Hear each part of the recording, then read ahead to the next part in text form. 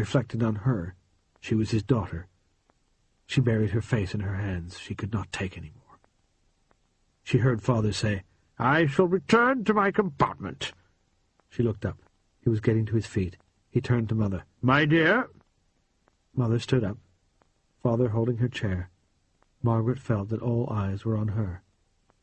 Harry suddenly appeared out of nowhere.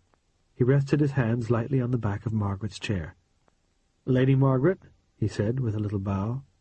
She stood up, and he drew back her chair. She felt deeply grateful for this gesture of support. Mother walked away from the table, her face expressionless, her head held high. Father followed her. Harry gave Margaret his arm. It was only a little thing, but it meant a great deal to her. Although she was blushing furiously, she felt able to walk out of the room with dignity. A buzz of conversation broke out behind her as she passed into the compartment. Harry handed her to her seat.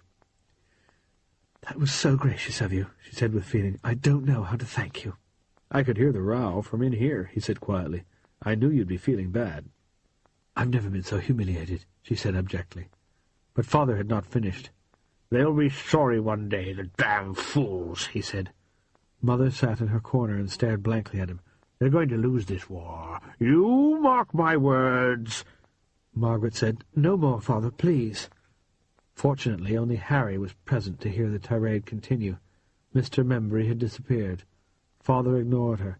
"The German army will sweep across England like a tidal wave," he said. "And then what do you think will happen? Hitler will install a fascist government, of course." Suddenly there was an odd light in his eye. "My God, he looks crazy," Margaret thought. "My father is going insane." He lowered his voice, and his face took on a crafty expression. "An English fascist government, of course, and he will need an English fascist to lead it." "Oh, my God," said Margaret.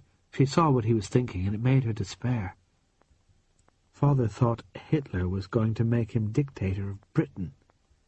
He thought Britain would be conquered, and Hitler would call him, back from exile, to be the leader of a puppet government. "And when there's a fascist prime minister in London, then they'll dance to a different tune," Father said triumphantly, as if he had won some argument. Harry was staring at Father in astonishment. "Do you imagine? Do you expect Hitler to ask you?" "Who knows?" Father said.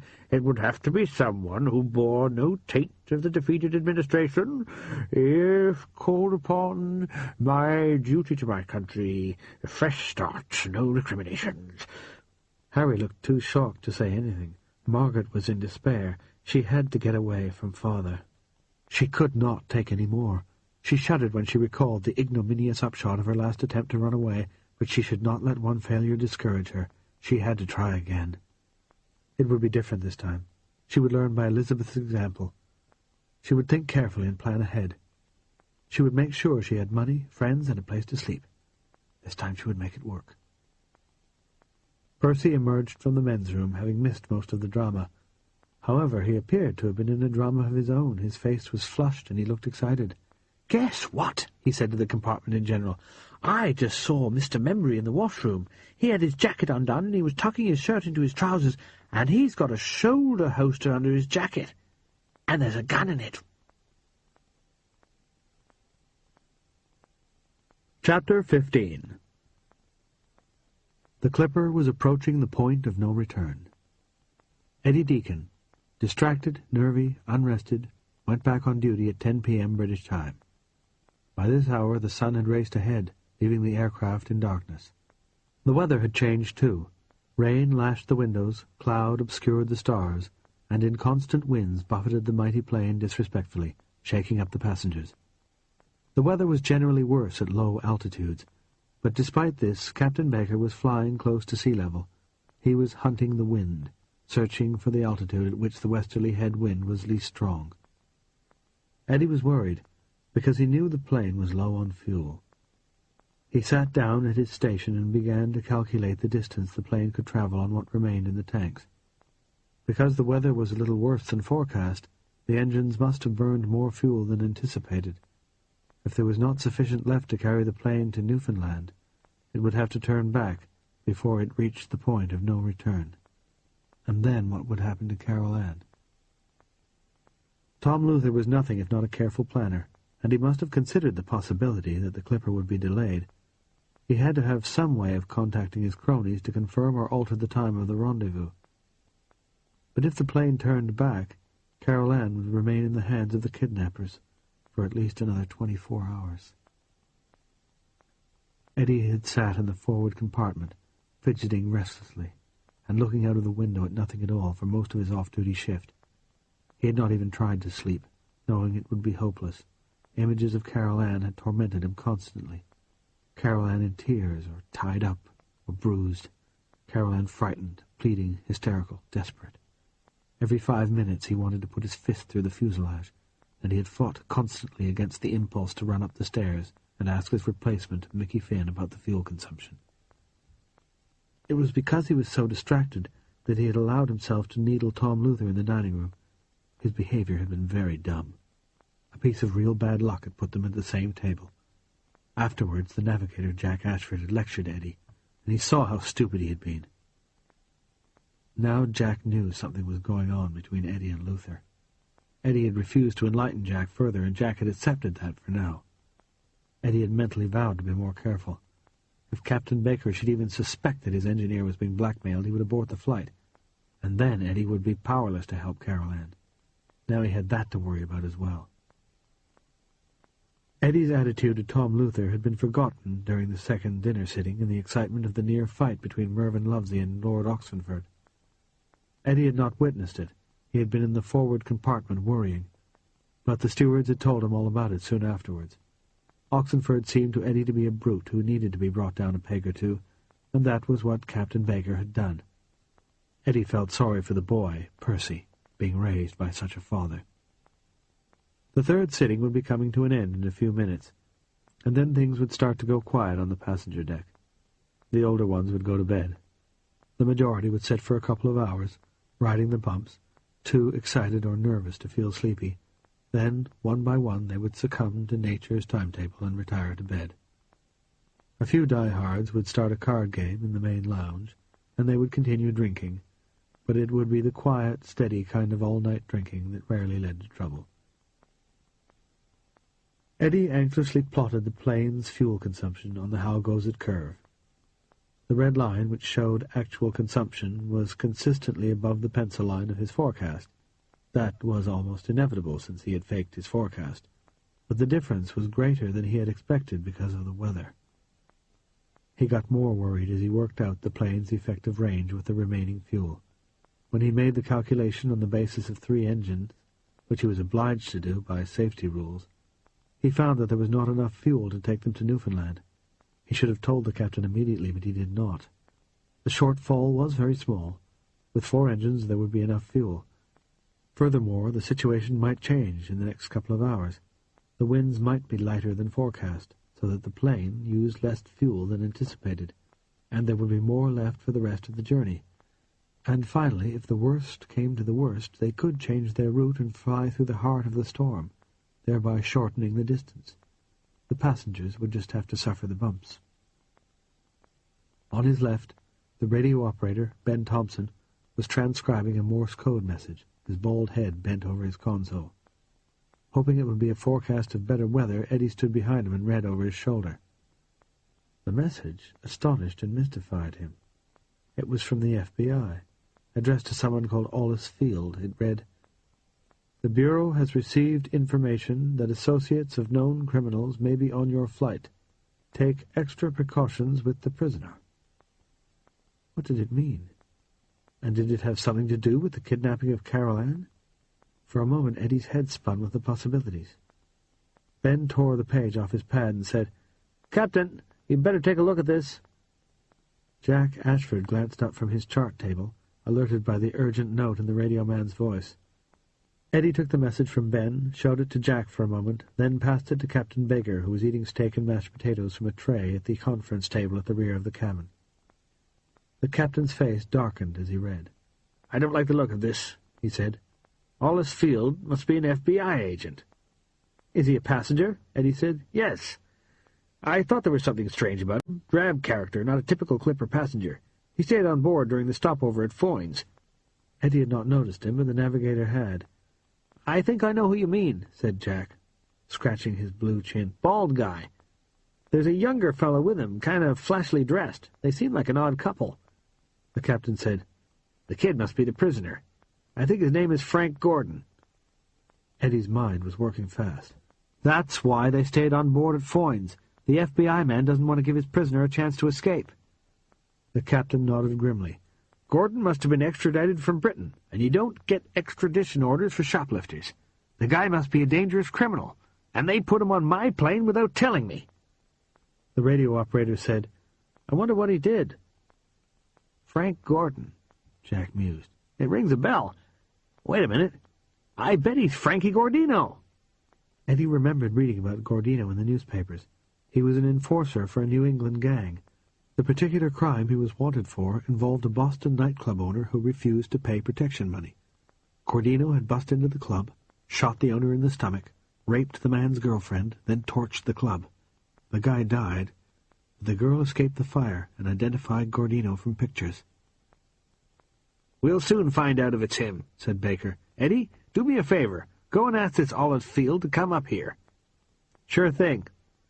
Eddie put on his cap and uniform jacket and went down the stairs, turning this new development over in his mind. He was sure there was some connection between Frankie Gordino and the people who had Carol Ann, and he tried frantically to figure it out without success. He looked into the galley, where a steward was filling a coffee jug from the massive 50-gallon urn. "Davy," he said, "where's Mr. Olive Field?" "Compartment number 4, port side facing the rear," the steward said. Eddie walked along the aisle, keeping his balance on the unsteady floor with a practised gait. He noticed the Oxenford family looking subdued in number 2 compartment. In the dining room, the last sitting was just about finished, the after-dinner coffee spilling into the saucers as the gathering storm buffeted the plane. He went through number 3, then up a step to number 4. In the rear-facing seat on the port side was a bald man of about 40, looking sleepy, smoking a cigarette, and staring through the window at the darkness outside. This was not Eddie's picture of an FBI agent. He could not see this man with a gun in his hand bursting into a room full of bootleggers. Opposite Field was a younger man, much better dressed, with the build of a retired athlete who was putting on weight. That would have to be Gordino. He had the puffy, sulky face of a spoiled child. Would he shoot a man in the stomach? Eddie wondered. Yes, I think he would. Eddie spoke to the older man. "Mr. Field?" "Yes." "The captain would like a word if you can spare him a moment." A slight frown crossed Field's face, followed by a look of resignation. He had guessed that his secret was out, and he was irritated, but his look implied that in the long run it was all the same to him. "Of course," he said. He crushed out his cigarette on the wall-mounted ashtray, unfastened his seatbelt, and stood up. "Follow me, please," Eddie said. On the way back, passing through number 3 compartment, Eddie saw Tom Luther, and their eyes met. In that instant, Eddie had a flash of inspiration. Tom Luther's mission was to rescue Frankie Gordino. He was so struck by the explanation that he stopped, and Olive Field bumped into his back. Luther stared at him with a panicky look in his eyes, obviously afraid Eddie was going to do something that would give the game away. "Pardon me," Eddie said to Field, and he walked on. Everything was becoming clear. Frankie Gordino had been forced to flee the States, but the FBI had tracked him down in Britain and got him extradited. They had decided to fly him back, and somehow his partners in crime had found out about it. They were going to try to get Gordino off the plane before it reached the United States. That was where Eddie came in. He would bring the Clipper down in the sea off the Maine coast. There would be a fast boat waiting. Gordino would be taken off the Clipper and would speed away in the boat. A few minutes later, he would go ashore at some sheltered inlet, possibly on the Canadian side of the border. A car would be waiting to whisk him into hiding. He would have escaped justice, thanks to Eddie Deacon. As he led Field up the spiral staircase to the flight deck, Eddie felt relieved that at last he understood what was going on, and horrified that in order to save his wife, he had to help a murderer go free. "Captain, this is Mr. Field," he said. Captain Baker had put on his uniform jacket and was seated behind the conference table with the radio message in his hand. His dinner tray had been taken away. His cap covered his blond hair and gave him an air of authority. He looked up at Field, but did not ask him to sit down. "I've received a message for you from the FBI," he said. Field held out his hand for the paper, but Baker did not give it to him. "Are you an agent of the FBI?" the captain asked. "Yes." "And are you on bureau business right now?" "Yes, I am." "What is that business, Mr. Field?" "I don't think you need to know that, Captain. Please give me the message. You did say it was addressed to me, not to you." "I'm the captain of this vessel, and it's my judgment that I do need to know what business you're on. Don't argue with me, Mr. Field. Just do as I say." Eddie studied Field. He was a pale, tired man with a bald head and watery blue eyes. He was tall, and had once been powerfully built, but he was now round-shouldered and slack-looking. Eddie guessed him to be arrogant rather than brave, and this was confirmed when Field immediately caved in under pressure from the captain. "I'm escorting an extradited prisoner back to the United States for trial," he said. "His name is Frank Gordon." "Also known as Frankie Gordino?" "That's right." "I want you to know, mister, that I object to your bringing a dangerous criminal on board my airplane without telling me." "If you know the man's real name, you probably also know what he does for a living. He works for Raymond Patriarca, who is responsible for armed robberies, extortion, loan sharking, illegal gambling, and prostitution from Rhode Island to Maine. Ray Patriarca has been declared public enemy number 1 by the Providence Board of Public Safety. Gordino is what we call an enforcer. He terrorizes, tortures, and murders people on Patriarca's orders. We couldn't warn you about him for security reasons." "Your security is shit, Field." Baker was really angry. Eddie had never known him to swear at a passenger. "The Patriarca gang knows all about it." He handed over the radio message. Field read it and turned gray. "How the hell did they find out?" he muttered.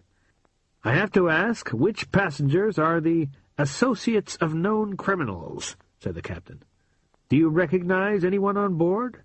"Of course not," said Field irritably. "If I had, I would have alerted the Bureau already." "If we can identify the people, I'll put them off the plane at the next stop." Eddie thought, "I know who they are. Tom Luther and me." Field said, "Radio the agency with a complete list of passengers and crew. They'll run a check on every name." A shiver of anxiety ran through Eddie. Was there any risk that Tom Luther would be exposed by this check? That could ruin everything. Was he a known criminal? Was Tom Luther his real name? If he was using a false name, he needed a forged passport, too, but that might not be a problem if he was in league with big-time racketeers. Surely he would have taken that precaution. Everything else he had done had been well organized. Captain Baker bristled. "I don't think we need to worry about the crew." Field shrugged. "Please yourself. The Bureau will get the names from Pan American in a minute." Field was a tactless man, Eddie reflected. Did FBI agents get advice on how to be unpleasant from J. Edgar Hoover? The captain picked up the passenger manifest and crew list from his table and handed it to the radio operator. "Send that right away, Ben," he said. He paused, then added, "Include the crew." Ben Thompson sat at his console and began to tap out the message in Morse. "One more thing," the captain said to Field. "I'll have to relieve you of your weapon." That was smart, Eddie thought. It had not even occurred to him that Field might be armed, but he had to be if he was escorting a dangerous criminal. Field said, "I object. Passengers are not allowed to carry firearms. There are no exceptions to this rule. Hand over your gun." "If I refuse?" "Mr. Deacon and Mr. Ashford will take it from you anyway." Eddie was surprised by this announcement, but he played the part and moved threateningly closer to Field. Jack did the same. Baker continued, "And if you oblige me to use force, I will have you put off the plane at our next stop, and I will not permit you to reboard." Eddie was impressed at how the captain maintained his superiority despite the fact that his antagonist was armed. This was not how it happened in the movies, where the man with the gun was able to boss everyone else around. What would Field do? The FBI would not approve of his giving up his gun, but on the other hand it would surely be worse to get thrown off the plane. Field said, "I'm escorting a dangerous prisoner. I need to be armed." Eddie saw something out of the corner of his eye. The door at the rear of the cabin that led to the observation dome and the cargo holds was ajar, and behind it something moved. Captain Baker said, "Take his gun, Eddie." Eddie reached inside Field's jacket. The man did not move. Eddie found the shoulder holster, unbuttoned the flap, and withdrew the gun. Field looked ahead stonily. Then Eddie stepped to the rear of the cabin and threw open the door. Young Percy Oxenford stood there. Eddie was relieved. He had half imagined that some of Gordino's gang would be waiting there with machine guns. Captain Baker stared at Percy and said, "Where did you come from?" "There's a ladder next to the ladies' powder room," Percy said. "It leads up into the tail of the plane." That was where Eddie had inspected the rudder trim control cables. "You can crawl along from there. It comes out by the baggage holds." Eddie was still holding Ollisfield's gun. He put it in the navigator's chart drawer. Captain Baker said to Percy, "Go back to your seat, please, young man, and don't leave the passenger cabin at any time during the remainder of the flight." Percy turned to go back the way he had come. "Not that way," Baker snapped. "Down the stairs." Looking a little scared, Percy hurried through the cabin and scuttled off down the stairs. "How long had he been there, Eddie?" said the captain. "I don't know. I guess he probably heard the whole thing." "There goes our hope of keeping this from the passengers." For a moment, Baker looked weary, and Eddie had a flash of insight into the weight of responsibility the captain carried. Then Baker became brisk again. "You may return to your seat, Mr. Field. Thank you for your cooperation." Ollisfield turned around and left without speaking. "Let's get back to work, men," the captain finished. The crew returned to their stations. Eddie checked his dials automatically, although his mind was in turmoil. He observed that the fuel tanks in the wings which fed the engines were getting low, and he proceeded to transfer fuel from the main tanks which were located in the hydrostabilizers or sea wings. But his thoughts were on Frankie Gordino. Gordino had shot a man and raped a woman and burned down a nightclub, but he had been caught and would be punished for his horrible crimes, except that Eddie Deacon was going to save him. Thanks to Eddie, that girl would see her rapist get away scot-free. Worse still, Gordino would almost certainly kill again. He was probably no good for anything else. So a day would come when Eddie would read in the papers of some ghastly crime. It might be a revenge murder, the victim tortured and mutilated before being finished off, or perhaps a building torched with women and children burned to death inside, or a girl held down and raped by 3 different men, and the police would link it with Ray Patriarca's gang, and Eddie would think, was that Gordino? Am I responsible for that? Did those people suffer and die because I helped Gordino escape? How many murders would he have on his conscience if he went ahead with this? But he had no choice. Carol Ann was in the hands of Ray Patriarca. Every time he thought of it, he felt cold sweat dampen his temples. He had to protect her, and the only way he could do that was to cooperate with Tom Luther. He looked at his watch. It was midnight. Jack Ashford gave him the plane's current position as best as he could estimate it. He had not yet been able to shoot a star. Ben Thompson produced the latest weather forecasts. The storm was a bad one. Eddie read off a new set of figures from the fuel tanks and began to update his calculations. Perhaps this would resolve his dilemma. If they did not have enough fuel to reach Newfoundland, they would have to turn back, and that would be the end of it. But the thought was no consolation to him. He was no fatalist. He had to do something. Captain Baker sang out, "How goes it, Eddie?" "Not quite done," he replied. "Look sharp. We must be close to the point of no return." Eddie felt a bead of sweat drip down his cheek.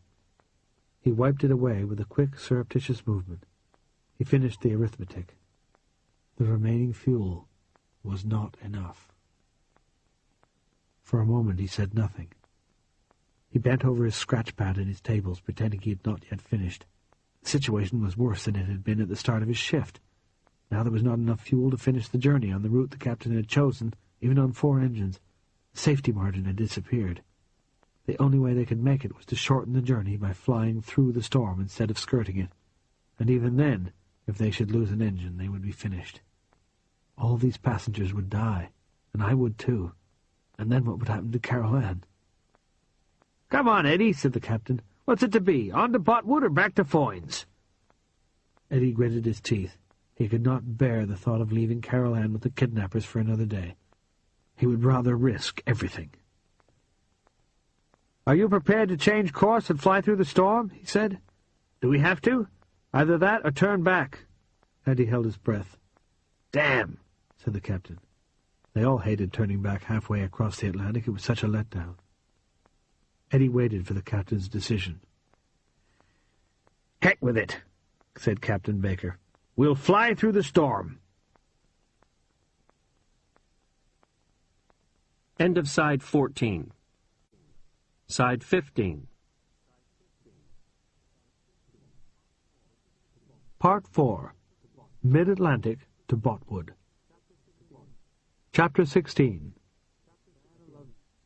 Diana Lovezy was furious with her husband Mervyn for boarding the clipper at Foynes. She was, first of all, painfully embarrassed by his pursuit of her, and afraid people would think the whole situation highly comical. More importantly, she did not want the opportunity to change her mind which he was giving her. She had made her decision, but Mervyn had refused to accept it as final, and somehow that cast doubt on her determination. Now she would have to make the decision again and again, as he would keep asking her to reconsider. Finally, he had completely spoiled her pleasure in the flight. It was supposed to be the trip of a lifetime, a romantic journey with her lover.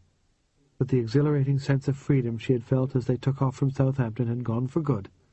She had got no pleasure from the flight, the luxurious plane, the elegant company, or the gourmet food. She was afraid to touch Mark, to kiss his cheek or stroke his arm or hold his hand in case Mervyn should happen to pass through the compartment at that moment and see what she was doing. She was not sure where Mervyn was sitting, but she expected to see him at every moment. Mark was completely flattened by this development. After Diana turned Mervyn down at Foynes, Mark had been elated, affectionate, and optimistic, talking about California, and making jokes, and kissing her at every opportunity, quite his usual self. Then he had watched in horror as his rival had stepped on board the plane. Now he was like a punctured balloon. He sat silently beside her, leafing disconsolately through magazines without reading a word. She could understand his feeling depressed. Once already she had changed her mind about running away with him. With Mervyn on board, how could he be sure she would not change it again? To make matters worse, the weather had become stormy, and the plane bumped like a car crossing a field. Every now and again a passenger would pass through the compartment on the way to the bathroom looking green. People said it was forecast to get worse. Diana was glad now that she had been feeling too upset to eat much at dinner. She wished she knew where Mervyn was sitting. Perhaps if she did, she would stop expecting him to materialize at any moment. She decided to go to the ladies' room and look for him on the way. She was in number 4 compartment. She took a quick look into number 3, the next one forward, but Mervyn was not there. Turning back, she walked aft, holding on to anything she could grab as the plane bucked and swayed. She passed through number 5 and established that he was not there either. That was the last big compartment. Most of number 6 was taken up by the ladies' powder room on the starboard side, leaving room for only 2 people on the port side. These seats were occupied by 2 businessmen. They were not very attractive seats, Diana thought. Fancy paying all that money and then sitting outside the ladies' toilet for the whole flight. Beyond number 6, there was nothing but the honeymoon suite. Mervyn must be seated farther forward then, in number 1 or 2, unless he was in the main lounge playing cards. She went into the powder room. There were 2 stools in front of the mirror, one already occupied by a woman Diana had not yet spoken to. As Diana closed the door behind her, the plane plunged again and she almost lost her balance. She staggered in and fell into the vacant seat. "Are you all right?" the other woman said. "Yes, thanks. I hate it when the plane does this." "So do I. But someone said it's going to get worse. There's a big storm ahead." Turbulence eased, and Diana opened her handbag and started to brush her hair. "You're Mrs. Lovezy, aren't you?" the woman said. "Yes, call me Diana." "I'm Nancy Lenihan." The woman hesitated, looking awkward, then went on. "I got on the plane at Foynes. I came over from Liverpool with Mr. Lovezy." "Oh!" Diana felt her face go pink. "I didn't know he had a companion." "He helped me out of a jam. I needed to catch the plane, but I was stuck in Liverpool with no way of getting to Southampton on time, so I just drove out to the airfield and begged a ride." "I'm glad for you," Diana said, "but it's frightfully embarrassing for me." "I don't see why you should be embarrassed. It must be nice to have 2 men desperately in love with you. I don't even have one." Diana looked at her in the mirror. She was attractive rather than beautiful, with regular features and dark hair, and she wore a very smart red suit with a grey silk blouse. She had a brisk, confident air. Mervyn would give you a lift, Diana thought. You're just his type. Was he polite to you? She asked. Not very, Nancy said with a rueful smile. I'm sorry. His manners aren't his strong point. Diana took out her lipstick. I was just grateful for the ride. Nancy blew her nose delicately on a tissue. Diana noticed that she wore a wedding ring. He is a little abrupt, Nancy went on, but I think he's a nice man. I had dinner with him, too. He makes me laugh. And he's terribly handsome. He is a nice man, Diana found herself saying, but he's as arrogant as a duchess, and he's got no patience at all. I drive him up the wall because I hesitate and change my mind and don't always say what I mean. Nancy ran a comb through her hair. It was thick and dark, and Diana wondered whether she dyed it to conceal grey streaks. Nancy said, He seems willing to go a long way to get you back. That's just pride, Diana said. It's because another man has taken me away. Mervyn's competitive. If I'd left him and gone to live at my sister's house, he wouldn't have cared twopence. Nancy laughed. It sounds as if he has no chance of getting you back. None whatsoever. Suddenly Diana did not want to talk to Nancy Lenihan any longer. She felt unaccountably hostile. She put away her makeup and her comb and stood up. She smiled to cover her sudden feeling of dislike, saying, Let's see if I can cakewalk back to my seat. Good luck. As she left the powder room, Lulu Bell and Princess Lavinia came in carrying their overnight cases. When she got back to the compartment, Davy, the steward, was converting their seat into a double bunk. Diana was intrigued to see how an ordinary-looking divan seat could be made into 2 beds. She sat down and watched. First he took off all the cushions and pulled the armrests out of their slots. Reaching over the seat frame, he pulled down 2 flaps in the wall at chest level to reveal hooks. Bending over the seat, he unfastened a strap and lifted out a flat frame. He hung this from the wall hooks to form the base of the upper bunk. The outward side slotted into a hole in the side wall. Diana was just thinking that it did not look very strong, when Davy picked up 2 stout-looking struts and attached them to both upper and lower frames to form bedposts. Now the structure looked more sturdy. He replaced the seat cushions on the lower bed and used the back cushions as mattress for the upper one. He took pale blue sheets and blankets from under the seat and made up the beds with fast, practised movements. The bunks looked comfortable, but rather public. However, Davy broke out a dark blue curtain, complete with hooks, and hung it from a moulding on the ceiling which Diana had thought was merely decorative. He attached the curtain to the bunk frames with press studs, making a tight fit. He left a triangular opening, like the entrance to a tent, for the sleeper to climb inside. Finally, he unfolded a little step-ladder and placed it convenient to the upper bunk. He turned to Diana and Mark with a faintly pleased look, as if he had just performed a magic trick. "Just let me know when you're ready, and I'll make up your side," he said. "Doesn't it get stuffy in there?" Diana asked him. "Each bunk has its own ventilator," he replied. "If you look just above your head, you can see yours." Diana looked up and saw a grill with an open-close lever. "You've also got your own window, electric light, clothes hanger, and shelf. And if you need anything else, press this button to call me." While he had been working, the 2 passengers on the port side, handsome Frank Gordon and bold Ollis Field, had picked up their overnight bags and trooped off to the men's room. Now Davy began to make up the bunk on that side. The arrangement was slightly different over there. The aisle was not in the centre of the plane, but nearer to the port side, so that on that side there was only 1 pair of bunks, placed lengthwise rather than across the width of the plane. Princess Lavinia returned in a floor-length navy-blue peignoir, trimmed with blue lace, and a matching turban. Her face was a mask of frozen dignity. Obviously, she found it painfully uncomfortable to appear in public in her night-clothes. She looked at the bunk in horror. "I shall die of claustrophobia," she moaned. No one took any notice. She stepped out of little silk slippers and climbed into the lower bunk. Without saying good night, she pulled the curtain shut and fastened it tight. A moment later, Lulu Bell appeared in a rather flimsy pink chiffon ensemble that did little to conceal her charms. She had been stiffly polite with Diana and Mark since Foynes, but now she seemed to have suddenly forgotten her pique. She sat down beside them on the divan and said, "You'll never guess what I just heard about our companions." She jerked a thumb at the seats vacated by Field and Gordon. Mark looked nervously at Diana and said, What did you hear, Lulu? Mr. Field is an FBI man. That was not so startling, Diana thought. An FBI agent was only a policeman. Lulu went on. And what's more, Frank Gordon is a prisoner. Mark asked skeptically. Who told you this? Everyone's talking about it in the ladies' room. That doesn't make it true, Lulu. I knew you would never believe me, she said. That kid overheard a row between Field and the captain of the plane. The captain was mad as hell because the FBI didn't warn Pan American that they had a dangerous prisoner on board. There was a real set-to, and in the end, the crew took away Mr. Field's gun. Diana recalled thinking that Field seemed like Gordon's chaperone. What did they say Frank did? He's a mobster. He shot a guy and raped a girl and torched a nightclub. Diana found that hard to believe. She had talked to the man herself.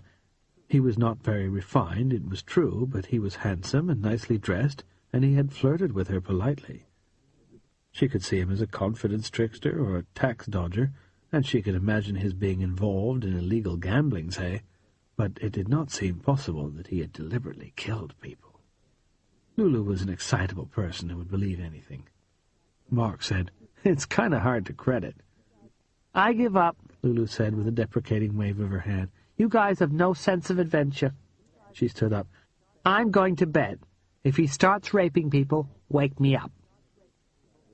She climbed the little stepladder and crawled into the top bunk. She pulled the curtains, then looked out again and spoke to Diana. Honey, I understand why you got ticked off at me back there in Ireland. I've been thinking about it, and I figure I asked for what I got. I was kind of all over Mark. Dumb, I know. I'm ready to forget it as soon as you are. Good night. It was close enough to an apology, and Diana did not have the heart to reject it. Good night, Lulu, she said. Lulu closed the curtain. Mark said, It was my fault as much as hers. I'm sorry, baby. By way of reply, Diana kissed him.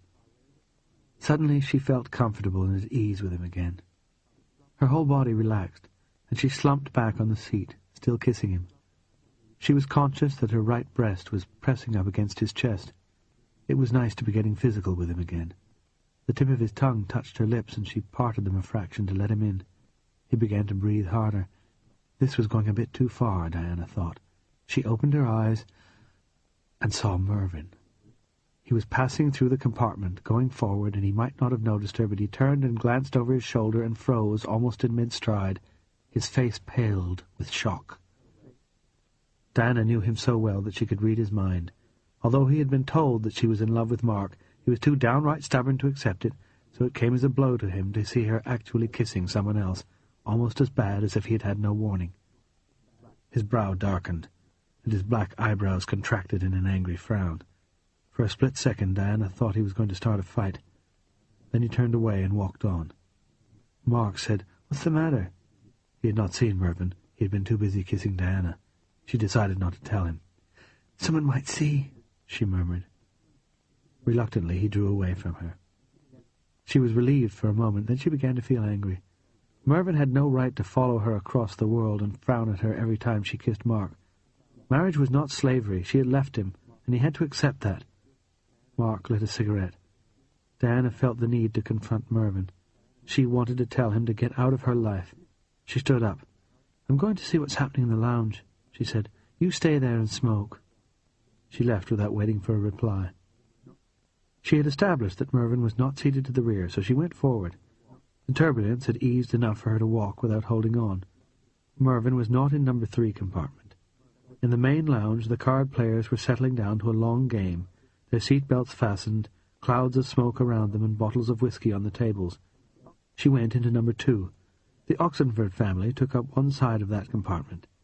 Everyone on the plane knew that Lord Oxenford had insulted Carl Hartman, the scientist, and that Mervyn Lovesey had sprung to his defence. Mervyn had his good points. She had never denied that. Next she came to the kitchen.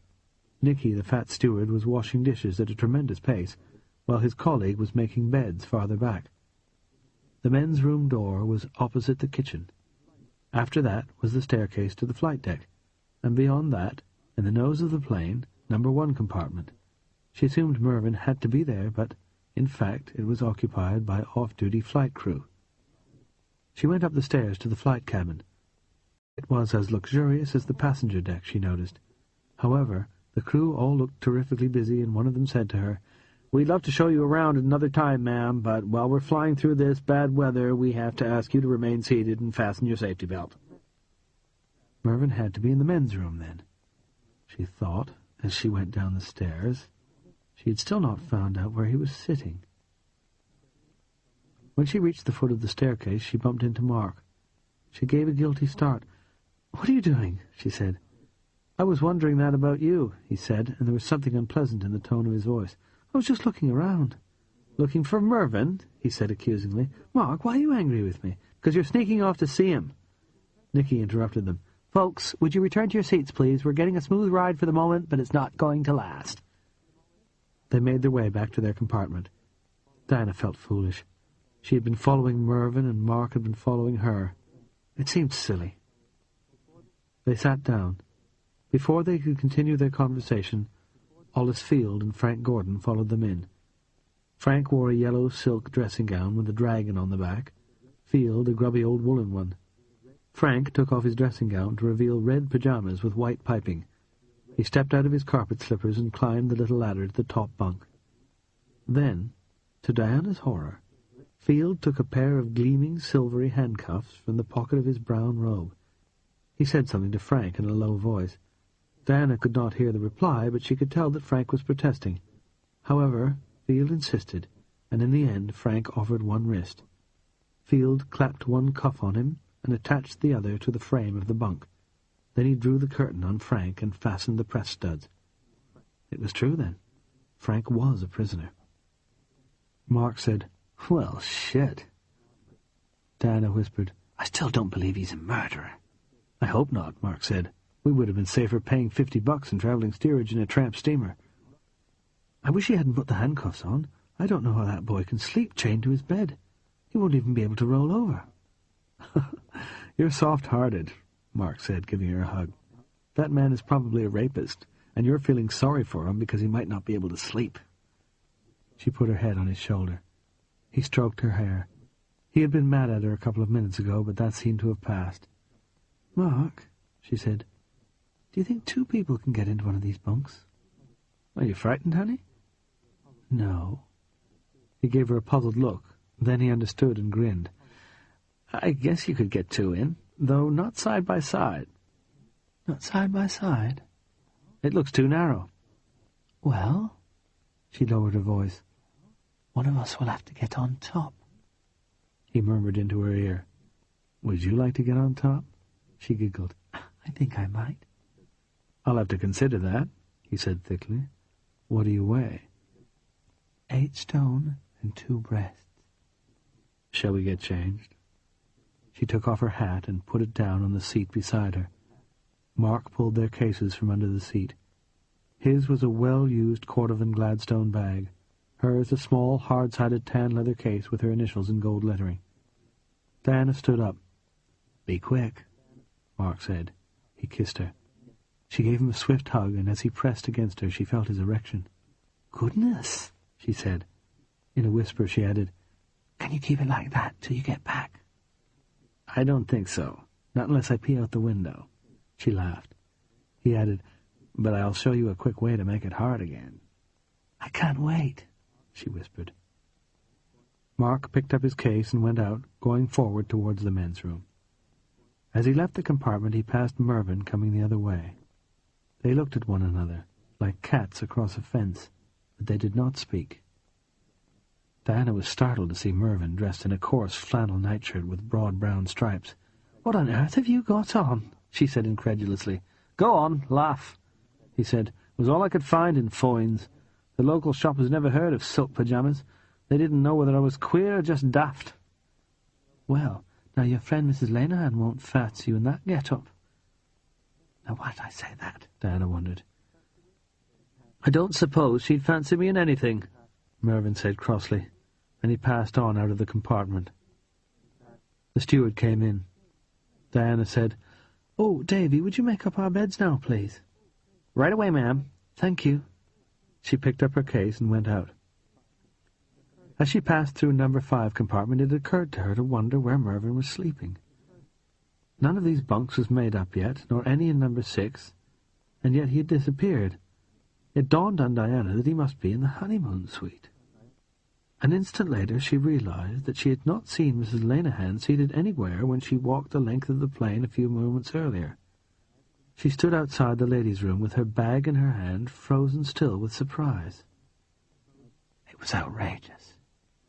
Mervyn and Mrs. Lenehan must be sharing the honeymoon suite. Surely the airline would not allow it. Perhaps Mrs. Lenehan had already gone to bed and was out of sight in a curtained bunk in a forward compartment. Diana had to know. She stepped to the door of the honeymoon suite and hesitated. Then she turned the handle and opened the door. The suite was about the same size as a regular compartment, and had a terracotta carpet, beige walls, and the blue upholstery, with the pattern of stars that was also in the main lounge. At the rear of the room was a pair of bunks. On one side was a couch and a coffee table, and on the other a stool, a dressing table, and a mirror. There were 2 windows on each side. Mervyn stood in the middle of the room, startled by her sudden appearance.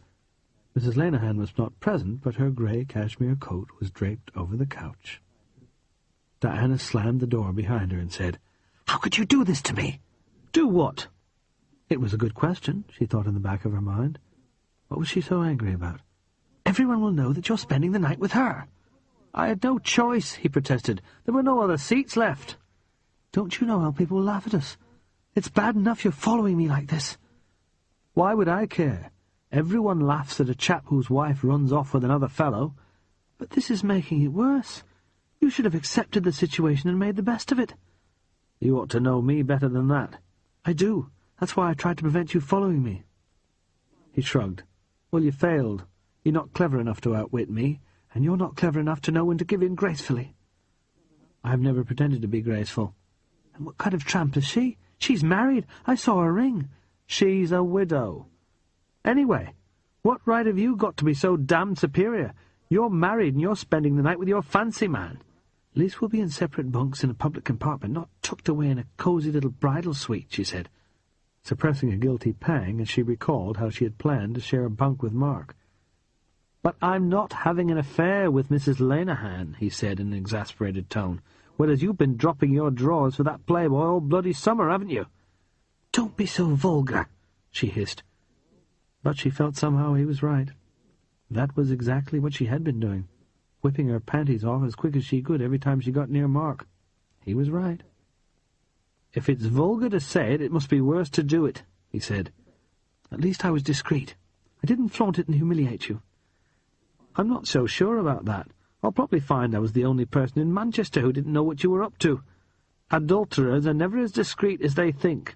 "Don't call me that," she protested. It made her feel ashamed. "Why not? It's what you are." "It sounds vile," she said, looking away. "Be thankful we don't stone adulteresses like they did in the Bible." "It's a horrible word." "You should be ashamed of the deed, not the word." "You're so bloody righteous," she said wearily. "You've never done anything wrong, have you?"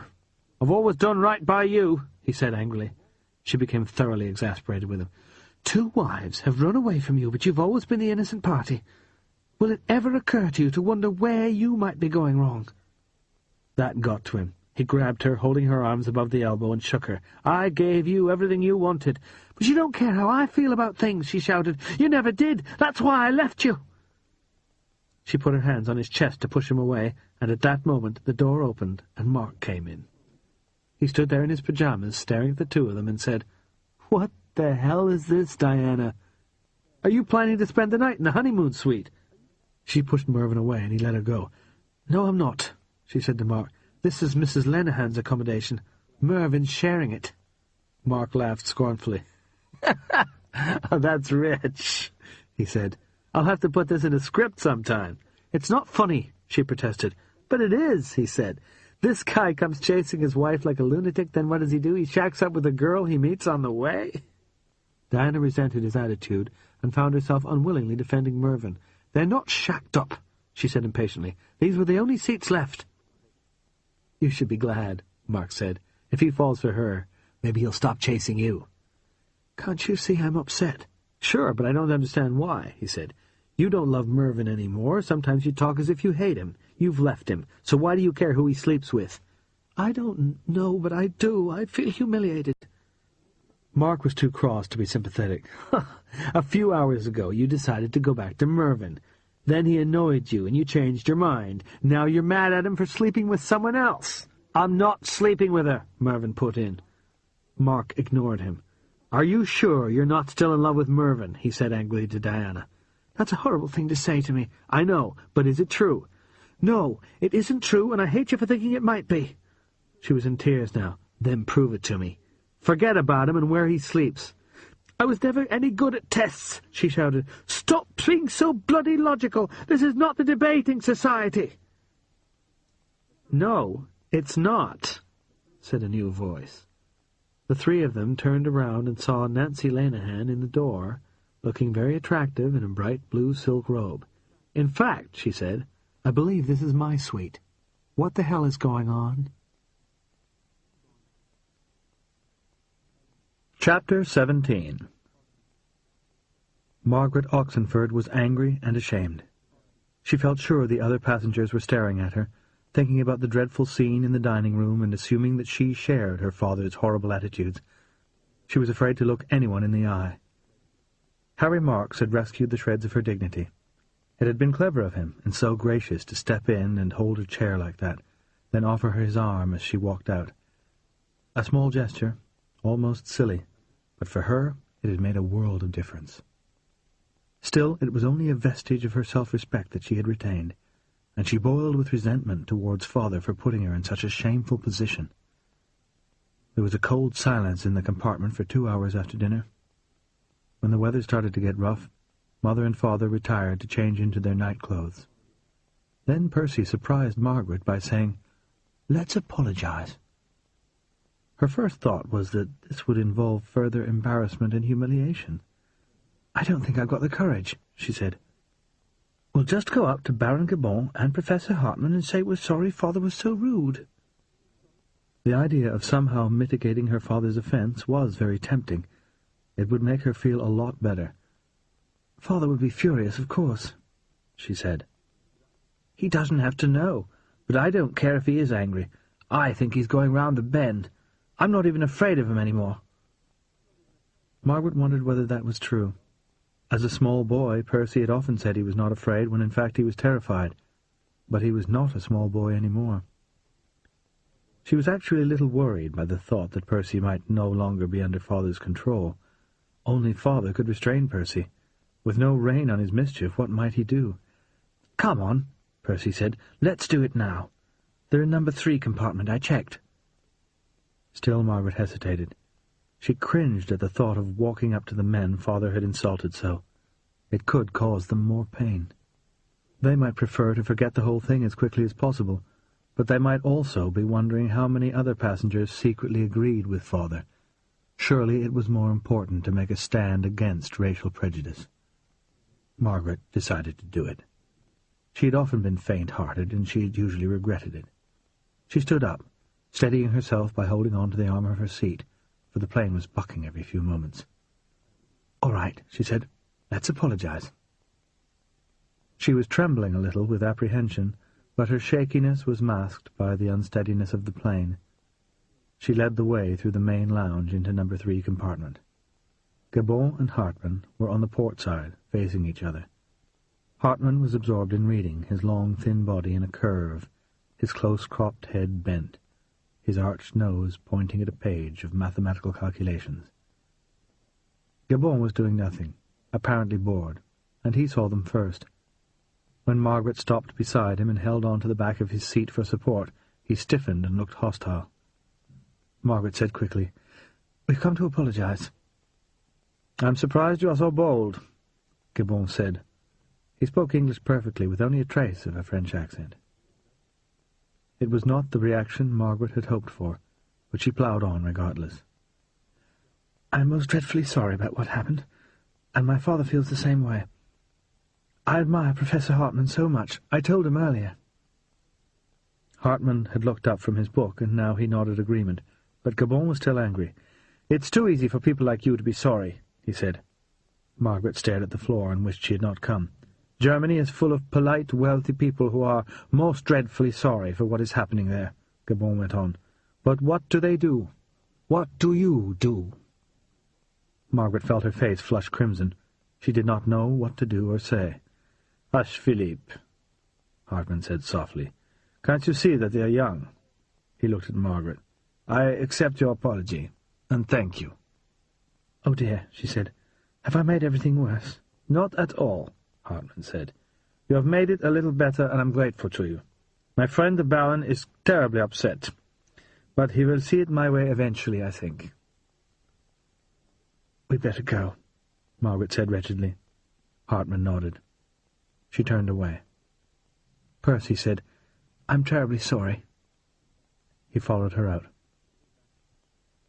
They staggered back to their compartment. Davy was making up the bunks. Harry had disappeared, presumably to the men's room. Margaret decided to get ready for bed. She picked up her overnight case and made her way to the ladies' room to change. Mother was just coming out, looking stunning in her chestnut-coloured dressing gown. "Good night, dear," she said. Margaret passed her without speaking. In the crowded ladies' room she changed quickly into her cotton nightdress and toweling bathrobe. Her nightclothes seemed dowdy among the brightly coloured silks and cashmeres of the other women, but she hardly cared. Apologizing had brought her no relief in the end because Baron Gabon's remarks had rung true. It was too easy to say sorry and do nothing about the problem. When she returned to her compartment, Father and Mother were in bed behind closed curtains, and a muffled snore came from Father's bunk. Her own bed was not ready, so she had to sit in the lounge. She knew very well that there was only one way out of her predicament. She had to leave her parents and live on her own. She was now more determined than ever to do so, but she was no nearer to solving the practical problems of money, work, and accommodation.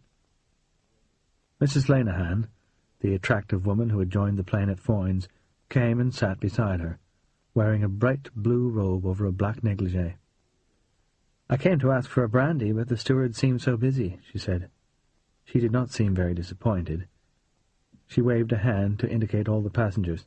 "This is like a pajama party, or a midnight feast in the dormitory, everyone wandering around en déshabillé. Don't you agree?" Margaret had never been to a pajama party or slept in a dormitory, so she just said, "It's very strange. It makes us all seem like one family." Mrs. Lenihan fastened her seat-belt. She was in a mood to chat. "It's not possible to be formal when you're in your nightclothes, I guess. Even Frankie Gordino looked cute in his red PJs, didn't he?" At first Margaret was not sure who she meant. Then she remembered that Percy had overheard an angry exchange between the captain and an FBI agent. "Is that the prisoner?" "Yes. Aren't you afraid of him?" "I guess not. He won't do me any harm." "But people are saying he's a murderer, and worse than that." "There will always be crime in the slums. Take Gordino away, and somebody else will do the killing. I'd leave him there. Gambling and prostitution have been going on since God was a boy, and if there has to be a crime, it might as well be organized." This was a rather shocking speech. Perhaps something about the atmosphere of the plane led people to be unusually candid. Margaret also guessed that Mrs. Lenihan would not have talked like this in mixed company. Women were always more down-to-earth when there were no men around. Whatever the reason, Margaret was fascinated. "Wouldn't it be better for crime to be disorganized?" she said. "Certainly not. Organized, it's contained. The gangs each have their own territory, and they stay there. They don't rub people out on Fifth Avenue, and they don't demand protection money from the Harvard Club, so why bother them?" Margaret could not let this pass. "What about the poor people who waste their money gambling? What about the wretched girls who ruin their health?" "It's not that I don't care about them," Mrs. Lenihan said. Margaret looked carefully at her face, wondering whether she was sincere. "Listen," she went on, "I make shoes." Margaret must have looked surprised, for Mrs. Lenihan added, "That's what I do for a living. I own a shoe factory. My men's shoes are cheap, and they last for 5 or 10 years. If you want to, you can buy even cheaper shoes, but they're no good. They have cardboard soles that last about 10 days, and believe it or not, some people buy the cardboard ones. Now, I figure I've done my duty by making good shoes. If people are dumb enough to buy bad shoes, there's nothing I can do about it. And if people are dumb enough to spend their money gambling when they can't afford to buy a steak for supper, That's not my problem either.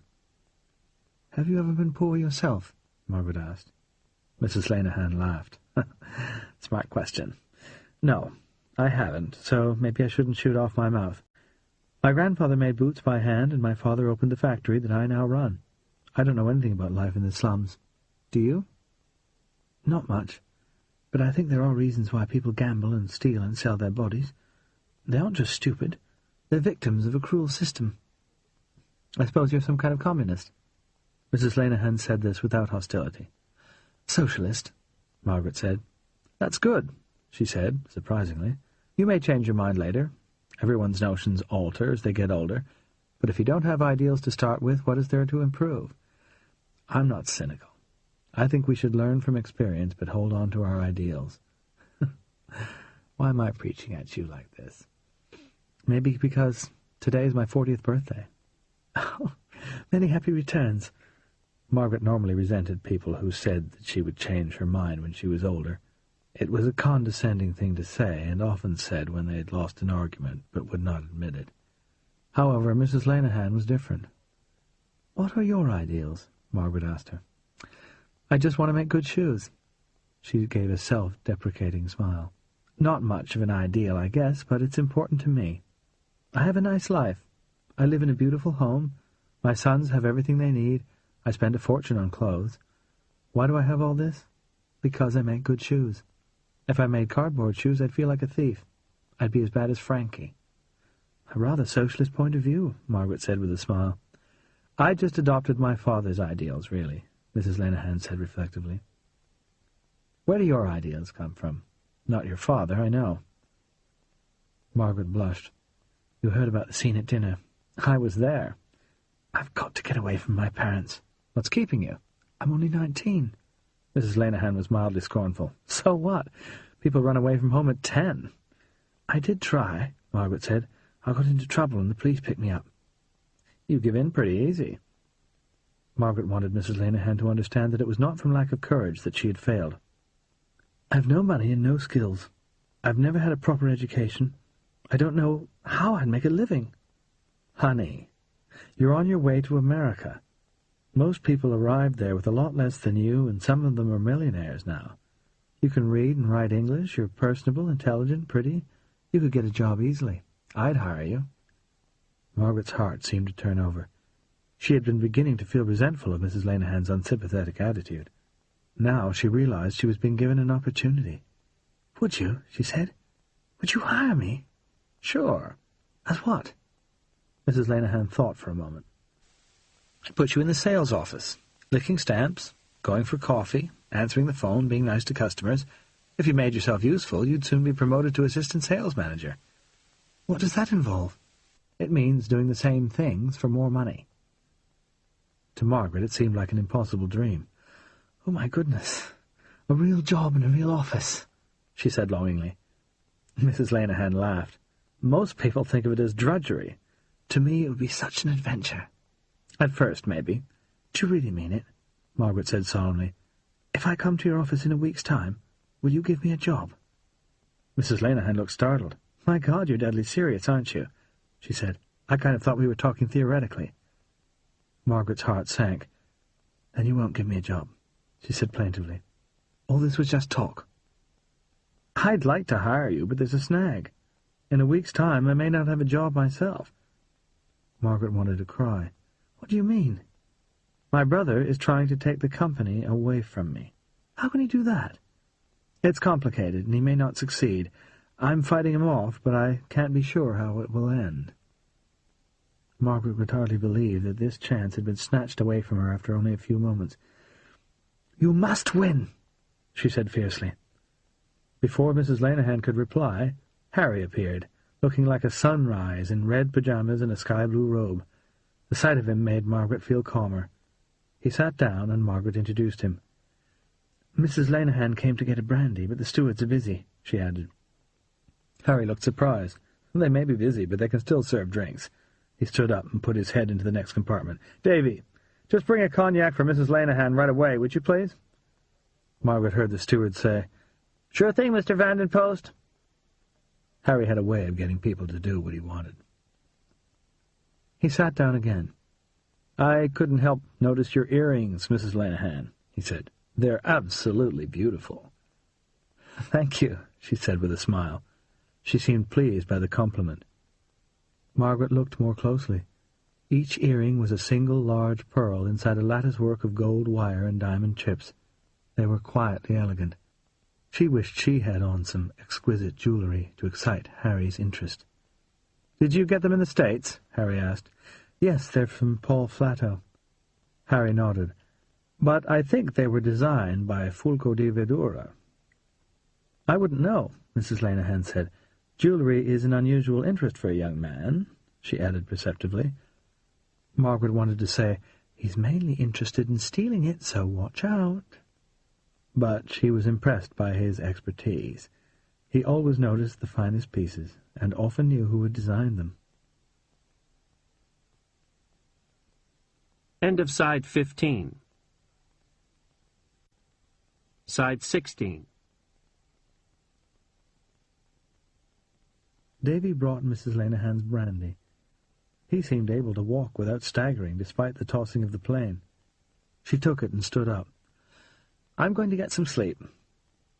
"Good luck," Margaret said, thinking of Mrs. Lenehan's battle with her brother.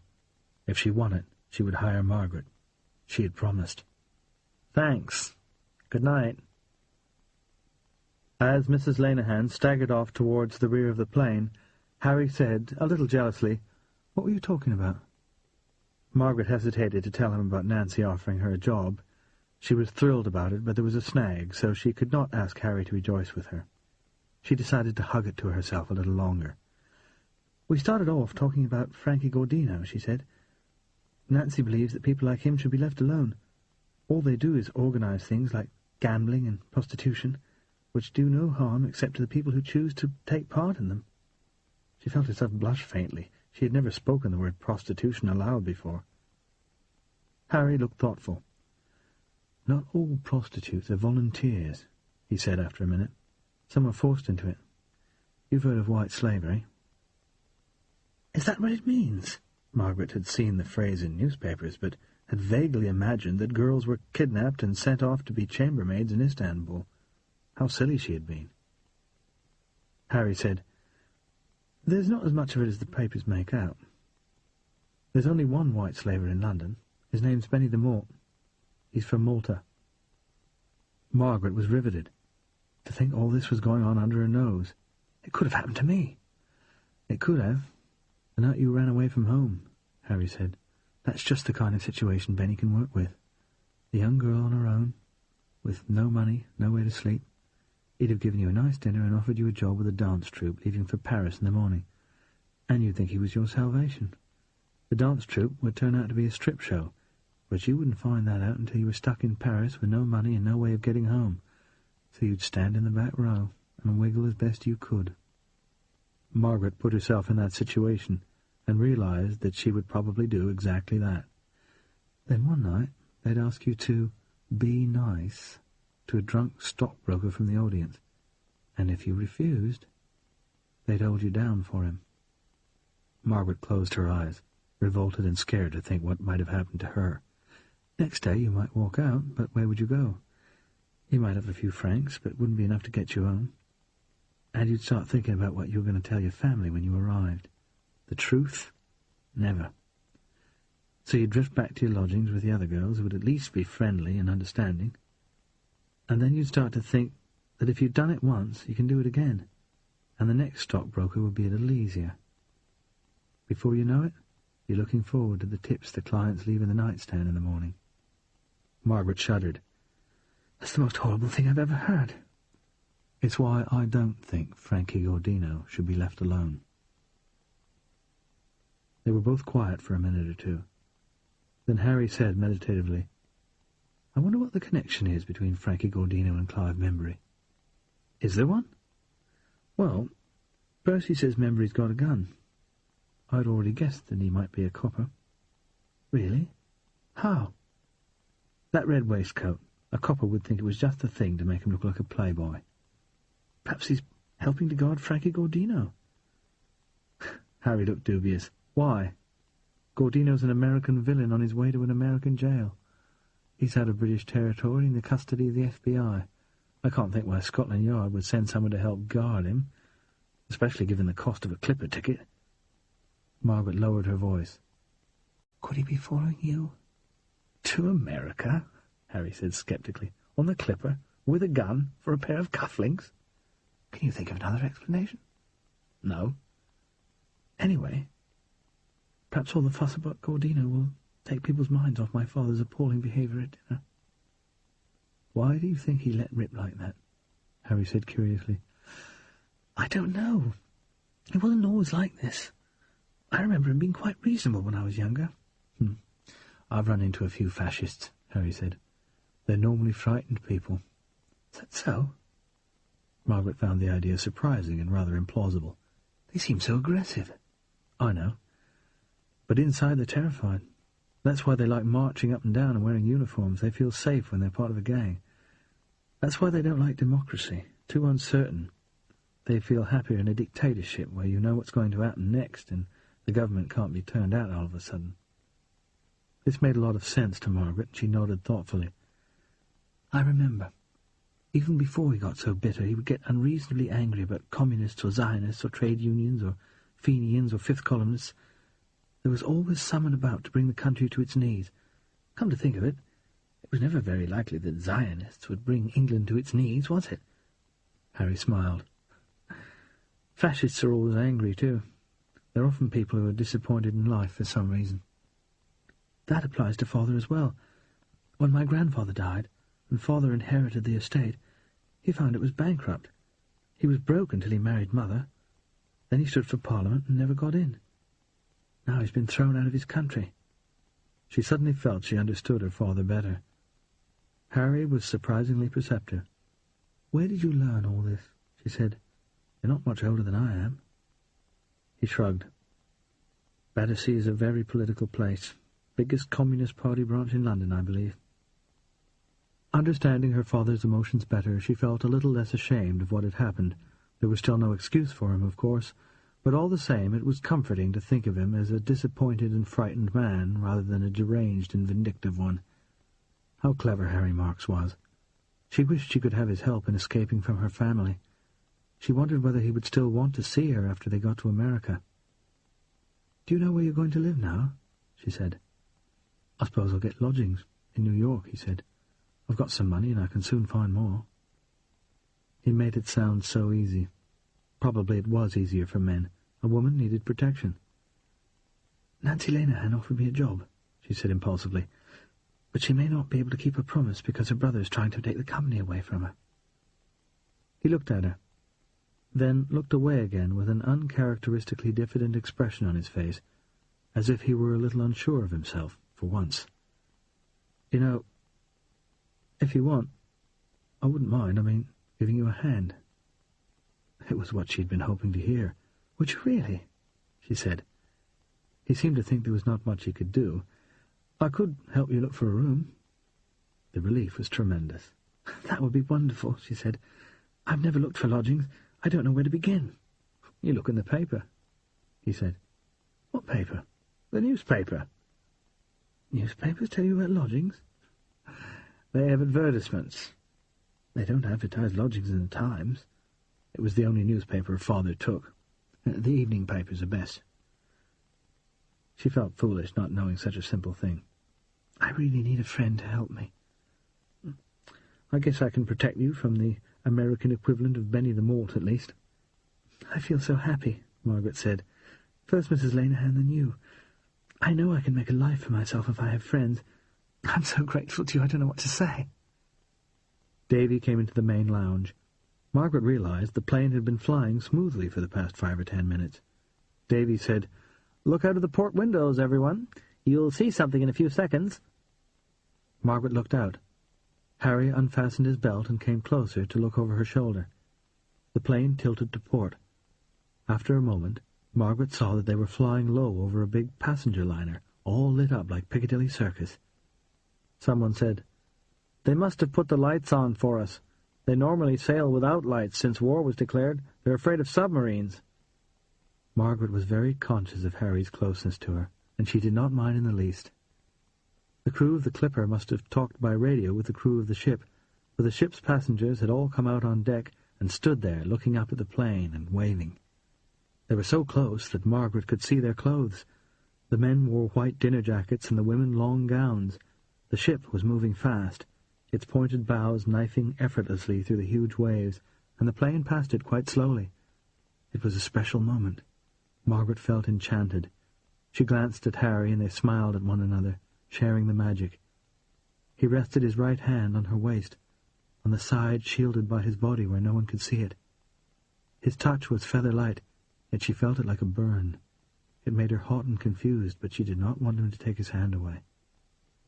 After a while the ship receded, and its lights were dimmed, then extinguished altogether. The Clipper passengers returned to their seats, and Harry moved back. More people drifted off to bed, and now only the card players were left in the main lounge with Margaret and Harry. Margaret was bashful and did not know what to do with herself. She felt so awkward that she found herself saying, "It's getting late. We'd better go to bed." "Why did I say that?" she thought. "I don't want to go to bed." Harry looked disappointed. "I guess I'll make a move in a minute." Margaret stood up. "Thank you so much for your offer of help," she said. "Not at all," he said. "Why are we being so formal?" Margaret wondered. "I don't want to say good night like this." "Sleep well," she said. "You too." She turned away, then back. "You do mean it about helping me, don't you? You won't let me down?" His face softened, and he gave her a look which was almost loving. "I won't let you down, Margaret. I promise." Suddenly she felt terribly fond of him. On impulse, without thinking about it, she bent down and kissed him. It was a fleeting brush of her lips on his, but she felt desire like an electric shock when they touched. She straightened up immediately, startled by what she had done and the way she felt. For an instant they stared into one another's eyes. Then she stepped into the next compartment. She felt weak-kneed. Looking around, she saw that Mr. Membury had taken the top bunk on the port side, leaving the lower one free for Harry. Percy had also taken a top bunk. She got into the one below Percy's and fastened the curtain. "I kissed him," she thought, "and it was nice." She slid under the covers and turned off the little light. It was just like being in a tent, and she felt quite cozy. She could see out of the window, but there was nothing to look at, just clouds and rain. All the same, it was exciting. It reminded her of times when she and Elizabeth had been allowed to pitch a tent in the grounds and sleep out on warm summer nights, when they were little girls. She had always felt she would never go to sleep. It was so exciting, but the next thing she knew it would be light, and Cook would be tapping on the canvas and handing in a tray of tea and toast. She wondered where Elizabeth was now. Just as she was thinking that, there was a soft tap on her curtain. At first she thought she had imagined it because she was thinking of Cook. Then it came again, a sound like a fingernail. Tap, tap, tap. She hesitated, then lifted herself, leaning on her elbow, and pulled the sheet up around her throat. Tap, tap, tap. She opened the curtain a fraction and saw Harry. "What is it?" she hissed, although she thought she knew. "I want to kiss you again," he whispered. She was both pleased and horrified. "Don't be silly." "Please, go away. No one will see." It was an outrageous request, but she was sorely tempted. She remembered the electric tingle of the first kiss and wanted another. Almost involuntarily she opened the curtain a little more. He put his head through and gave her a pleading look. It was irresistible. She kissed his mouth. He smelled of toothpaste. She intended a quick kiss like the last one, but he had other ideas. He nibbled her lower lip. She found it exciting. She instinctively opened her mouth a fraction, and she felt his tongue brush her lips dryly. Ian had never done that. It was a weird sensation, but nice. Feeling depraved, she put out her own tongue to meet his. He began to breathe heavily. Suddenly Percy moved in the bunk over her head, reminding her of where she was. She felt panicked. How could she do this? She was publicly kissing a man she hardly knew. If Father should see, there would be hell to pay. She broke away, panting. Harry pushed his head in farther, wanting to kiss her again, but she shoved him away. "Let me in," he said. "Don't be ridiculous," she hissed. "Please." This was impossible. She was not even tempted. She was scared. "No, no, no," she said. He looked crestfallen. She softened. "You're the nicest man I've met for a long time, perhaps ever. But you're not that nice," she said. "Go to bed." Harry realized she meant it. He gave a rueful half-smile. He seemed about to speak, but Margaret closed the curtain before he could. She listened intently, and thought she heard a soft footfall as he went away. She turned off the light and lay back, breathing hard. "Oh, my God," she thought, "that was dreamy." She smiled in the dark, reliving the kiss. She had really wanted to go farther. She caressed herself gently as she thought about it. Her mind went back to her first lover, Monica, a cousin who had come to stay the summer Margaret was 13. Monica was 16, blonde and pretty, and seemed to know everything, and Margaret adored her from the beginning. She lived in France, and perhaps because of that, or perhaps just because her parents were more easygoing than Margaret's, Monica naturally walked around naked in the bedrooms and bathroom of the children's wing. Margaret had never seen a grown-up naked, and she had been fascinated by Monica's big breasts and the bush of honey-coloured hair between her legs. She herself had only a small bust and little downy hair at that age. But Monica had seduced Elizabeth first, ugly, bossy Elizabeth, who had spots on her chin. Margaret had heard them murmuring and kissing in the night, and she had been, by turns, mystified, angry, jealous, and finally envious. She saw that Monica became very fond of Elizabeth. She felt hurt and excluded by the little glances that went between them, and the apparently accidental touch of hands as they walked in the woods or sat at tea. Then one day, when Elizabeth went to London with Mother for some reason, Margaret came on Monica in the bath. She was lying in the hot water with her eyes closed, touching herself between the legs. She heard Margaret and blinked, but she did not stop, and Margaret watched, scared but fascinated, while she masturbated to a climax. That night, Monica came to Margaret's bed instead of Elizabeth's, but Elizabeth threw a tantrum and threatened to tell all, so in the end they shared her, like wife and mistress in a jealous triangle. Margaret felt guilty and deceitful all summer, but the intense affection and the newfound physical delight was too wonderful to give up, and it ended only when Monica went back to France in September. After Monica, going to bed with Ian had been a rude shock. He had been awkward and clumsy, and Margaret discovered that a young man such as he knew next to nothing about women's bodies, so naturally he could not give her pleasure as Monica had. She soon got over the initial disappointment, however, and Ian loved her so desperately that his passion made up for his inexperience. Thinking of Ian made her want to cry, as always. She wished with all her heart that she had made love to him more willingly and oftener. She had been very resistant at first, although she longed for it as badly as he did, and he had pleaded with her for months before she finally gave in. After the first time, although she wanted to do it again, she had made difficulties. She had been unwilling to make love in her bedroom in case someone should find the door locked and wonder why. She had been frightened of doing it in the open air, even though she knew lots of hiding places in the woods around their home, and she had been uncomfortable about using his friends' flats for fear she would get a bad reputation. Behind it all had been the terror of what Father would do if ever he found out. Torn apart by conflicting desire and anxiety, she had always made love furtively, hurriedly, and guiltily, and they had managed it only 3 times before he went to Spain. Of course, she had blithely imagined that they had all the time in the world ahead of them. Then he had been killed, and with the news came the dreadful realization that she would never touch his body again, and she had cried so hard that she thought her heart would burst. She had thought they would spend the rest of their lives learning how to make one another happy, but she never saw him again. Now she wished she had given herself to him freely, right from the start, and made love recklessly at every opportunity. Her fears seemed so trivial now that he was buried on a dusty hillside in Catalonia. Suddenly it occurred to her that she might be making the same mistake again, right now. She wanted Harry Marks. Her body ached for him. He was the only man who had made her feel this way since Ian, but she had turned him down. Why? Because she was afraid, because she was on a plane and the bunks were small and someone might hear and her father was close by and she was terrified of being caught. Was she being foolishly faint-hearted again? What if the plane should crash? They were on a pioneering transatlantic flight. Right now they were halfway between Europe and America, hundreds of miles from land in any direction.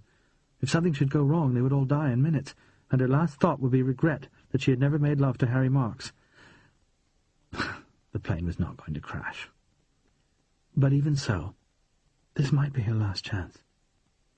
She had no idea what was going to happen when they got to America.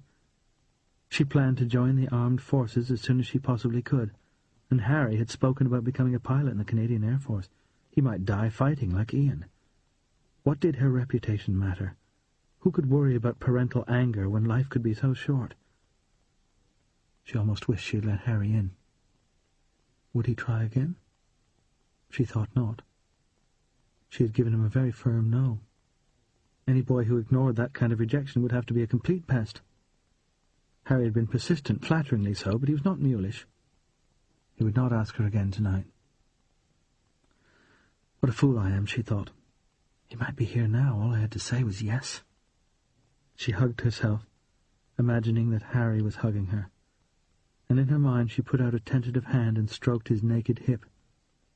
There would be curly blonde hair on his thighs, she thought. She decided to get up and go to the ladies' room. Perhaps Harry would get up at the same time, by lucky chance, or he might call the steward for a drink or something. She put her arms into her dressing gown, unfastened her curtains, and sat up. Harry's bunk was tightly curtained. She slid her feet into her slippers and stood up. Almost everyone had gone to bed now. She peeped into the galley. It was empty. Of course, the stewards needed sleep too. They were probably dozing in number 1 compartment with the off-duty crew.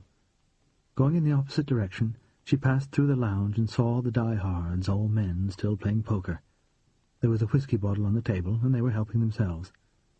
She continued towards the back, weaving from side to side as the plane lurched. The floor rose towards the tail, and there were steps between the compartments. 2 or 3 people sat up reading with the curtains drawn back, but most bunks were closed and silent. The ladies' powder room was empty. Margaret sat in front of the mirror and looked at herself. It struck her as odd that a man should find this woman desirable. Her face was rather ordinary, her skin very pale, her eyes an odd shade of green. Her hair was her only good feature, she sometimes thought. It was long and straight, and the colour was a glowing bronze. Men often noticed her hair. What would Harry have thought of her body if she'd let him in? He might be revolted by big breasts. They might make him think of motherhood or cow's udders or something. She had heard that men liked small, neat breasts, the same shape as the little glasses champagne was served in at parties. You couldn't get one of mine into a champagne glass, she thought ruefully. She would have liked to be petite, like the models in Vogue magazine, but instead she looked like a Spanish dancer. Whenever she put on a ball gown, she had to wear a corset underneath it, otherwise her bust wobbled uncontrollably. But Ian had loved her body. He said model girls looked like dolls. "You're a real woman," he had said one afternoon, in a snatched moment in the old nursery wing, kissing her neck and stroking both her breasts at the same time with his hands under her cashmere sweater. She had liked her breasts then. The plane entered a bad patch of turbulence, and she had to hold on to the edge of the dressing table to avoid being thrown off the stool. Before I die, she thought morbidly, I'd like to have my breasts stroked again. When the plane steadied, she went back to her compartment. All the bunks were still tightly buttoned up. She stood there for a moment, willing Harry to open his curtain, but he did not. She looked along the aisle, up and down the length of the plane. No one stirred. All her life she had been faint-hearted, but she had never wanted anything this much. She shook Harry's curtain. For a moment nothing happened. She had no plan. She did not know what she was going to do or say. There was no sound from inside. She shook the curtain again. A moment later Harry looked out. They stared at one another in silence. He startled, she tongue-tied. Then she heard a sound behind her. Looking over her shoulder, she saw a movement behind her father's curtain. A hand grasped it from inside. He was about to get up and go to the bathroom. Without another thought, Margaret pushed Harry back onto his bed and clambered in with him. As she closed the curtain behind her, she saw Father emerge from his bunk. By a miracle, he did not see her, thank God. She knelt at the foot of the bunk and looked at Harry. He was sitting at the other end with his knees under his chin, staring at her in the dim light that filtered through the curtain. He looked like a child who had seen Santa Claus come down the chimney. He could hardly believe his good fortune. He opened his mouth to speak, and Margaret silenced him with a finger on his lips. Suddenly she realized she had left her slippers behind when she jumped in. They were embroidered with her initials, so anyone could tell whose they were, and they were lying on the floor beside Harry's, just like shoes outside a hotel bedroom, so that everyone would know she was sleeping with him. Only a couple of seconds had passed. She peeped out. Father was climbing down the stepladder from his bunk, and his back was to her. She reached out between the curtains. If he should turn around now, she was finished. She scrabbled for the slippers and found them. She picked them up just as Father put his bare feet on the airline carpet. She whipped them inside and closed the curtain a split second before he turned his head. She should have been scared, but instead she felt thrilled. She did not have a clear idea of what she wanted to happen now. She just knew she wanted to be with Harry. The prospect of spending the night lying in her own bunk, wishing he were there, had become intolerable. But she was not going to give herself to him. She would like to, very much, but there were all sorts of practical problems, not the least of which was Mr. Membury, fast asleep a few inches above them. In the next moment, she realized that, unlike her, Harry knew exactly what he wanted. He leaned forward, put his hand behind her head, pulled her to him, and kissed her lips. After a momentary hesitation, she abandoned all thought of resistance and gave herself up to the sensation. She had been thinking about it for so long, she felt as if she had already been making love to him for hours. But this was real. There was a strong hand on her neck, a real mouth kissing her as a real person, mingling his breath with her own. It was a slow, tender kiss, gentle and tentative, and she was aware of every small detail. His fingers moving in her hair, the roughness of his shaved chin, his warm breath on her soft cheek, his moving mouth, his teeth nibbling her lips, and finally his exploring tongue pressing between her lips and seeking her own. Yielding to an irresistible impulse, she opened her mouth wide. After a moment they broke apart, panting. Harry's gaze dropped to her bosom. Looking down, she saw that her dressing gown had fallen open, and her nipples were pressing against the cotton of her nightdress. Harry gazed as if hypnotized. Moving in slow motion, he reached out with one hand and lightly brushed her left breast with his fingers, stroking the sensitive tip through the fine fabric, causing her to gasp with pleasure. Suddenly, clothing seemed intolerable. She shrugged off her dressing gown quickly. She grasped the hem of her nightdress, then hesitated. A warning voice in the back of her mind said, "After this, there's no turning back." And she thought, "Good," and pulled her nightdress over her head and knelt in front of him, naked. She felt vulnerable and shy, but somehow the anxiety heightened her excitement.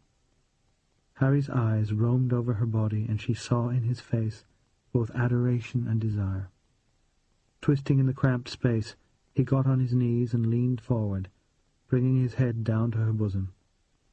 She felt a moment of uncertainty. What was he going to do? His lips brushed the tops of her breasts, first one, then the other. She felt his hand beneath her left breast, first stroking, then weighing, then squeezing softly. His lips tracked down until they came to her nipple. He nibbled gently. Her nipple was so taut it felt as if it would burst. Then he began to suck, and she groaned with delight. After a while she wanted him to do the same to the other one, but she was too shy to ask. However, perhaps he sensed her desire, for he did what she wanted a moment later. She stroked the bristly hair at the back of his head. Then, yielding to an impulse, she pressed his head to her breast. He sucked harder in response.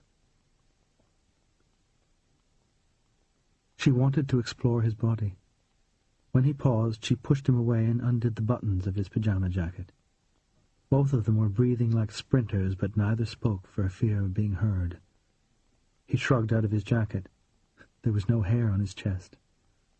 She wanted him to be completely naked as she was.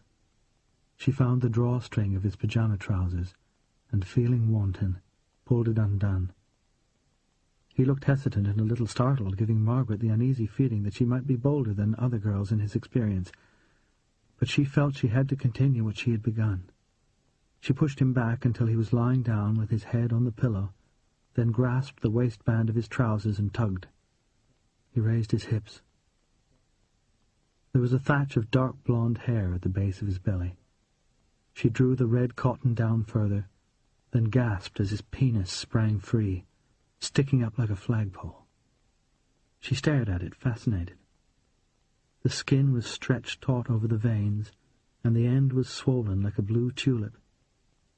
He lay still, sensing that this was what she wanted, but her looking at it seemed to inflame him, and she heard his breathing become hoarse. She felt impelled by curiosity and some other emotion to touch it. Her hand was drawn forward irresistibly. He gave a low groan as he saw what she was about to do. She hesitated at the last instant. Her pale hand wavered next to the dark penis. He made a sound like a whimper. Then, with a sigh, she grasped it, her slender fingers wrapping around the thick shaft. The skin was hot to her touch and soft, but when she squeezed slightly, making him gasp, she found it was hard as bone underneath. She glanced at him. His face was flushed with desire, and he was breathing hard through his mouth. She longed to please him.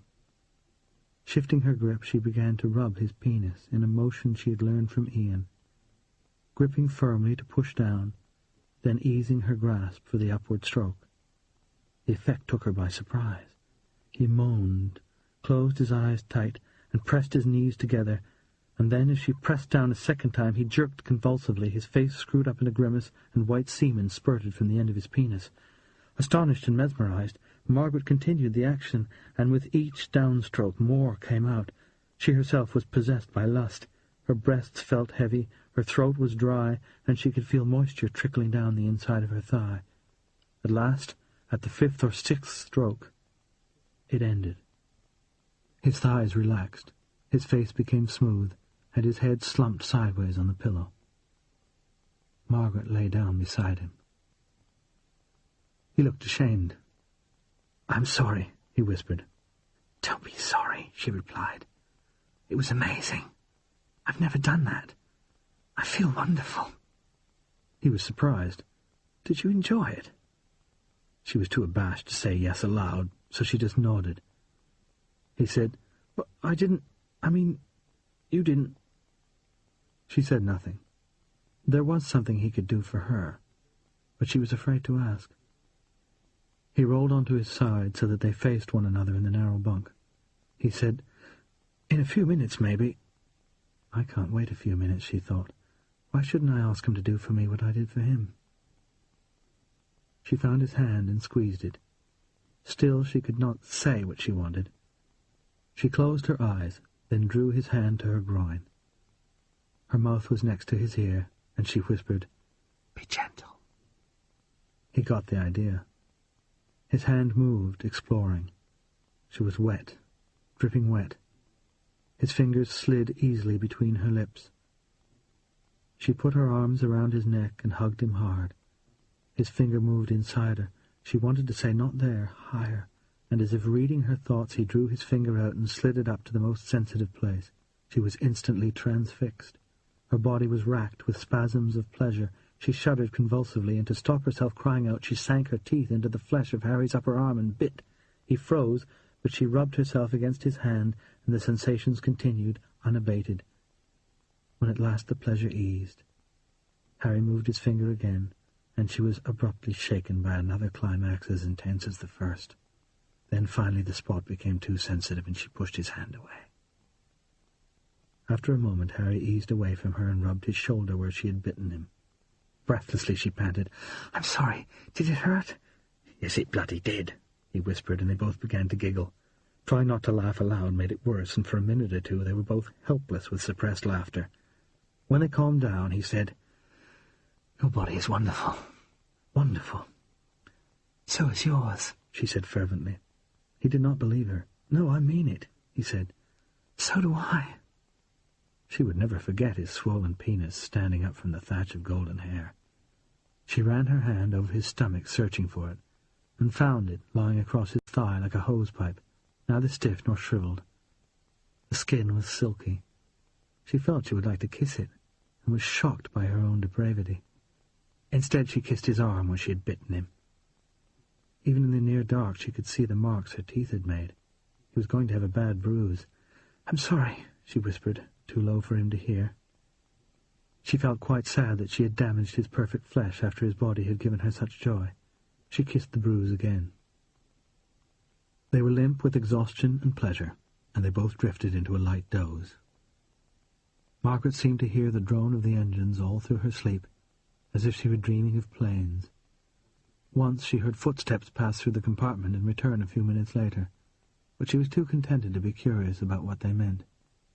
For a while the motion of the plane was smooth, and she fell into a real sleep.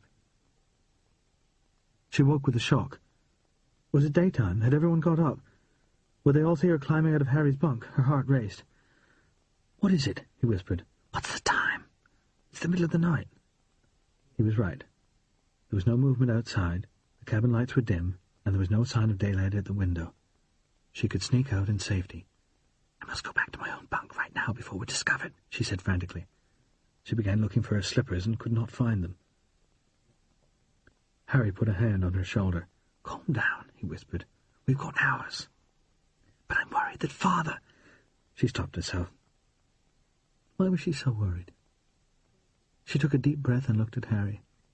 When their eyes met in the semi-darkness, she remembered what had happened before they went to sleep, and she could tell he was thinking the same thing. They smiled at one another, a knowing, intimate lover's smile. Suddenly she was not so worried. She did not need to go yet. She wanted to stay here. So she would. There was plenty of time. Harry moved against her, and she felt his stiffening penis. "Don't go yet," he said. She sighed happily. "All right, not yet," she said, and she began to kiss him. Chapter 18.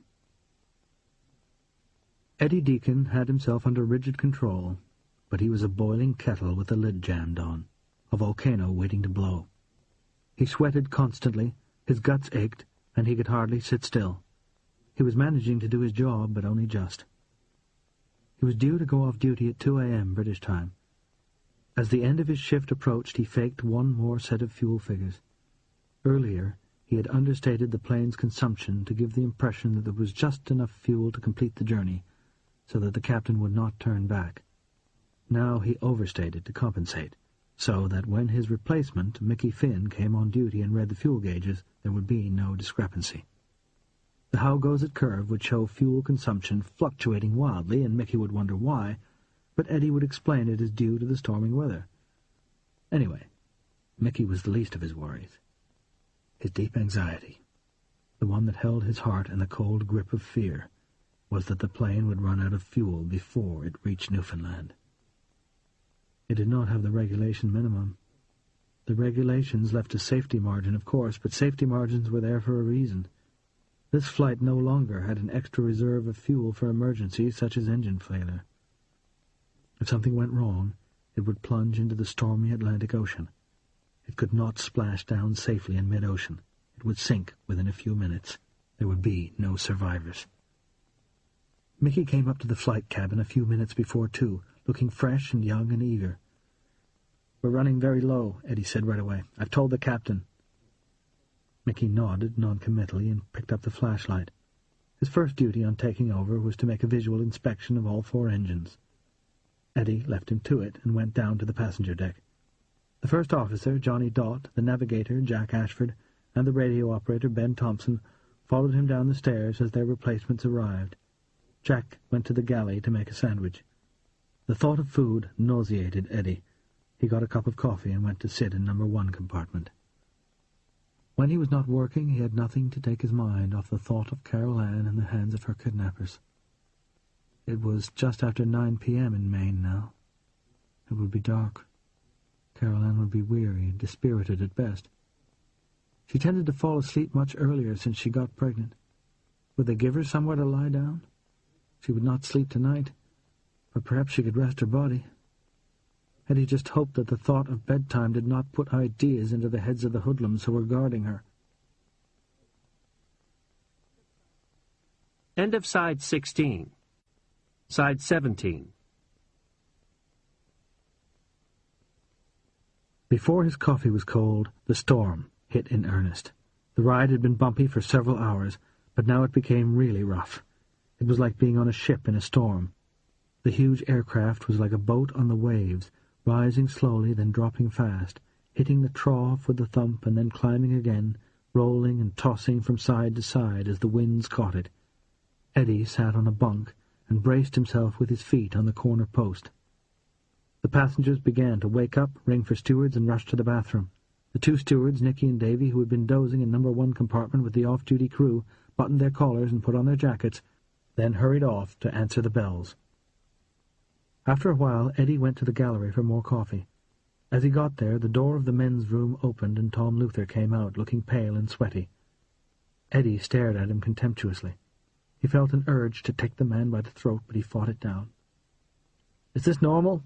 Luth said in a scared voice. Eddie felt not a shred of sympathy. "No, this is not normal," he replied. "We ought to fly around the storm, but we don't have enough fuel." "Why not? We're running out." Luther was scared. "But you told us you would turn back before the point of no return." Eddie was more worried than Luther, but he took grim satisfaction in the other man's distress. "We should have turned back, but I faked the figures. I have a special reason for wanting to complete this flight on schedule, remember?" "You crazy bastard," Luther said despairingly. "Are you trying to kill us all?" "I'd rather take the chance of killing you than leave my wife with your friends. But if we all die, that won't help your wife." "I know." Eddie was taking a dreadful risk, but he could not bear the thought of leaving Carol Ann with the kidnappers for another day. "Maybe I am crazy," he said to Luther. Luther looked ill. "But this plane can land on the sea, right?" "Wrong. We can only splash down on calm water.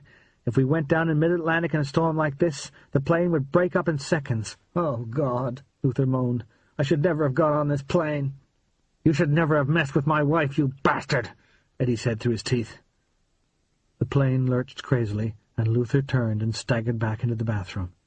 Eddie stepped through number 2 compartment and into the lounge. The card players were strapped into their seats and hanging on tight. Glasses, cards, and a bottle rolled around the carpet as the aircraft swayed and shook. Eddie looked along the aisle. After the initial panic, the passengers were calming down. Most had returned to their bunks and strapped themselves in, realizing that was the best way to ride the bumps. They lay with their curtains open, some looking cheerfully resigned to the discomfort, others clearly scared to death. Everything that was not tied down had fallen to the floor, and the carpet was a litter of books, spectacles, dressing gowns, false teeth, change, cufflinks, and all the other things people kept beside their beds at night. The rich and the glamorous of the world suddenly looked very human, and Eddie suffered an agonizing stab of conscience. Were all these people going to die because of him? He returned to his seat and strapped himself in. There was nothing he could do now about the fuel consumption, and the only way he could help Carol Ann was to make sure the emergency splashdown went according to plan. As the plane shuddered on through the night, he tried to suppress his seething anger and run over his scenario. He would be on duty when they took off from Shadiac, the last port before New York. He would immediately begin to jettison fuel. The gauges would show this, of course. Mickey Finn might notice the loss if he should come up to the flight deck for any reason, but by that time, 24 hours after leaving Southampton, off-duty crew were not interested in anything but sleep. And it was not likely that any other crew member would look at the fuel gauges, especially on the short leg of the flight when fuel consumption was no longer critical. He loathed the thought of deceiving his colleagues, and for a moment his rage boiled up again. He balled his fists, but there was nothing to hit. He tried to concentrate on his plan. As the plane approached the place where Luther wanted to splash down, Eddie would jettison more fuel, judging it finely so that they would almost have run out when they reached the right area. At that point, he would tell the captain that they were out of fuel and had to come down. He would have to monitor their route carefully. They did not follow exactly the same course every time. Navigation was not that precise, but Luther had selected his rendezvous cleverly. It was clearly the best place within a mile radius for a flying boat to splash down, so that even if they were some miles off course, the captain was sure to head there in an emergency. If there was time, the captain would ask, angrily, how come Eddie had not noticed the dramatic loss of fuel before it became critical. Eddie would have to answer that all the gauges must have got stuck, a wildly unlikely notion. He ground his teeth as he thought of it. His colleagues relied on him to perform the crucial task of monitoring the aircraft's fuel consumption. They trusted him with their lives. They would know he had let them down. A fast launch would be waiting in the area and would approach the clipper. The captain would think they had come to help. He might invite them aboard, but failing that, Eddie would open the door to them. Then the gangsters would overpower the FBI man, Ollis Field, and rescue Frankie Gordino. They would have to be quick. The radio operator would have sent out a mayday before the plane touched water, and the clipper was big enough to be seen from some distance, so other vessels would approach before too long. There was even a chance the Coast Guard might be quick enough to interfere with the rescue. That could ruin it for Luther's gang, Eddie thought, and for a moment he felt hopeful. Then he remembered he wanted Luther to succeed, not fail. He just could not get into the habit of hoping that the criminals would get what they wanted. He racked his brains constantly for some way of foiling Luther's plan, but everything he came up with had the same snag. Carol Ann. If Luther did not get Gordino, Eddie would not get Carol Ann. He had tried to think of some way to ensure that Gordino would get caught 24 hours later when Carol Ann was safe, but it was impossible. Gordino would be far away by then. The only alternative was to persuade Luther to surrender Carol Ann earlier, and he had more sense than to agree to that. The trouble was, Eddie had nothing with which to threaten Luther. Luther had Carol Ann, and Eddie had... Well, he thought suddenly, I've got Gordino. Wait a minute. They've got Carol Ann, and I can't get her back without cooperating with them. But Gordino is on this plane, and they can't get him back unless they cooperate with me. Maybe they don't hold all the cards. He wondered whether there was a way for him to take charge, seize the initiative. He stared blindly at the opposite wall, holding on tight, lost in thought. There was a way. Why should they get Gordino first? An exchange of hostages should be simultaneous. He fought down surging hope and forced himself to think coolly. How would the exchange work? They would have to bring Carol Ann to the clipper on the launch that would take Gordino away. Why not? Why the hell not? He wondered frantically whether it could be arranged in time. He had calculated that she was being held no more than 60 or 70 miles from their home, which in turn was about 70 miles from the location of the emergency splashdown. At worst, then, she was 4 hours' drive away. Was that too much? Suppose Tom Luther agreed. His first chance to call his men would come at the next stop, Botwood, where the clipper was due at 9 a.m. British time. After that, the plane went on to Shadiac. The unscheduled splashdown would take place an hour out of Shadiac at about 4 p.m. British time, 7 hours later. The gang could get Carol Ann there with a couple of hours to spare. Eddie could hardly contain his excitement as he contemplated the prospect of getting Carol Ann back earlier. It also occurred to him that it might give him a chance, albeit slender, of doing something to spoil Luther's rescue, and that might redeem him in the eyes of the rest of the crew. They might forgive his treachery to him if they saw him catch a bunch of murdering gangsters. Once again, he told himself not to raise his hopes. All this was only an idea. Luther probably would not buy the deal. Eddie could threaten not to bring the plane down unless they met his terms, but they might see that as an empty threat. They would reckon that Eddie would do anything to save his wife, and they would be right. They were only trying to save a buddy. Eddie was more desperate, and that made him weaker, he thought. And he plunged once more into despair. But still, he would be presenting Luther with a problem, creating a doubt and a worry in the man's mind. Luther might not believe Eddie's threat, but how could he be sure? It would take guts to call Eddie's bluff, and Luther was not a brave man, at least not right now. Anyway, he thought, What do I have to lose? He would give it a try. He got up from his bunk.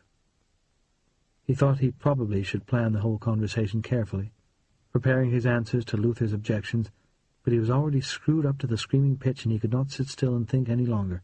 He had to do it or go mad. Holding on to anything he could grab, he picked his way along the rocking, swaying plane to the main lounge. Luther was one of the passengers who had not gone to bed. He was in a corner of the lounge, drinking whiskey, but not joining in the card game. The colour had returned to his face, and he appeared to have got over his nausea. He was reading a British magazine, the Illustrated London News. Eddie tapped him on the shoulder. He looked up, startled and a little frightened. When he saw Eddie, his face turned hostile. Eddie said, "The captain would like a word with you, Mr. Luther." Luther looked anxious. He sat still for a moment. Eddie beckoned him with a peremptory jerk of the head. Luther put down his magazine, unfastened his seat-belt, and stood up. Eddie led him out of the lounge and through No. 2 compartment, but instead of going up to the flight deck, he opened the door of the men's room and held it for Luther. There was a faint smell of vomit. Unfortunately, they were not alone. A passenger in pyjamas was washing his hands. Eddie pointed to the lavatory, and Luther went inside while Eddie combed his hair and waited. After a few moments, the passenger left. Eddie tapped on the lavatory door, and Luther came out. "What the hell is going on?" he asked. "Shut your mouth and listen up," Eddie said. He had not planned to be aggressive, but Luther just made him mad. "I know what you're here for. I figured out your plan, and I'm making a change. When I bring this plane down, Carol Ann has to be on the boat waiting." Luther was scornful. "You can't make demands." Eddie had not expected him to cave in immediately. Now he had to bluff. "Okay," he said, with as much conviction as he could muster. "The deal is off." Luther looked a little worried, but he said, "You're full of shit. You want your little wife back, you'll bring down this plane." It was the truth, but Eddie shook his head. "I don't trust you," he said. "Why should I?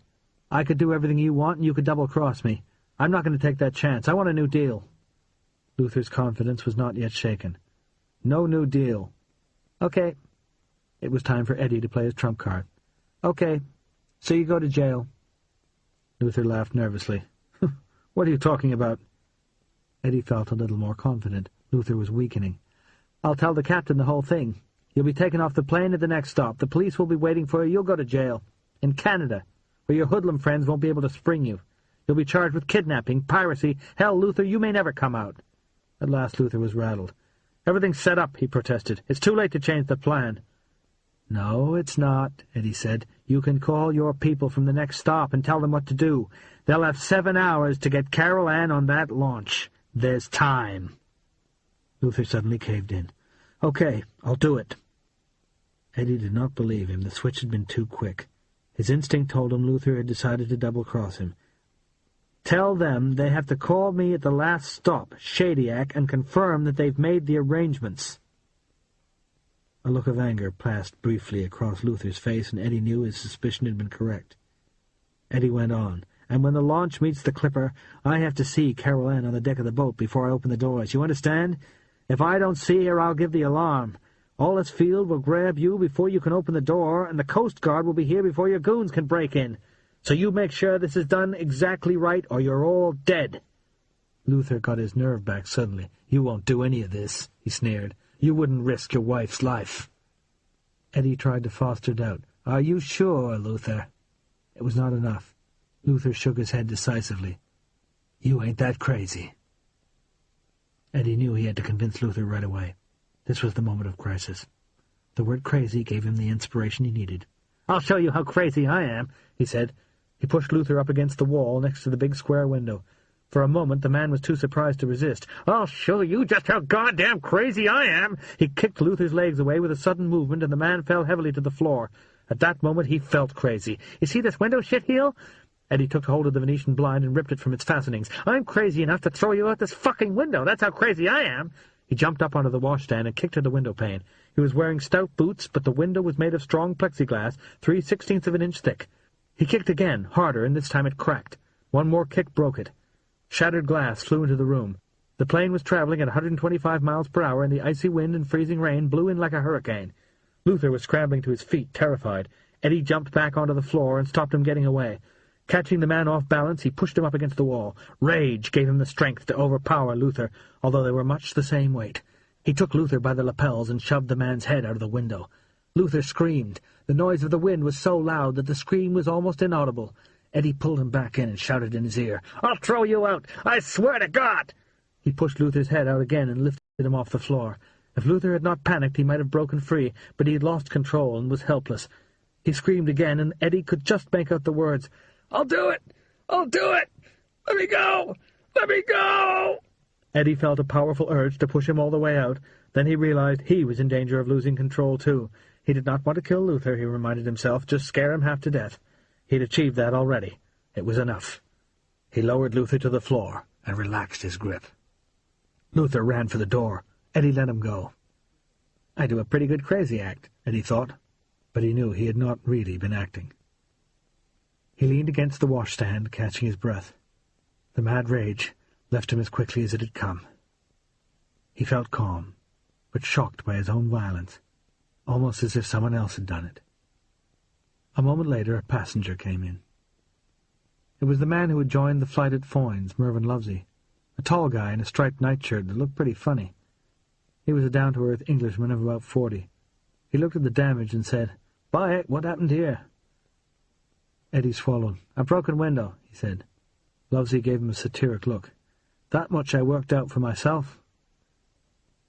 "It sometimes happens in a storm," Eddie said. "These violent winds carry lumps of ice or even stones."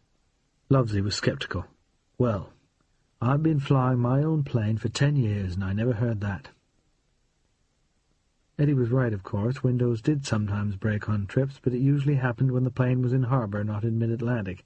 For such eventualities they carried aluminum window covers called deadlights, which happened to be stowed right here in the men's room. Eddie opened the locker and pulled one out. "That's why we carry these," he said. Lovesey was convinced at last. "Fancy that," he remarked. He went into the cubicle. Stowed with the deadlights was the screwdriver, which was the only tool required to install them. Eddie decided that it would minimize the fuss if he did the job himself. In a few seconds he took off the window frame, unscrewed the remainder of the broken pane, screwed the deadlight in its place, and replaced the frame. "Very impressive," said Mervyn Lovesey, coming out of the toilet. Eddie had a feeling he was not completely reassured all the same. However, he was not likely to do anything about it. Eddie went out and found Davy making a milk drink in the galley. "The window's broken in the John," he told him. "I'll fix it as soon as I give in the Princess her cocoa. I've installed the deadlight." "Oh, gee, thanks, Eddie. But you'll need to sweep up the glass as soon as you can." "Okay." Eddie would have liked to offer to sweep up himself because he had made the mess. That was how his mother had trained him. However, he was in danger of appearing suspiciously over-helpful and betraying his guilty conscience. So, feeling bad, he left Davy to it. He had achieved something, anyway. He had scared Luther badly. He now thought Luther would go along with the new plan and have Carol Ann brought to the rendezvous in the launch. At least he had reason to hope. His mind returned to his other worry, the plane's fuel reserve. Although it was not yet time for him to go back on duty, he went up to the flight deck to speak to Mickey Finn. "The curve is all over the place," Mickey said excitably as soon as Eddie arrived. But have we got enough, Eddie wondered. However, he maintained a superficial calm. "Show me. Look, fuel consumption is incredibly high for the first hour of my shift, then it comes back to normal for the second hour." "It was all over the place during my shift, too," Eddie said, trying to show mild concern where he felt terrible fear. "I guess the storm makes everything unpredictable." Then he asked the question that was tormenting him. "But do we have enough fuel to get home?" He held his breath. "Yeah, we have enough," Mickey said. Eddie's shoulders slumped with relief. Thank God. At least the worry was over. "But we've got nothing in reserve," Mickey added. "Hope to hell we don't lose an engine." Eddie could not worry about such a remote possibility. He had too much else on his mind. "What's the weather forecast? Maybe we're almost through the storm." Mickey shook his head. "Nope," he said grimly. "It's about to get an awful lot worse." Chapter 19. Nancy Lenihan found it unsettling to be in bed in a room with a total stranger. As Mervyn Lovesey had assured her, the honeymoon suite had bunk beds despite its name. However, he had not been able to wedge the door open permanently because of the storm. Whatever he tried, it kept banging shut, until they both felt it was less embarrassing to leave it closed than to continue fussing about keeping it open. She had stayed up as long as possible. She was tempted to sit in the main lounge all night, but it had become an unpleasantly masculine place, full of cigarette smoke and whiskey fumes and the murmured laughter and cursing of gamblers, and she felt conspicuous there. In the end, there was nothing for it but to go to bed. They put out the light and climbed into their bunks, and Nancy lay down with her eyes closed, but she did not feel in the least sleepy. The glass of brandy which young Harry Marks had got for her had not helped at all. She was as wide awake as if it had been 9 o'clock in the morning. She could tell that Mervyn was awake too. She heard every move he made in the bunk above her.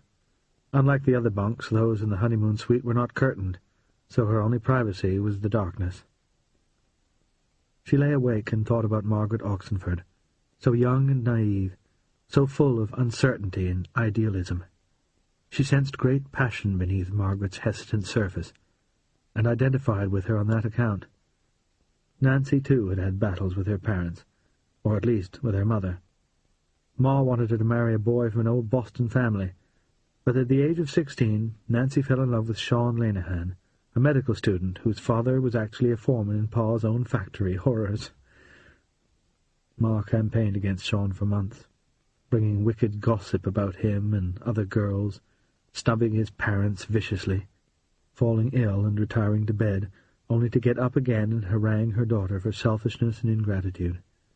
Nancy had suffered under the onslaught, but stood firm, and in the end she had married Sean, and loved him with all her heart until the day he died. Margaret might not have Nancy's strength. Perhaps I was a little harsh with her, she thought, saying that if she didn't like her father she should get up and leave home. But she seemed to need someone to tell her to stop whining and grow up. At her age I had 2 babies. She had offered practical help as well as tough-minded advice. She hoped she would be able to fulfill her promise and give Margaret a job.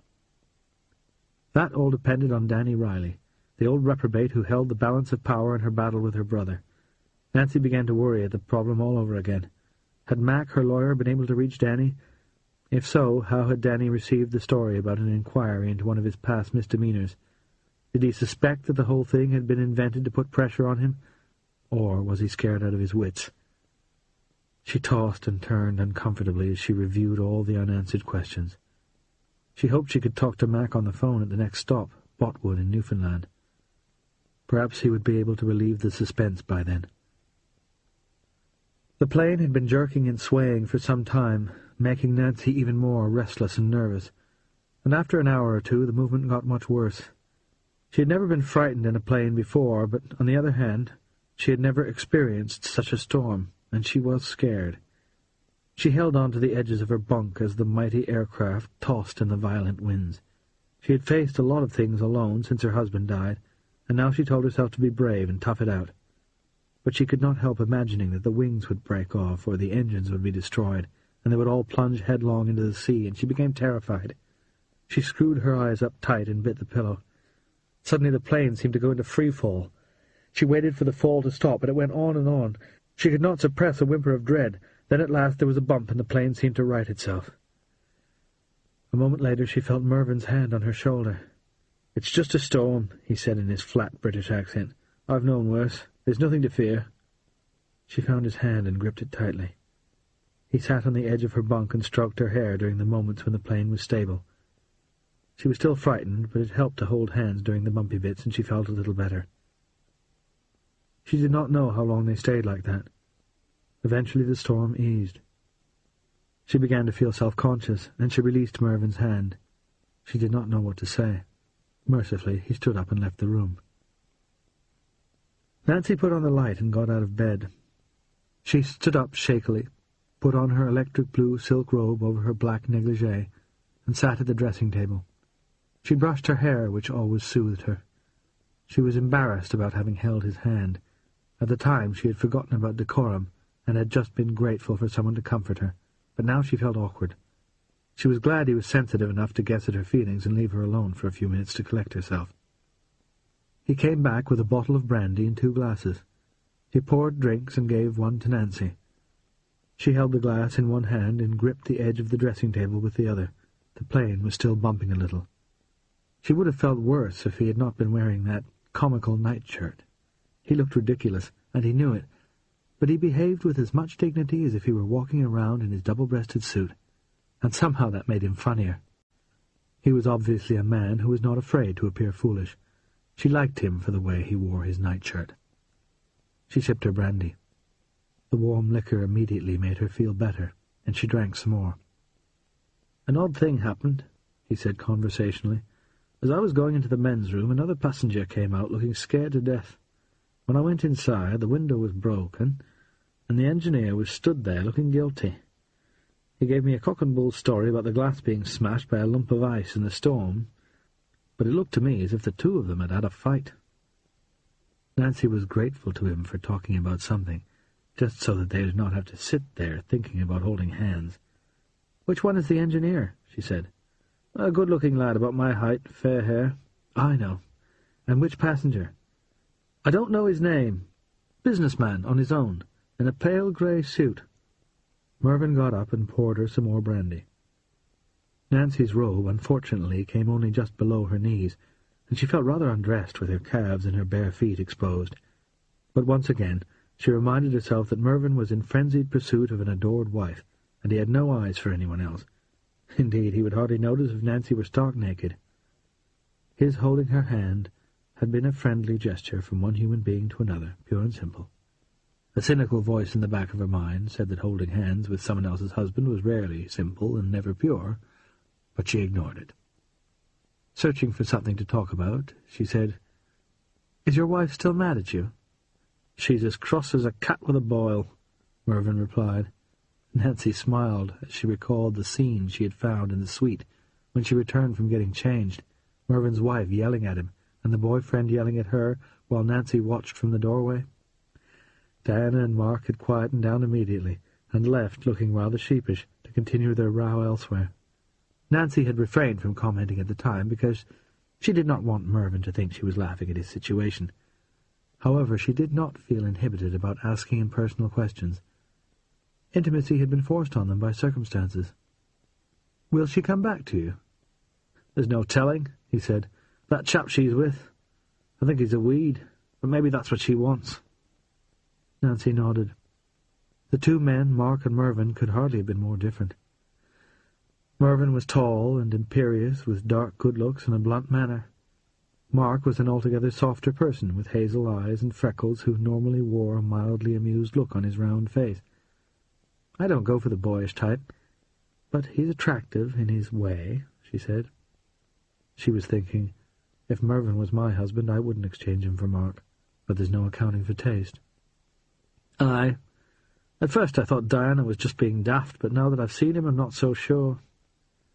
Mervyn looked thoughtful for a moment, then changed the subject. "What about you? Will you fight your brother off?" "I believe I've found his weakness," she said with grim satisfaction, thinking of Danny Riley. "I'm working on it." He grinned. "When you look like that, I'd rather have you for a friend than an enemy." "It's for my father," she said. "I loved him dearly, and the firm is all I have left of him. It's like a memorial to him, but better than that, because it bears the imprint of his personality, in every way." "What was he like?" "He was one of those men nobody ever forgets. He was tall, with black hair and a big voice, and you knew the moment you saw him that he was a powerful man. But he knew the name of every man who worked for him, and if their wives were sick, and how their children were getting on at school. He paid for the education of countless sons of factory hands who are now lawyers and accountants. He understood how to win people's loyalty. In that way, he was old-fashioned, paternalistic, but he had the best business brain I ever encountered. In the depths of the slump, when factories were closing all over New England, we were taking on men because our sales were going up. He understood the power of advertising before anyone else in the shoe industry, and he used it brilliantly. He was interested in psychology, in what makes people tick. He had the ability to throw a fresh light on any problem you brought to him. I miss him every day. I miss him almost as much as I miss my husband." She suddenly felt very angry. "And I will not stand by and see his life's work thrown away by my good-for-nothing brother." She shifted in her seat, restlessly, reminded of her anxieties. "I'm trying to put pressure on a key shareholder, but I won't know how successful I've been until—" She never finished the sentence. The plane flew into the most severe turbulence yet, and bucked like a wild horse. Nancy dropped her glass and grabbed the edge of the dressing-table with both hands. Mervyn tried to brace himself with his feet, but he could not, and when the plane tilted sideways he rolled onto the floor, knocking the coffee-table aside. The plane steadied. Nancy reached out a hand to help him up, saying, "Are you all right?" Then the plane tossed again. She slipped, lost her handhold, and tumbled to the floor on top of him. After a moment he started to laugh. She'd been afraid she might have hurt him, but she was light and he was a big man. She was lying across him, the two of them making the shape of an X on the terracotta carpet. The plane steadied and she rolled off and sat up, looking at him. Was he hysterical or just amused? "We must look daft," he said, and recommenced laughing. His laughter was infectious. For a moment she forgot the accumulated tensions of the last 24 hours, the treachery of her brother, the near crash in Mervyn's small plane, her awkward situation in the honeymoon suite, the ghastly row about Jews in the dining-room, the embarrassment of Mervyn's wife's anger, and her fear of the storm. She suddenly realized that there was also something highly comical about sitting on the floor in her nightclothes with a strange man in a wildly bucking aircraft. She, too, started to giggle. The next lurch of the plane threw them against one another. She found herself wrapped in Mervyn's arms, still laughing. They looked at one another. Suddenly she kissed him. She surprised herself totally. The thought of kissing him had never even crossed her mind. She was not even sure how much she liked him. It seemed like an impulse that came from nowhere. He was clearly shocked, but he got over it quickly enough and kissed her back enthusiastically. There was nothing tentative about his kiss, no slow burn. He was instantly aflame. After a minute she pulled away from him, gasping. "What happened?" she said foolishly. "You kissed me," he said, looking pleased. "I didn't mean to." "I'm glad you did, though," he said, and he kissed her again. She wanted to break away, but his grip was strong and her will was weak. She felt his hand steal inside her robe, and she stiffened. Her breasts were so small that she was embarrassed and afraid he would be disappointed. His large hand closed over her small round breast, and he groaned deep in his throat. His fingertips found her nipple, and she felt embarrassed all over again. She had had enormous nipples since nursing the boys, small breasts and big nipples. She felt peculiar, almost deformed. But Mervyn showed no distaste. Quite the contrary. He caressed her with surprising gentleness, and she gave herself up to the delicious sensation. It was a long time since she had felt this way. "What am I doing?" she thought suddenly. "I'm a respectable widow, and here I am rolling on the floor of an aeroplane with a man I met yesterday. What's come over me?" "Stop!" she said decisively. She pulled away and sat upright. Her negligee had ridden up over her knees. Mervyn stroked her bare thigh. "Stop!" she said again, pushing his hand away. "Whatever you say," he said with obvious reluctance. "But if you change your mind, I'll be ready." She glanced at his lap and saw the bulge in his nightshirt made by his erection. She looked away quickly. "It was my fault," she said, still panting from the kiss. "But it was a mistake. I'm acting like a tease, I know. I'm sorry." "Don't apologize," he said. "It's the nicest thing that's happened to me for years." "But you love your wife, don't you?" she said bluntly. He winced. "I thought I did. Now I'm a bit confused, to tell you the truth." That was exactly how Nancy felt, confused. After 10 years of celibacy, she now found herself aching to embrace a man she hardly knew. "But I do know him," she thought. "I know him quite well. I've travelled a long way with him, and we've shared our troubles. I know he's abrasive, arrogant, and proud, but also passionate and loyal and strong. I like him despite his faults. I respect him. He's terribly attractive, even in a brown striped nightshirt. And he held my hand when I was frightened. How nice it would be to have someone to hold my hand any time I was frightened." As if he had read her mind, he took her hand again. This time he turned it up and kissed her palm. It made her skin tingle. After a few moments he drew her to him and kissed her mouth again. "Don't do this," she breathed. "If we start again, we won't be able to stop." "I'm just afraid that if we stop now, we may never start again," he murmured, and his voice was thick with desire. She sensed in him a formidable passion, only just kept under control, and that inflamed her more. She had had too many dates with weak, obliging men who wanted her to give them reassurance and security, men who gave up all too easily when she resisted their demands. Mervyn was going to be insistent, powerfully so. He wanted her, and he wanted her now. She longed to surrender. She felt his hand on her leg beneath her negligee, his fingertips stroking the soft skin on the inside of her thigh. She closed her eyes and almost involuntarily parted her legs a fraction. It was all the invitation he needed. A moment later, his hand found her sex, and she groaned. No one had done this to her since her husband Sean. That thought suddenly overwhelmed her with sadness. "Oh, Sean, I miss you," she thought. "I never let myself admit how much I miss you." Her grief was sharper than at any time since the funeral. Tears squeezed between her closed lids and ran down her face. Mervyn kissed her and tasted the tears. "What is it?" he murmured. She opened her eyes. Through a blur of tears she saw his face, handsome and troubled, and beyond that her negligee pushed up around her waist, and his hand between her thighs. She took his wrist and moved his hand away, gently but firmly. "Please don't be angry," she said. "I won't be angry," he said softly. "Tell me." "No one has touched me there since Sean died, and it made me think of him." "Your husband?" She nodded. "How long ago?" 10 years. "It's a long time." "I'm loyal." She gave a watery smile. "Like you." He sighed. "You're right. I've been married twice, and this is the first time I've come close to being unfaithful. I was thinking of Diana and that chap." "Are we fools?"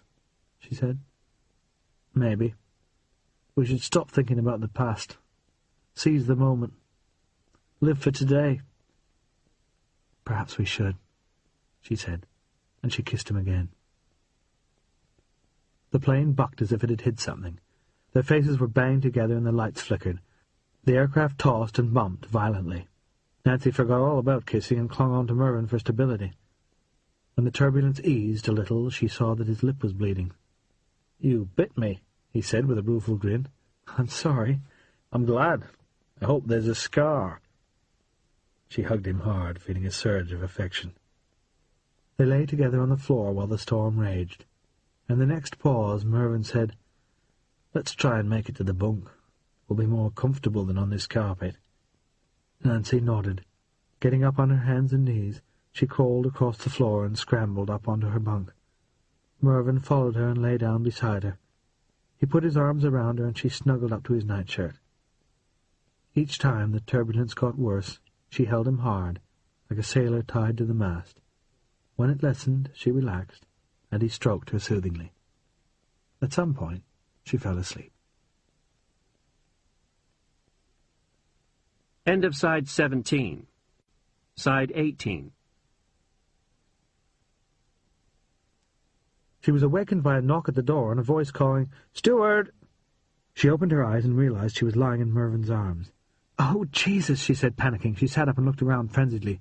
Mervyn put a restraining hand on her shoulder and called out in a loud and authoritative tone, "Wait a moment, steward!" A rather frightened voice replied, "Okay, sir, take your time." Mervyn rolled off the bed, stood up, and pulled the bedclothes over Nancy. She smiled gratefully at him and then turned away, pretending to be asleep so she would not have to look at the steward. She heard Mervyn open the door, and the steward came in. "Good morning," he said cheerfully. The smell of fresh coffee wafted into Nancy's nostrils. "It's 9:30 in the morning, British time, 4:30 in the middle of the night in New York, and 6 o'clock in Newfoundland," Mervyn said. "Did you say it's 9:30 in Britain, but 6 o'clock in Newfoundland?" "Yes, sir. Newfoundland Standard Time is 3.5 hours behind Greenwich Mean Time." "I didn't know anyone took half hours. It must make life complicated for the people who write the airline timetables. How long until we splash down?" We'll be coming down in 30 minutes, just 1 hour later than scheduled. The delay is because of the storm." The steward padded out, and the door closed. Nancy turned over. Mervyn pulled up the Venetian blinds. It was daylight. She watched him pour coffee, and the previous night came back to her in a series of vivid images. Mervyn holding her hand in the storm, the two of them falling on the floor, his hand on her breast, her clinging to him while the plane lurched and swayed, the way he had stroked her to sleep. Holy Jesus, she thought, I like this man a lot. How do you take it? He said. Black, no sugar. Same as me. He handed her a cup. She sipped it gratefully. She suddenly felt curious to know 100 different things about Mervyn. Did he play tennis, go to the opera, enjoy shopping? Did he read much? How did he tie his tie? Did he polish his own shoes? As she watched him drinking his coffee, she found she could confidently guess a great deal. He probably did play tennis, but he did not read many novels, and he definitely would not enjoy shopping. He would be a good poker player and a bad dancer. "What are you thinking?" he said. "You're eyeing me as if you're wondering whether I'm a good risk for life insurance." She laughed. "What sort of music do you like?" "I'm tone deaf," he said. "When I was a lad before the war, ragtime was all the rage in the dance-halls. I liked the rhythm, although I was never much of a dancer. What about you?" "Oh, I danced. Had to. Every Saturday morning I went to dancing school in a white frilly dress and white gloves to learn social dancing with 12-year-old boys in suits. My mother thought it would give me the entree into the uppermost layer of Boston society. It didn't, of course, but fortunately I didn't care. I was more interested in Pa's factory, much to Ma's despair." "Did you fight in the Great War?" "Aye." A shadow crossed his face. "I was at Wipers, and I swore I'd never stand by and see another generation of young men sent to die that way. But I didn't expect Hitler." She looked at him compassionately. He glanced up. They held each other's eyes, and she knew they were both thinking of how they had kissed and petted in the night. Suddenly she felt embarrassed all over again. She looked away towards the window and saw land. That reminded her that when they reached Botwood she was hoping for a phone call that would change her life, one way or the other. "We're almost there," she said. She sprang out of bed. "I must get dressed." "Let me go first," he said. "It looks better for you." "Okay." She was not sure that she had a reputation left to protect, but she did not want to say that. She watched him pick up his suit on its hanger, and the paper bag containing the clean clothes he had bought along with his nightshirt and foins. A white shirt, black wool socks, and grey cotton underwear. He hesitated at the door, and she guessed he was wondering if he would ever kiss her again. She went to him and lifted her face. "Thank you for holding me in your arms all night," she said. He bent down and kissed her. It was a soft kiss, his closed lips on hers. They held it for a long moment, then separated. Nancy opened the door for him, and he went out. She sighed as she closed it behind him. "I believe I could fall in love with him," she thought. She wondered if she would ever see that nightshirt again. She glanced out of the window. The plane was gradually losing height. She had to hurry. She combed her hair quickly at the dressing-table, then took her case into the ladies' room, which was right next door to the honeymoon suite. Lulu Bell and another woman were there, but mercifully not Mervyn's wife. Nancy would have liked a bath, but had to make do with a thorough wash at the basin. She had clean underwear, and a fresh blouse, navy instead of grey, to go under her red suit. As she dressed, she recalled her morning conversation with Mervyn. The thought of him made her feel happy, but beneath the happiness was a strain of unease. Why was that? Once she had asked herself the question, the answer became obvious. He had said nothing about his wife. Last night he had confessed himself confused. Since then, silence. Did he want Diana back? Did he still love her? He had held Nancy in his arms all night, but that did not wipe out a whole marriage, not necessarily. And what do I want? She asked herself. Sure, I'd love to see Mervyn again, go on dates with him, probably even have an affair with him, but do I want him to abandon his marriage for me? How can I tell, after one night of unconsummated passion? She paused in the act of applying lipstick and stared at her face in the mirror. Cut the crap, Nancy, she told herself. You know the truth. You want this man. In 10 years, he's the first you've really fallen for. You're 40 years and 1 day old, and you've met Mr. Right. Stop kidding around and start nailing his foot to the floor." She put on pink clover perfume and left the room. As she stepped out, she saw Nat Ridgway and her brother Peter, who had the seats next to the ladies' room.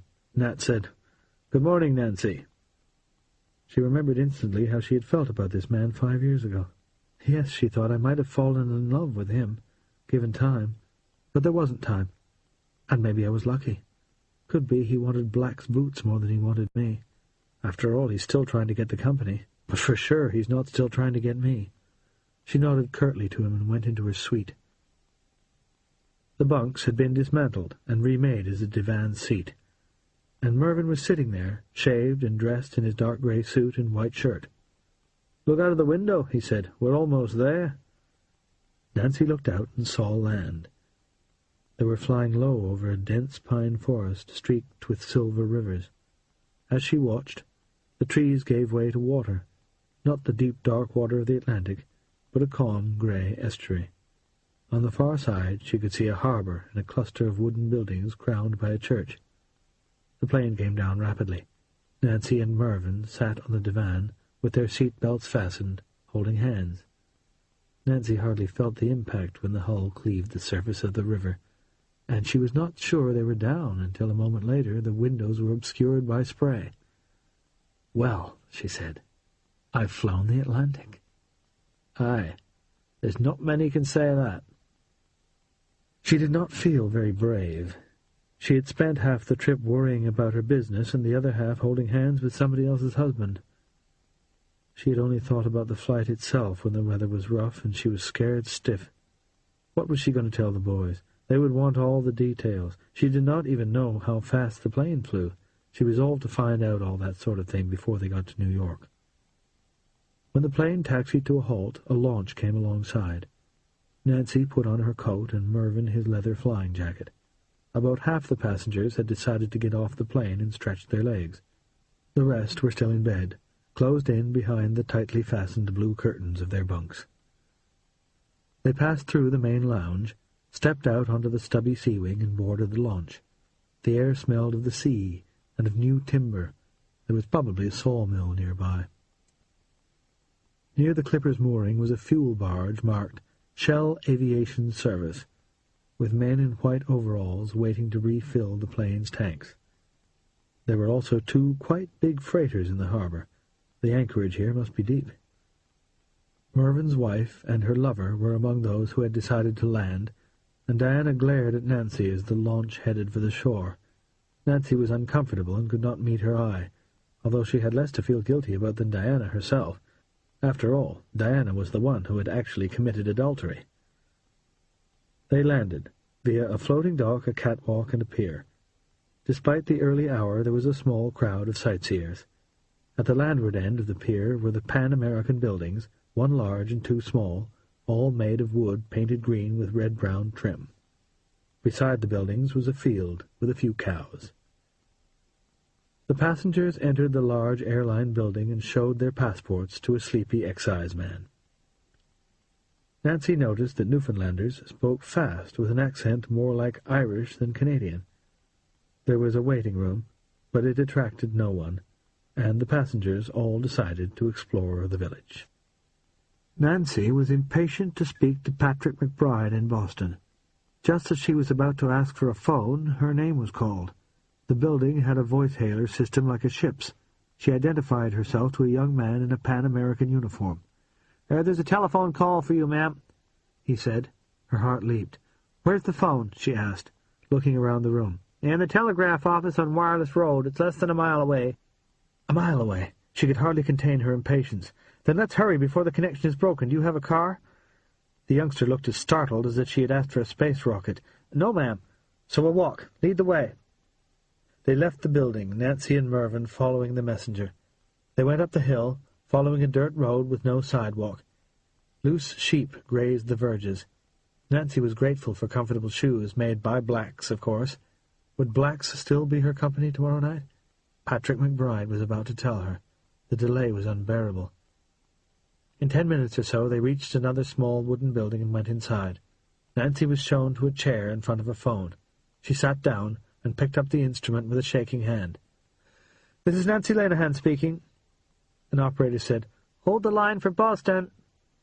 There was a long pause, then she heard, "Nancy, are you there?" It was not Mac, contrary to what she expected, and she took a moment to recognize the voice. "Danny Riley!" she exclaimed. "Nancy, I'm in trouble. You have to help me." She gripped the phone harder.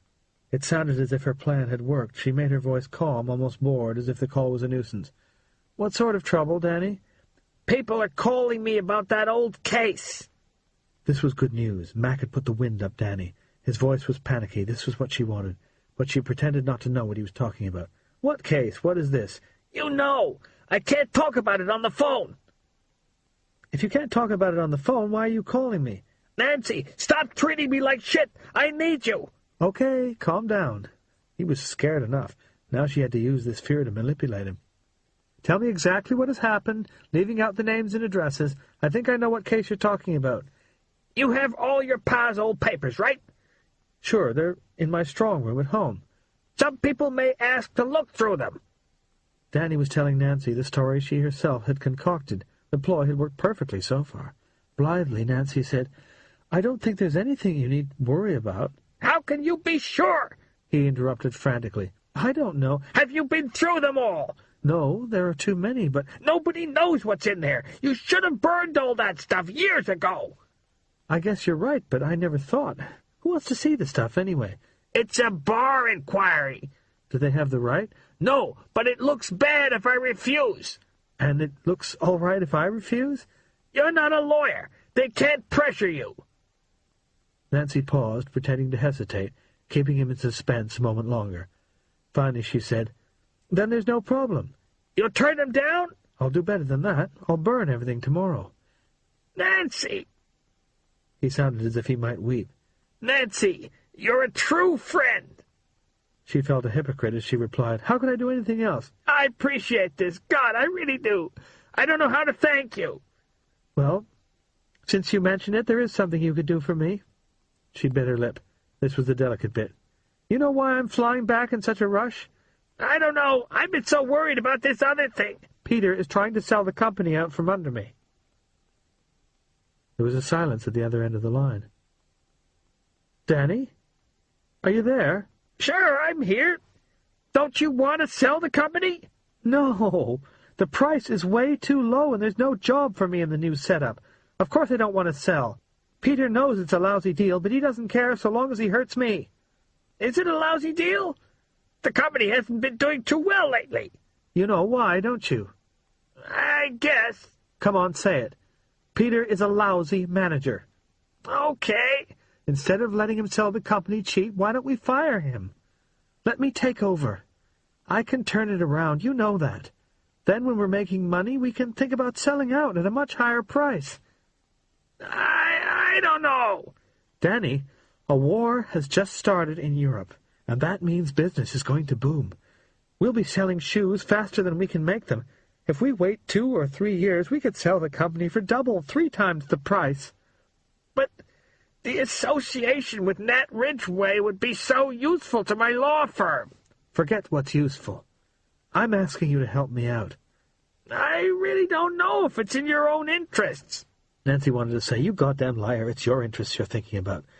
But she bit her tongue and said, "I know it's the right thing for all of us." Okay, I'll think about it. That was not good enough. She was going to have to lay her cards on the table. "Remember Pa's papers, won't you?" She held her breath. His voice became lower, and he spoke more slowly. What are you saying to me? I'm asking you to help me because I'm helping you. You understand that type of thing, I know. I think I do understand it. Normally it's called blackmail. She winced. Then she remembered who she was talking to. You hypocritical old bastard, you've been doing this sort of thing all your life. He laughed. You got me there, kid. But that sparked another thought. You didn't initiate the damn inquiry yourself, just to have some way of putting pressure on me, did you? This was dangerously close to the truth. That's what you would have done, I know. But I'm not going to answer any more questions. All you need to know is that if you vote with me tomorrow, you're safe. And if you don't, you're in trouble. She was bullying him now, and that was the kind of thing he understood. But would he knuckle under or defy her? You can't talk to me like that. I knew you when you wore diapers. She softened her tone. Isn't that a reason for helping me? There was a long pause. Then he said, I really don't have a choice, do I? I guess not. Okay, he said reluctantly. I'll support you tomorrow, if you'll take care of that other thing. Nancy almost cried with relief. She had done it. She had turned Danny around. Now she would win. Black's boots were still hers. I'm glad, Danny, she said weakly. Your pa said it would be like this. The remark came out of nowhere, and Nancy did not understand it. What do you mean? Your pa. He wanted you and Peter to fight. There was a sly note in Danny's voice which made Nancy suspicious. He resented giving in to her, and he wanted to get in a parting shot. She was reluctant to give him that satisfaction, but curiosity overcame her caution. What the hell are you talking about? He always said the children of rich men were normally bad businessmen because they weren't hungry. He was really worried about it. Thought you might throw away everything he'd earned. He never told me he felt that way, she said suspiciously. That's why he set things up so you'd fight one another. He brought you up to take control after his death, but he never put you in place. And he told Peter it would be his job to run the company. That way, you'd have to fight it out, and the toughest would come out on top. I don't believe this, Nancy said, but she was not as sure as she sounded. Danny was angry because he had been outmaneuvered, so he was being nasty to relieve his feelings. But that did not prove he was lying. She felt chilled. Believe what you like, Danny said. I'm telling you what your father told me. Pa told Peter he wanted him to be chairman? Sure he did. If you don't believe me, ask Peter. If I didn't believe you, I wouldn't believe Peter. Nancy, I first met you when you were 2 days old, Danny said, and there was a new, weary note in his voice. I've known you all your life and most of mine. You're a good person with a hard streak like your father. I don't want to fight with you over business or anything else. I'm sorry I brought this up. Now she believed him. He sounded genuinely regretful, and that made her think he was sincere. She was shocked by his revelation and felt weak and a little dizzy. She was silent for a moment, trying to recover her composure. I guess I'll see you at the board meeting, Danny said. Okay, she replied. Bye, Nancy. Bye, Danny. She hung up. Mervyn said, By God, you were brilliant. She smiled thinly. Thanks, he laughed. I mean the way you worked him round. He never stood a chance. The poor beggar never knew what hit him. Oh, shut up, she said. Mervyn looked as if she had slapped him. Whatever you say, he said tightly. She was sorry right away. Forgive me, she said, touching his arm. At the end, Danny said something that shocked me. Do you want to tell me about it? He asked cautiously. He says my father set up this fight between me and Peter so that the toughest would end up running the company. Do you believe him? I do. That's the terrible thing. It really rings true. I've never thought about it before, but it explains a lot of things about me and my brother. He took her hand. You're upset. Yeah.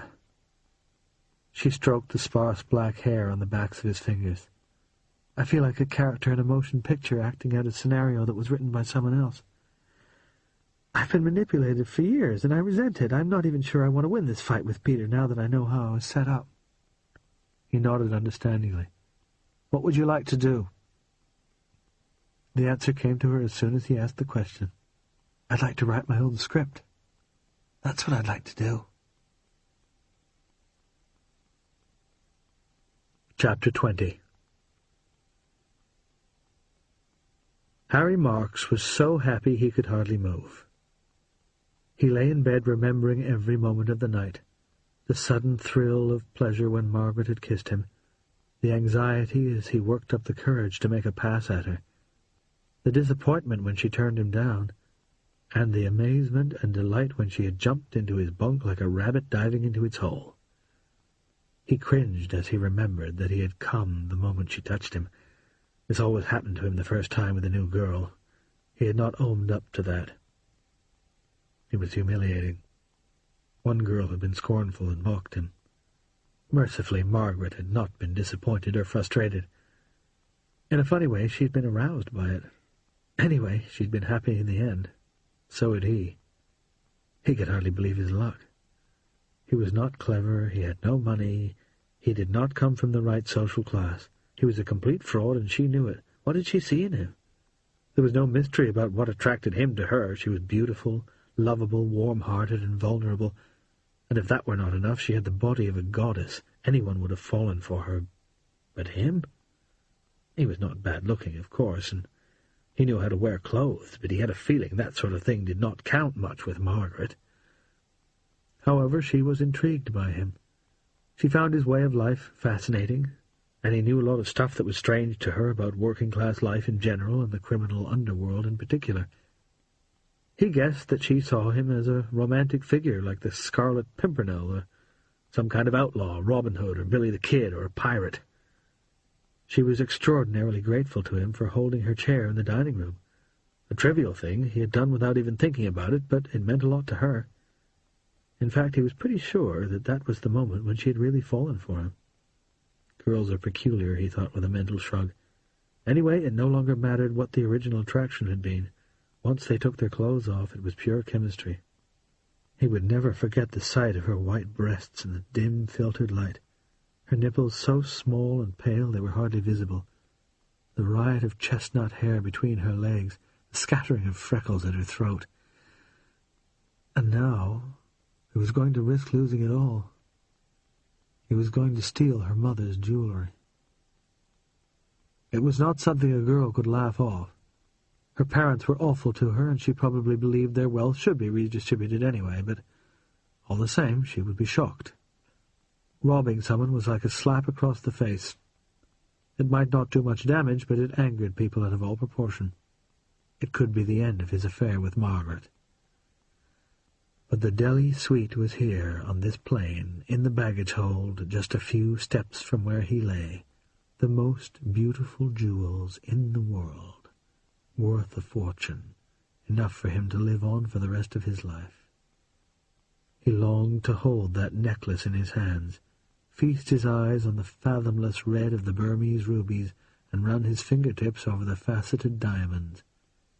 The settings would have to be destroyed, of course, and the suite broken up as soon as it was fenced. That was a tragedy, but inevitable. The stones would survive, and end up in another suite of jewellery on the skin of some millionaire's wife. And Harry Marks would buy a house. Yes, that was what he would do with the money. He would buy a country house, somewhere in America, maybe in the area they called New England, wherever that was. He could see it already, with its lawns and trees, the weekend guests in white trousers and straw hats, and his wife coming down the oaken staircase in jodhpurs and riding boots. But the wife had Margaret's face. She had left him at dawn, slipping out through his curtains while there was no one to see. Harry had looked out of the window, thinking of her while the plane flew over the spruce forests of Newfoundland and splashed down at Botwood. She had said she would stay on board during the stopover and snatch an hour's sleep, and Harry said he would do the same, although he had no intention of sleeping.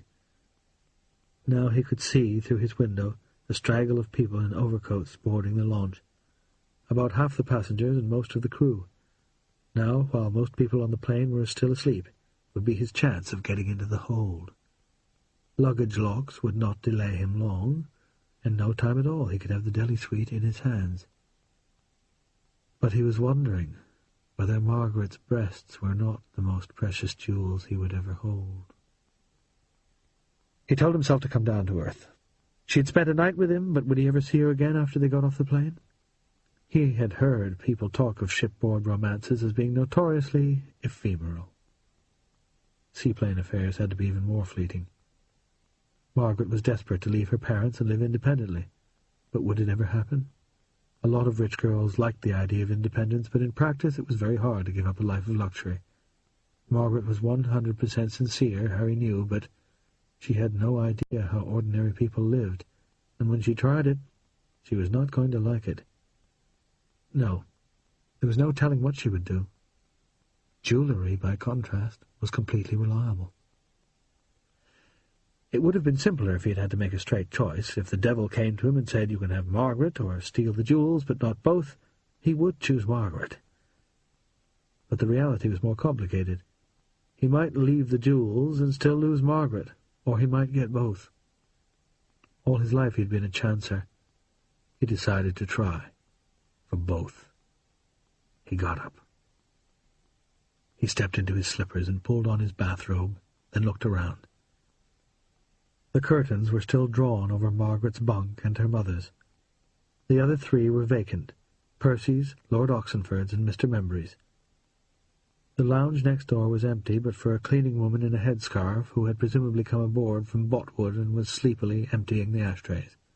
The outside door was open, and cold sea air blew around Harry's bare ankles. In number 3 compartment, Clive Membry was talking to Baron Gabon. Harry wondered what they were talking about. Waistcoats, perhaps? Further back, the stewards were converting bunks back into divan seats. There was a seedy morning-after air about the whole plane. Harry went forward and climbed the stairs. As usual, he had no plan of action, no prepared excuses, not the faintest idea what he would do if he should be caught. He found that thinking ahead and figuring out how things might go wrong got him so anxious that he was unable to go through with it. Even winging it like this, he found himself suddenly breathless from tension. "Calm down," he said to himself. "You've done this 100 times. If it goes wrong, you'll make something up, the way you always do." He reached the flight deck and looked around. He was in luck. There was no one there. He breathed easier. What a break. Glancing forward, he saw a low hatch open under the windscreen between the 2 pilots' seats. He looked through it into a big empty space in the bows of the aircraft. A door in the fuselage was open, and one of the younger crew members was doing something with a rope. Not so good. Harry pulled his head back in before he was spotted. He passed quickly along the flight cabin and through the door in the back wall. Now he was between the 2 cargo holds, underneath the loading hatch, which also incorporated the navigator's dome. He picked the left-hand hold, went in, and closed the door behind him. He was out of sight now, and he guessed the crew would have no reason to look into the hold. He examined his surroundings. It was like being in a high-class luggage store. Expensive leather cases were stacked all around and roped to the sides. Harry had to find the Oxenford's baggage quickly. He went to work. It was not easy. Some cases were stacked with their name tags underneath. Some were covered by other cases which were hard to dislodge. There was no heating in the hold, and he was cold in his bathrobe. His hands shook, and his fingers hurt as he untied the ropes that prevented the cases shifting in flight. He worked systematically so that he would not miss any or check pieces twice. He retied the ropes as best he could. The names were international: Ridgway, D'Annunzio, Lowe, Hartmann, Bazaroff. But no Oxenfords. After 20 minutes he had checked every piece. He was shivering, and he had established that the bags he was looking for must be in the other hold. He cursed under his breath. He tied the last rope and looked around carefully. He had left no evidence of his visit. Now he would have to go through the same procedure in the other hold. He opened the door and stepped out, and a startled voice cried, "Shit! Who are you?" It was the officer Harry had seen in the bow compartment, a cheerful, freckled young man in a short-sleeved shirt. Harry was equally shocked, but he covered it up quickly. He smiled, closed the door behind him, and said calmly, "Harry Vandenpost, who are you?" Mickey Finn, said the assistant engineer. Sir, you're not supposed to be here. You gave me a scare. I'm sorry for swearing, but what are you doing? Looking for my suitcase, Harry said. I forgot my razor. Sir, access to checked baggage is not permitted during the journey under any circumstances. I thought I couldn't do any harm. Well, I'm sorry, but it's not allowed. I could lend you my razor. I appreciate that, but I kind of like my own. If I could just find my case. Boy, I wish I could do what you want, sir, but I really can't. When the captain comes back aboard, you could ask him, but I know he's going to say the same as me. Harry realized with a sinking heart that he was going to have to accept defeat, at least for the present. Putting a brave face on it, he smiled and said as graciously as he could, "In that case, I guess I'll borrow your razor, and thank you kindly." Mickey Finn held the door for him, and he stepped into the flight cabin and went down the stairs. What rotten luck, he thought angrily. Another few seconds and I would have been there.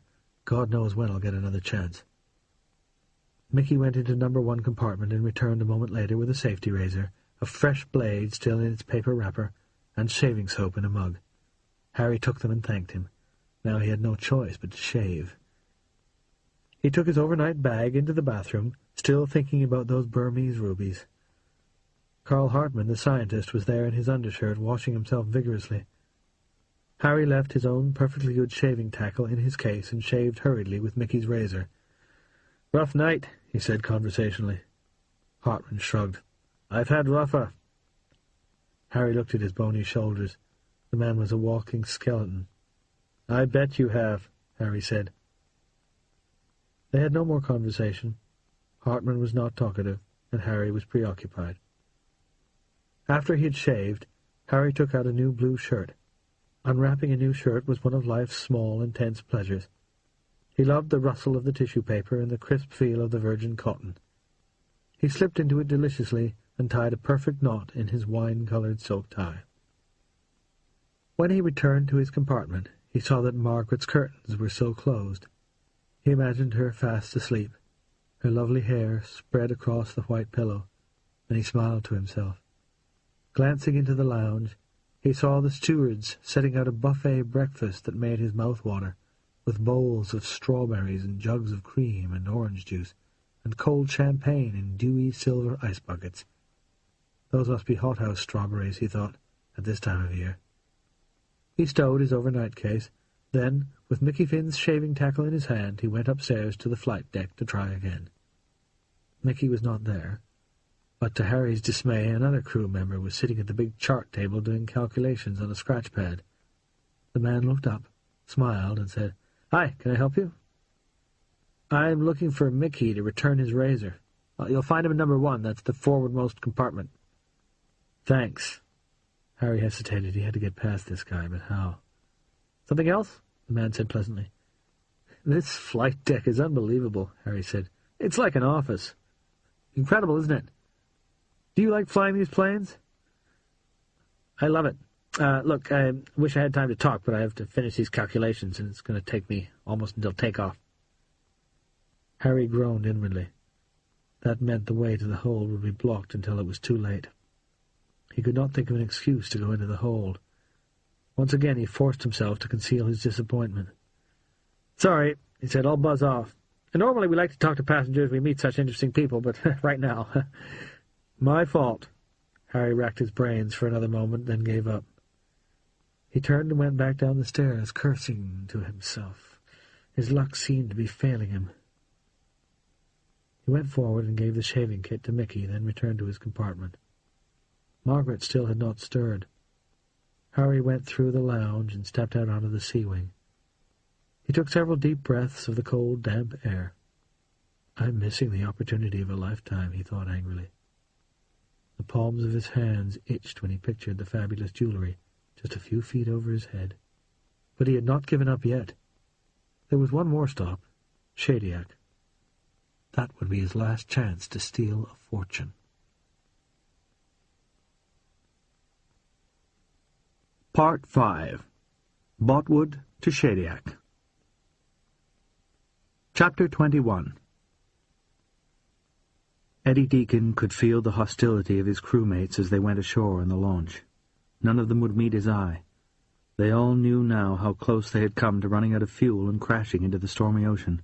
Their lives had been in danger. No one yet knew just why it had happened, but fuel was the engineer's responsibility, so Eddie was to blame. They must have noticed that he had been behaving oddly. He had been preoccupied the whole flight. He had talked scary to Tom Luther during dinner, and a window had inexplicably broken while he was in the men's room. No wonder the others felt he was not 100% reliable anymore. That kind of feeling spread fast in a tightly knit crew whose lives depended on one another. The knowledge that his mates no longer trusted him was a bitter pill to swallow. He was proud to be considered one of the most solid guys around. To make matters worse, he himself was slow to forgive others' mistakes, and had sometimes been scornful of people whose performances fell off because of personal problems. "Excuses don't fly," he sometimes said, a crack which now made him wince every time he thought of it. He had tried telling himself he did not give a damn. He had to save his wife, and he had to do it alone. He could not ask anyone for help, and he could not worry about other people's feelings. He had risked their lives, but the gamble had paid off, and that was the end of it. It was all perfectly logical, and none of it made any difference. Engineer Deacon, solid as a rock, had turned into Unreliable Eddie, a guy you had to watch in case he screwed up. He hated people like Unreliable Eddie. He hated himself. A lot of passengers had stayed on board the plane, as always at Botwood. They were glad of the chance to catch some sleep while the plane was still. Aldous Field, the FBI man, and his prisoner, Frankie Gordino, had also stayed on board, of course. They had not disembarked at Foynes, either. Tom Luther was in the launch, wearing a topcoat with a fur collar and a dove-grey hat. As they approached the pier, Eddie got next to Luther and murmured, "Wait for me at the airline building. I'll take you where the phone is." Botwood was a huddle of wooden houses around a deep-water harbour in the landlocked estuary of the Exploits River. Even the millionaires on the Clipper could never find much to buy here. The village had had telephone service only since June. Such few cars as there were drove on the left, for Newfoundland was still under British rule. They all went into the wooden Pan-American building, and the crew made their way to the flight room. Eddie immediately read the weather reports sent by radio from the big new land-plane airport 38 miles away at Gander Lake. Then he calculated the fuel requirement for the next leg. Because this hop was so much shorter, the calculation was not so crucial, but all the same the plane never carried a great excess of fuel because payload was expensive. There was a sour taste in his mouth as he worked out the arithmetic. Would he ever be able to go through these sums again without thinking of this awful day? The question was academic. After what he was about to do, he would never again be engineer on a Clipper. End of Side 18. Side 19. The captain might already be wondering whether to trust Eddie's calculations. Eddie needed to do something towards restoring confidence. He decided to show some implicit self-doubt. He went over his figures twice, then handed his work to Captain Baker, saying in a neutral tone, "I'd appreciate it if someone would check these." "Won't hurt," the captain said, non-committally, but he looked relieved, as if he had wanted to propose a double check but had been reluctant to. "I'm going out to get a breath of air," Eddie said, and he went out. He found Tom Luther outside the Pan-American building, standing with his hands in his pockets, moodily watching the cows in the field. "I'll take you to the telegraph office," Eddie said. He led the way up the hill at a brisk pace. Luther lagged behind. "Set fire, you!" Eddie said. "I have to get back." Luther walked faster. He looked like he did not want to make Eddie angry. Maybe it was not surprising after Eddie almost threw him out of the plane. They nodded to two passengers who appeared to be coming back from the telegraph office, Mr. Lovesey and Mrs. Lenihan, the couple who had got on at Foynes. The guy wore a flying jacket. Distracted though he was, Eddie noticed that they seemed happy together. People always said he and Carol Ann looked happy together, he recalled, and he felt a stab of pain. They reached the office and Luther placed the call. He wrote the number he wanted on a piece of paper. He did not want Eddie to hear him say it. They went into a small private room with a phone on a table and a couple of chairs, and waited impatiently for the call to go through. This early in the morning the lines should not be too busy, but there were probably a lot of connections between here and Maine.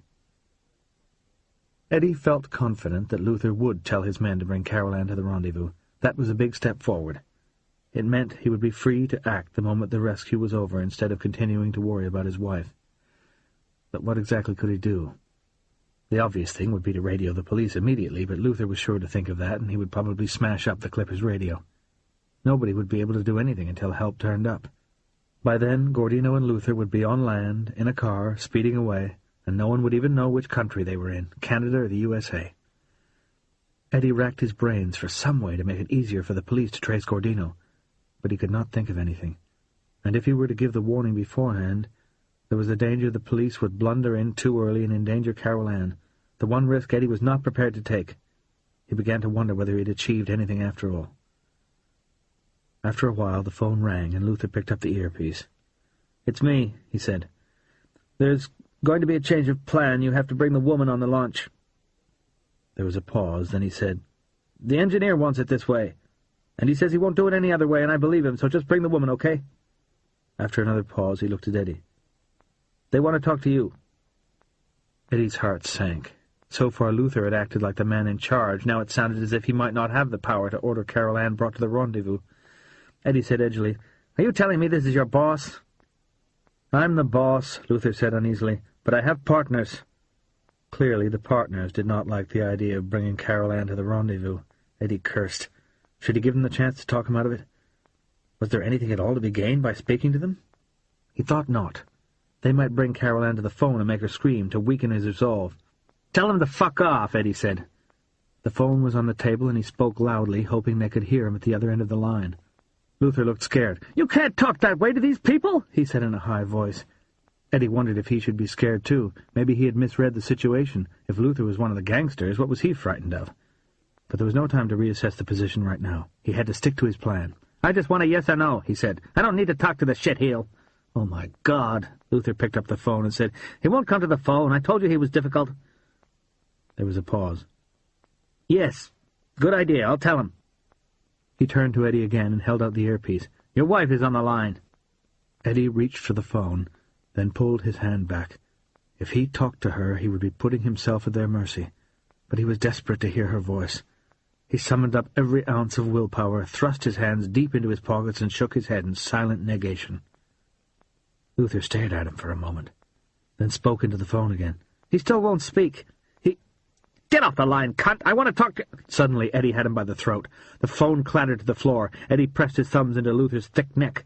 Luther gasped, "Stop! Let me go! Leave me!" His voice was choked off. The red mist cleared from Eddie's eyes. He eased the pressure, but retained his grip. He brought his face close to Luther's, so close that Luther blinked. "Listen to me," Eddie said. "You call my wife Mrs. Deacon."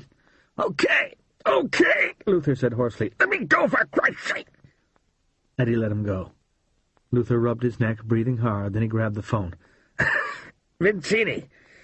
He just went for me because I called his wife a bad word. Says I have to call her Mrs. Deacon.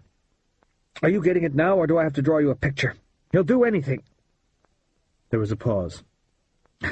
"I guess I could handle him, but if people see us fighting, what'll they think? It could blow the whole thing." He was silent for a while. "Good. I'll tell him. Listen, we're making the right decision, I know it. Hold on." He turned to Eddie. "They'll go along with it. She'll be on the launch." Eddie made his face a mask to conceal his tremendous relief. Luther went on nervously. "But he says I must tell you that if there are any snags, he's going to shoot her." Eddie snatched the phone from his hand. "Get this, Vincini. 1, I have to see her on the deck of your launch before I open the doors of the plane. 2, she has to come on board with you. 3, no matter what snags there might be, if she's hurt, I'm going to kill you with my bare hands. Just keep that in your mind, Vincini." Before the man had time to reply, he hung up. Luther looked dismayed. "What did you do that for?" He lifted the earpiece and jiggled the cradle. "Hello! Hello!" He shook his head and hung up. "Too late." He looked at Eddie with a mixture of anger and awe. "You really live dangerously, don't you?" "Go pay for the call," Eddie snapped. Luther reached into his inside pocket and took out a thick roll of bills. "Listen," he said. "Your getting mad doesn't help anyone. I've given you what you ask. Now we have to work together to make this operation a success for both our sakes. Why don't we just try to get along? We're partners now." "Fuck you," Eddie said, and he went out. He was angrier than ever as he strode along the road back to the harbor. Luther's remark that they were partners had touched a raw nerve. Eddie had done what he could to protect Carol Ann, but he was still committed to help free Frankie Gordino, who was a murderer and a rapist. The fact that he was being forced into it should have excused him, and in others' minds perhaps it would, but to him it seemed to make no difference. He knew that if he went through with it, he would never hold his head up again. As he walked down the hill to the bay, he looked across the water. The Clipper floated majestically on the calm surface. Eddie's career on clippers was at an end, he knew. He was mad about that, too. There were also 2 big freighters at anchor and a few smaller fishing boats, and, to his surprise, he saw a U.S. Navy patrol boat tied up at the dock. He wondered what it was doing here in Newfoundland. Something to do with the war? It reminded him of his days in the Navy. Looking back, that seemed like a golden time when life was simple. Maybe the past always looked attractive when you were in trouble. He entered the Pan American building. There, in the green and white painted lobby, was a man in lieutenant's uniform, presumably off the patrol boat. As Eddie walked in, the lieutenant turned around. He was a big, ugly man with small eyes too close together and a wart on his nose. Eddie stared at him in amazement and delight. He could not believe his eyes. "Steve," he said, "is it really you?" "Hi, Eddie." "How in the hell—" It was Steve Appleby, whom Eddie had tried to call from England, his oldest and best friend, the one man above all others he wanted by his side in a tight spot. He could hardly take it in. Steve came over and they embraced, hitting each other on the back. Eddie said, "You're supposed to be in New Hampshire. What the hell are you doing here?" "Nella said you sounded frantic when you called." Steve looked solemn. "Hell, Eddie, I've never known you seem even a little shook. You were always such a rock. I knew you had to be in bad trouble." I'm... Suddenly, Eddie was overcome with emotion. For 20 hours he had kept his feelings bottled up and tightly corked, and he was ready to explode. The fact that his best friend had moved heaven and earth to come and help him out touched him deeply. "I'm in bad trouble," he confessed. Then tears came to his eyes, and his throat seized up so he could not speak. He turned away and went outside. Steve followed. Eddie led him round the corner of the building and through the big open doorway into the empty boat room where the launch was normally kept. They would not be seen in there. Steve spoke to cover his embarrassment. "I can't count how many favors I've called in to get here. I've been in the Navy 8 years, and a lot of people owe me, but today they all paid me back double, and now I owe them. It's going to take me another 8 years just to get back to even." Eddie nodded. Steve had a natural aptitude for wheeling and dealing. Eddie wanted to say thank you, but he could not stop the tears. Steve's tone changed, and he said, "Eddie, what the hell is going on?"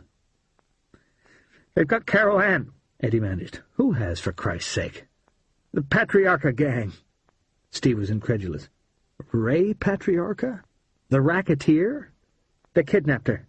God almighty! Why?" "They want me to bring down the Clipper." "What for?" Eddie wiped his face with his sleeve and brought himself under control. "There's an FBI agent on board with a prisoner, a hoodlum called Frankie Gordino. I figure Patriarcha wants to rescue him. Anyway, a passenger calling himself Tom Luther told me to bring the plane down off the Maine coast. They'll have a fast boat waiting, and Carol Ann will be on it. We swap Carol Ann for Gordino, and then Gordino disappears." Steve nodded. And Luther was smart enough to realize that the only possible way to get Eddie Deacon to cooperate was to kidnap his wife. "Yeah, the bastards. I want to get these people, Steve. I want to fucking crucify them. I want to nail the bastards up, I swear." Steve shook his head. "But what can you do?" "I don't know. That's why I called you." Steve frowned. "The danger period for them is from when they come aboard the plane until they get back to their car. Maybe the police could find the car and ambush them." Eddie was dubious. "How would the police recognize it? It will just be a car parked near a beach." "It might be worth a try." "It's not tight enough, Steve. There's too much to go wrong. I don't want to call in the police. There's no knowing what they might do to endanger Carol Ann." Steve nodded agreement. "And the car could be either side of the border, so we'd have to call in the Canadian police as well. Hell, it wouldn't stay secret for 5 minutes. No, the police are no good. That leaves the Navy. Or the Coast Guard." Eddie felt better just for being able to discuss the dilemma with someone. "Let's talk Navy." "All right. Suppose I could get a patrol boat like this one and intercept the launch after the trade before Gordino and Luther reach land." "That might work," Eddie said, and he began to feel hopeful. "But could you do it?" It was next to impossible to get naval vessels to move outside their chain of command. "I think I can. They're out on exercises anyway, getting all excited in case the Nazis decided to invade New England after Poland. It's just a question of diverting one. The guy who can do that is Simon Greenbourne's father. Remember Simon?" "Sure I do." Eddie recalled a wild kid with a crazy sense of humor and a huge thirst for beer. He was always in trouble, but he usually got off lightly because his father was an admiral. Steve continued. "Simon went too far one day and set fire to a bar in Pearl City and burned down half a block. It's a long story, but I kept him out of jail, and his father is eternally grateful. I think he would do this for me." Eddie looked at the vessel Steve had come in. It was an SC-class submarine chaser, 20 years old, with a wooden hull, but it carried a 3-inch .23 caliber machine gun and a depth charge. It would scare the pants off a bunch of city-fied mobsters in a speedboat, but it was conspicuous. "They might see the boat beforehand and smell a rat," he said anxiously. Steve shook his head. "These things can hide up creeks. Their draft is less than 6 feet fully loaded. It's risky, Steve. So they spot a Navy patrol boat. It leaves them alone. What are they going to do, call the whole thing off? They might do something to Carol Ann." Steve seemed about to argue, then he changed his mind. "That's true," he said. "Anything might happen. You're the only one who has the right to say we'll take the risk." Eddie knew Steve was not saying what he really felt. "You think I'm running scared, don't you?" he said testily. "Yeah, but you're entitled." Eddie looked at his watch. Christ, I'm due back in the flight room. He had to make up his mind. Steve had come up with the best plan he could, and now it was up to Eddie to take it or leave it. Steve said, "One thing you may not have thought of. They could still be planning to double-cross you." "How?" He shrugged. "I don't know how, but once they're on board the Clipper, it's going to be hard to argue with them. They may decide to take Gordino, and Carol Ann, too." "Why the hell would they do that?" "To make sure you don't cooperate too enthusiastically with the police for a while." Shit. There was another reason, too, Eddie realized. He had yelled at these guys and insulted them. They might well be planning some final payoff to teach him a lesson. He was cornered. He had to go along with Steve's plan now. It was too late to do otherwise. God forgive me if I'm wrong, he thought. "All right," he said. "Let's do it." Chapter 22. Margaret woke up thinking, "Today I have to tell Father." It took her a moment to remember what she had to tell him, that she would not be living with them in Connecticut. She was going to leave the family, find lodgings, and get a job. He was sure to throw a tantrum. A nauseating sensation of fear and shame came over her. It was a familiar feeling. She got it every time she wanted to defy Father. "I'm 19 years old," she thought. "I'm a woman. Last night I made passionate love to a wonderful man. Why am I still scared of my father?" It had been like this as long as she could remember. She had never understood why he was so determined to keep her in a cage. He was the same with Elizabeth, but not with Percy. He seemed to want his daughters to be useless ornaments. He was always worst when they wanted to do something practical, like learn to swim or build a tree house or ride bicycles. He never cared how much they spent on gowns, but he would not let them have an account at a bookshop. It was not simply the prospect of defeat that made her feel sick. It was the way he refused her, the anger and scorn, the mocking jibes and the purple-faced rage. She had often tried to outwit him by deceit, but that rarely worked. She was so terrified he might hear the scratching of the rescued kitten in the attic, or come across her playing with the unsuitable children from the village, or search her room and find her copy of Eleanor Glyn's The Vicissitudes of Evangeline, that forbidden delights lost their charm. She had succeeded in going against his will only with the help of others. Monica had introduced her to sexual pleasure, and he had never been able to take that away from her. Percy showed her how to shoot. Digby the chauffeur taught her how to drive. Now perhaps Harry Marks and Nancy Lenihan would help her to become independent. She already felt different. There was a pleasant ache in her muscles, as if she had spent a day at some hard physical work in the fresh air. She lay in her bunk and ran her hands all over her body. For the past 6 years she had thought of herself as a thing of ungainly bulges and unsightly hair, but now suddenly she liked her body. Harry seemed to think it was wonderful. From outside her curtained bunk came a few faint noises. People were waking up, she guessed. She peeped out. Nicky, the fat steward, was taking down the opposite bunks, the pair in which Mother and Father had slept, and remaking the divan seat. Harry's and Mr. Membry's had already been done. Harry was sitting down, fully dressed, looking out the window meditatively. She suddenly felt bashful and closed the curtain quickly before he should see her. It was funny. A few hours ago they had been as intimate as two people can possibly be, but now she felt awkward. She wondered where the others were. Percy would have gone ashore. Father had probably done the same. He generally woke up early. Mother was never very energetic in the morning. She was probably in the ladies' room. Mr. Membry was nowhere in sight.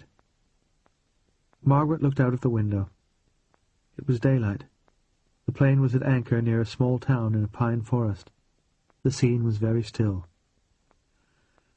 She lay back, enjoying the privacy, savouring the memory of the night, recalling the details and storing them away like photographs in an album. She felt as if last night was when she really lost her virginity.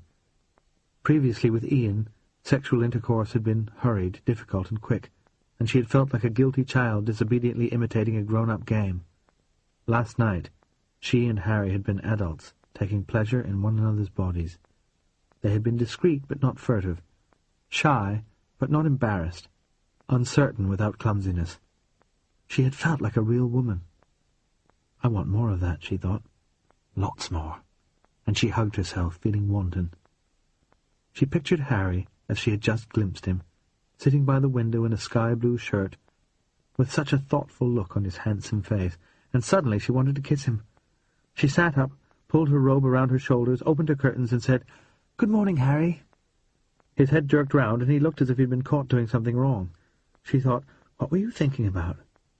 He met her eyes, then smiled. She smiled back and found that she could not stop. They grinned stupidly at one another for a long minute. Finally, Margaret dropped her eyes and stood up. The steward turned around from fixing Mother's seat and said, "Good morning, Lady Margaret. Would you care for a cup of coffee?" "No, thank you, Nicky." She probably looked a fright, and she was in a hurry to get to a mirror and brush her hair. She felt undressed. She was undressed, whereas Harry had shaved and put on a fresh shirt and looked as bright as a new apple.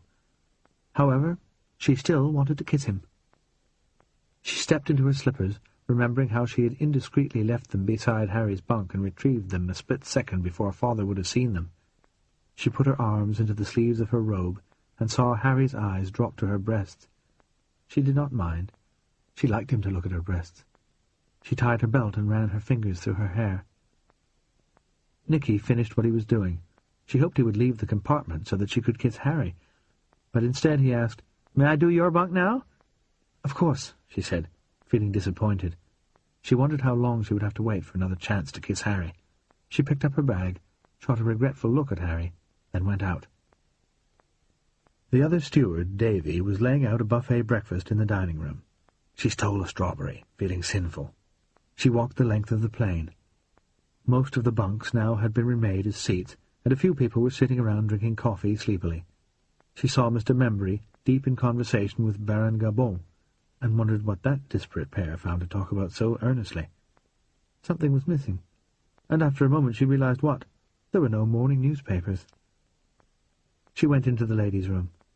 Mother was sitting at the dressing-table. Suddenly, Margaret felt dreadfully guilty. How could I have done those things, she thought wildly, with Mother only a couple of steps away? She felt a blush rising to her cheeks. She forced herself to say, "Good morning, Mother." To her surprise, her voice sounded quite normal. "Good morning, dear. You look a little flushed. Did you sleep?"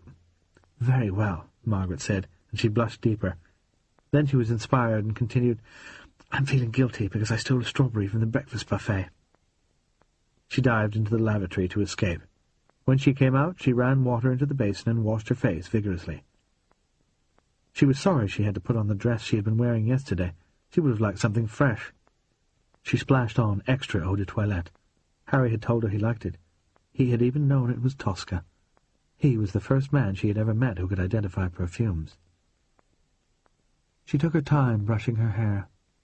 It was her best feature, and she needed to make the most of it. I ought to take more trouble over how I look, she thought. She'd never cared much until now, but suddenly it seemed to matter. I ought to have dresses that show off my figure, and smart shoes to call attention to my long legs, and colours that look good with red hair and green eyes.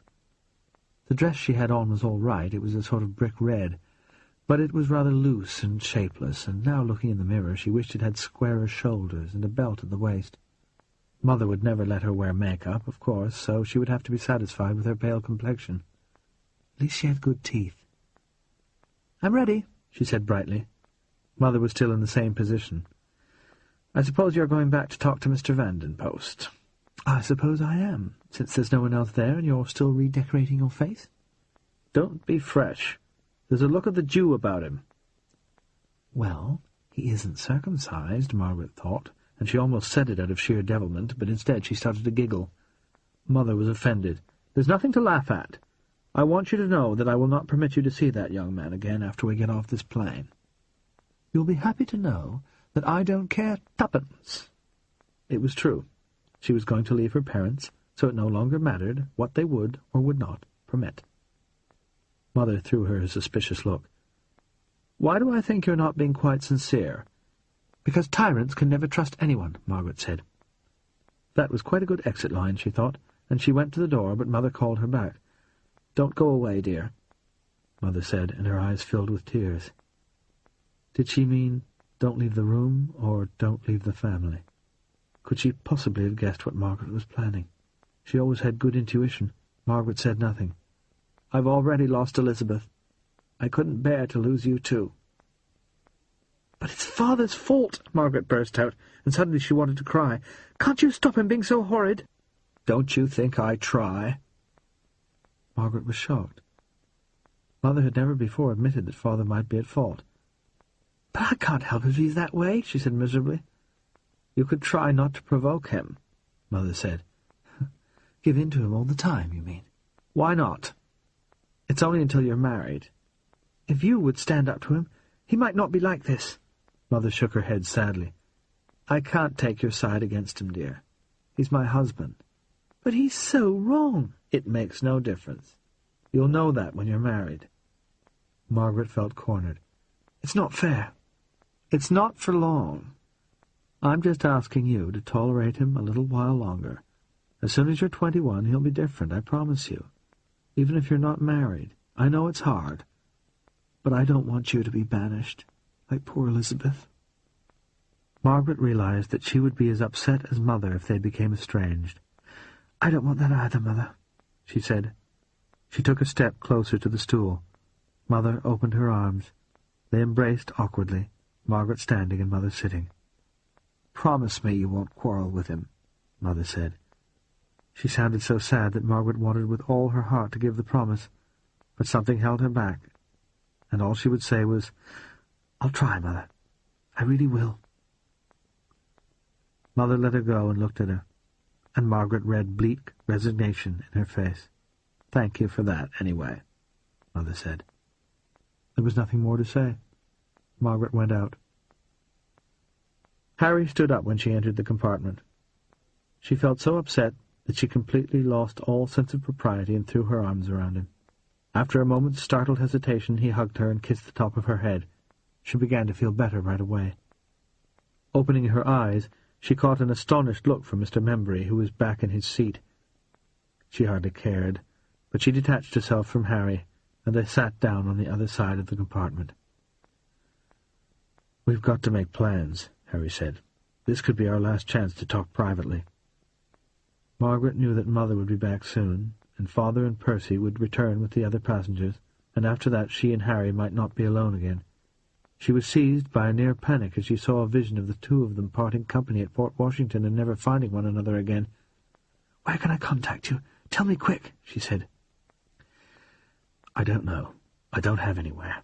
But don't worry. I'll get in touch with you. What hotel will you be staying at?" "The Waldorf. Will you telephone me tonight? You must." "Calm down. Of course I will. I'll call myself Mr. Marks." Harry's relaxed tone made Margaret see she was being silly, and a little selfish, too. She should think of him as well as herself. "Where will you spend the night?" "I'll find a cheap hotel." She was struck by an idea. "Would you like to sneak into my room at the Waldorf?" He grinned. "Are you serious? You know I would." She was happy to have pleased him. "Normally I'd share with my sister, but now I'll be on my own." "Oh, boy, I can't wait." She knew how he loved the high life, and she so wanted to make him happy. What else would he like? "We'll order scrambled eggs and champagne from room service." All want to stay there forever. That brought her back to reality. "My parents will be moving to my grandfather's place in Connecticut after a few days. Then I'll have to find somewhere to live." "We'll look together," he said. "Maybe get rooms in the same building or something." "Really?" She was thrilled. They would have rooms in the same building. It was exactly what she wanted. She'd been half afraid that he would go over the top and ask her to marry him, and half afraid that he would not want to see her again. But this was the ideal. She could stay close to him and get to know him better without making a foolish, hasty commitment, and she would be able to sleep with him. But there was a snag. "If I work for Nancy Lenihan, I'll be in Boston." "Maybe I'll go to Boston, too." "Would you?" She could hardly believe what she was hearing. "It's as good a place as any. Where is it, anyway?" "New England." "Is that like old England?" "Well, I've heard that the people are snobbish." "It'll be just like home." "What sort of rooms will we get?" she said excitedly. "I mean, how many and so on?" He smiled. "You won't have more than one room, and you'll find it a struggle to pay even for that. If it's anything like the English equivalent, we'll have cheap furniture and one window. With luck, there might be a gas ring or a hot plate for you to make coffee. You'll share the bathroom with the rest of the house." "And the kitchen?"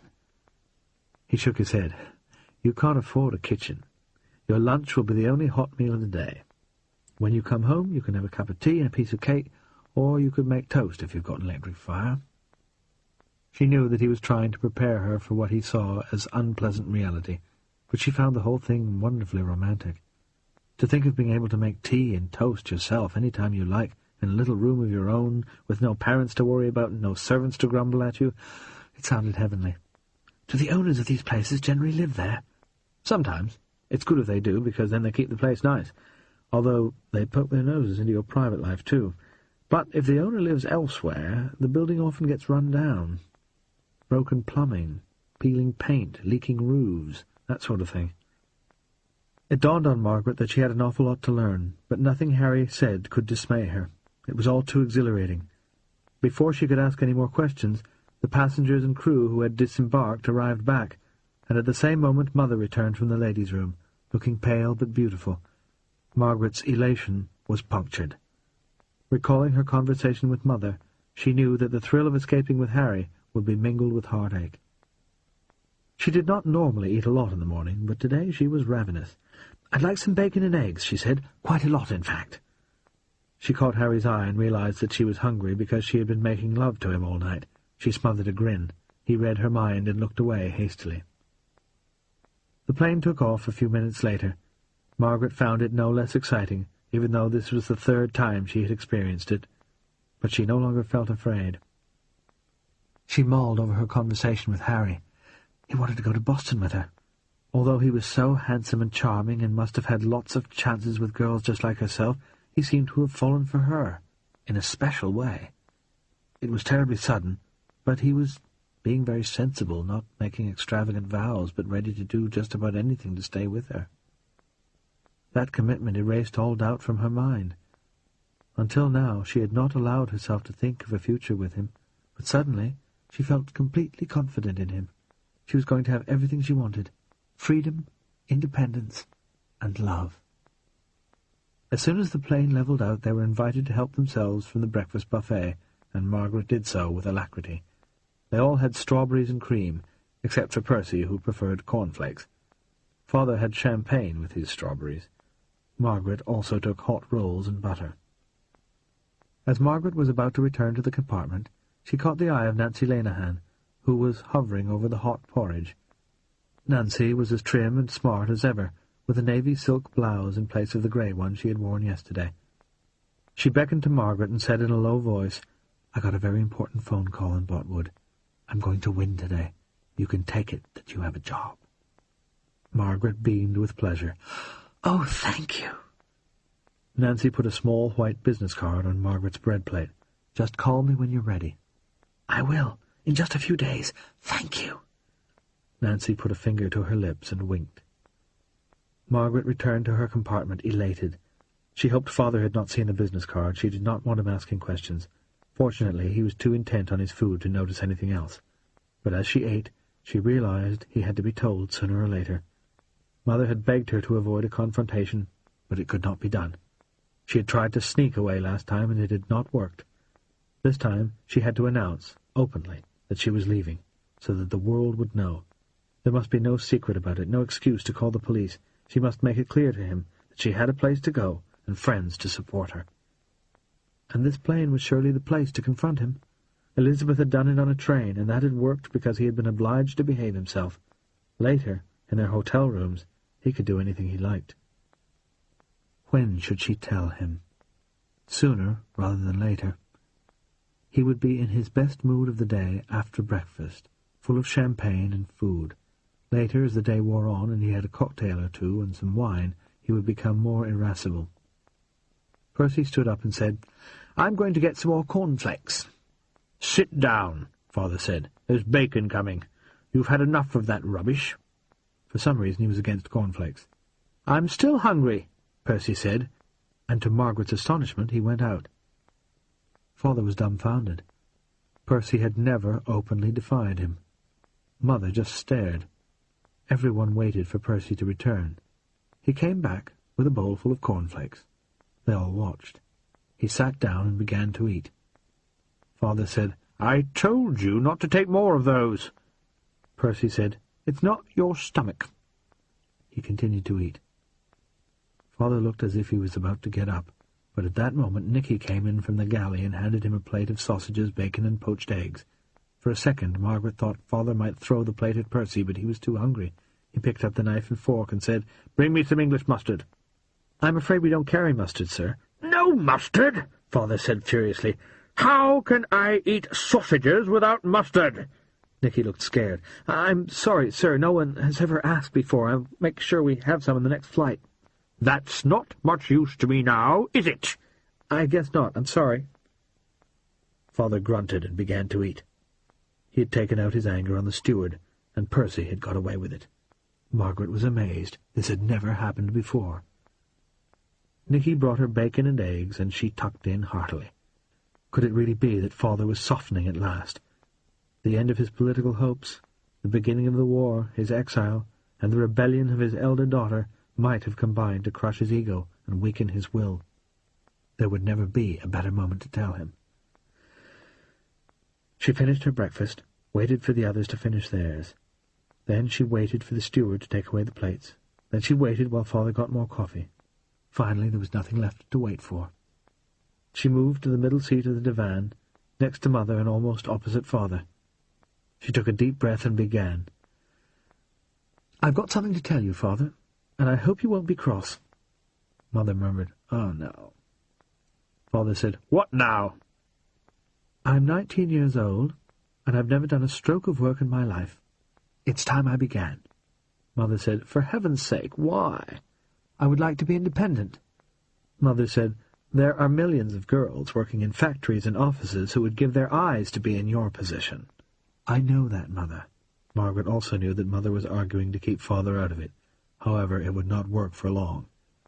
Mother surprised her by capitulating almost immediately. "Well, I suppose if you're determined to do it, your grandfather may be able to get you a place with someone he knows. I already have a job." That took her by surprise. "In America? How can you?" Margaret decided not to tell them about Nancy Lenihan. They might talk to her and try to spoil everything. "It's all arranged," she said blandly. "What sort of a job?" "An assistant in the sales department of a shoe factory." "Oh, for goodness' sake, don't be ridiculous." Margaret bit her lip. Why did Mother have to be so scornful? "It's not ridiculous. I'm rather proud of myself. I got a job all on my own, without help from you or Father or Grandfather, just on my merits." Perhaps that was not exactly the way it happened, but Margaret was becoming defensive. "Where is this factory?" Mother said. Father spoke for the first time. "She can't work in a factory, and that's that." Margaret said, "I'll be working in the sales office, not the factory, and it's in Boston." That settles it, then, Mother said. You'll be living in Stamford, not Boston. No, Mother, I won't. I'll be living in Boston. Mother opened her mouth to speak, then closed it again, understanding at last that she was confronted with something she could not easily dismiss. She was silent for a moment, then she said, "What are you telling us?" "Just that I'm going to leave you and go to Boston and live in lodgings and go to work." "Oh, this is too stupid," Margaret flared. "Don't be so dismissive." Mother flinched at her angry tone, and Margaret immediately regretted it. She said more quietly, "I'm only doing what most girls of my age do." "Girls of your age, perhaps, but not girls of your class." "Why should that make any difference?" "Because there's no point in your working at a silly job for $5 a week and living in an apartment that costs your father $100 a month." "I don't want Father to pay for my apartment." "Then where will you live?" "I've told you. In lodgings." "In squalor? But what is the point?" "I shall save money till I've got enough for a ticket home, then I'll go back and join the ATS. Father spoke again. "You've no idea what you're talking about." Margaret was stung. "What don't I know, Father?" Mother, trying to interrupt, said, "No, don't." Margaret overrode her. "I know I shall have to run errands and make coffee and answer the phone in the office. I know I shall live in a single room with a gas ring and share the bathroom with other lodgers. I know I shan't like being poor, but I shall love being free." "You don't know anything," he said scornfully. "Free? You'll be like a pet rabbit released in a kennel. I'll tell you what you don't know, my girl. You don't know that you've been pampered and spoiled all your life. You've never even been to school." The injustice of that brought tears to her eyes and provoked her into a rejoinder. "I wanted to go to school," she protested. "You wouldn't let me." He ignored the interruption. "You've had your clothes washed and your food prepared. You've been chauffeured everywhere you ever wanted to go. You've had children brought to the house to play with you, and you've never given a thought to how all of it was provided. But I have, and now you want to live on your own. You don't know the price of a loaf of bread, do you?" "I'll soon find out." "You don't know how to wash your own underwear. You've never ridden on a bus. You've never slept in a house alone. You don't know how to set an alarm clock, bait a mousetrap, wash dishes, boil an egg. Could you boil an egg? Do you know how?" "Whose fault is it if I don't?" Margaret said tearfully. He pressed on remorselessly, his face a mask of contempt and anger.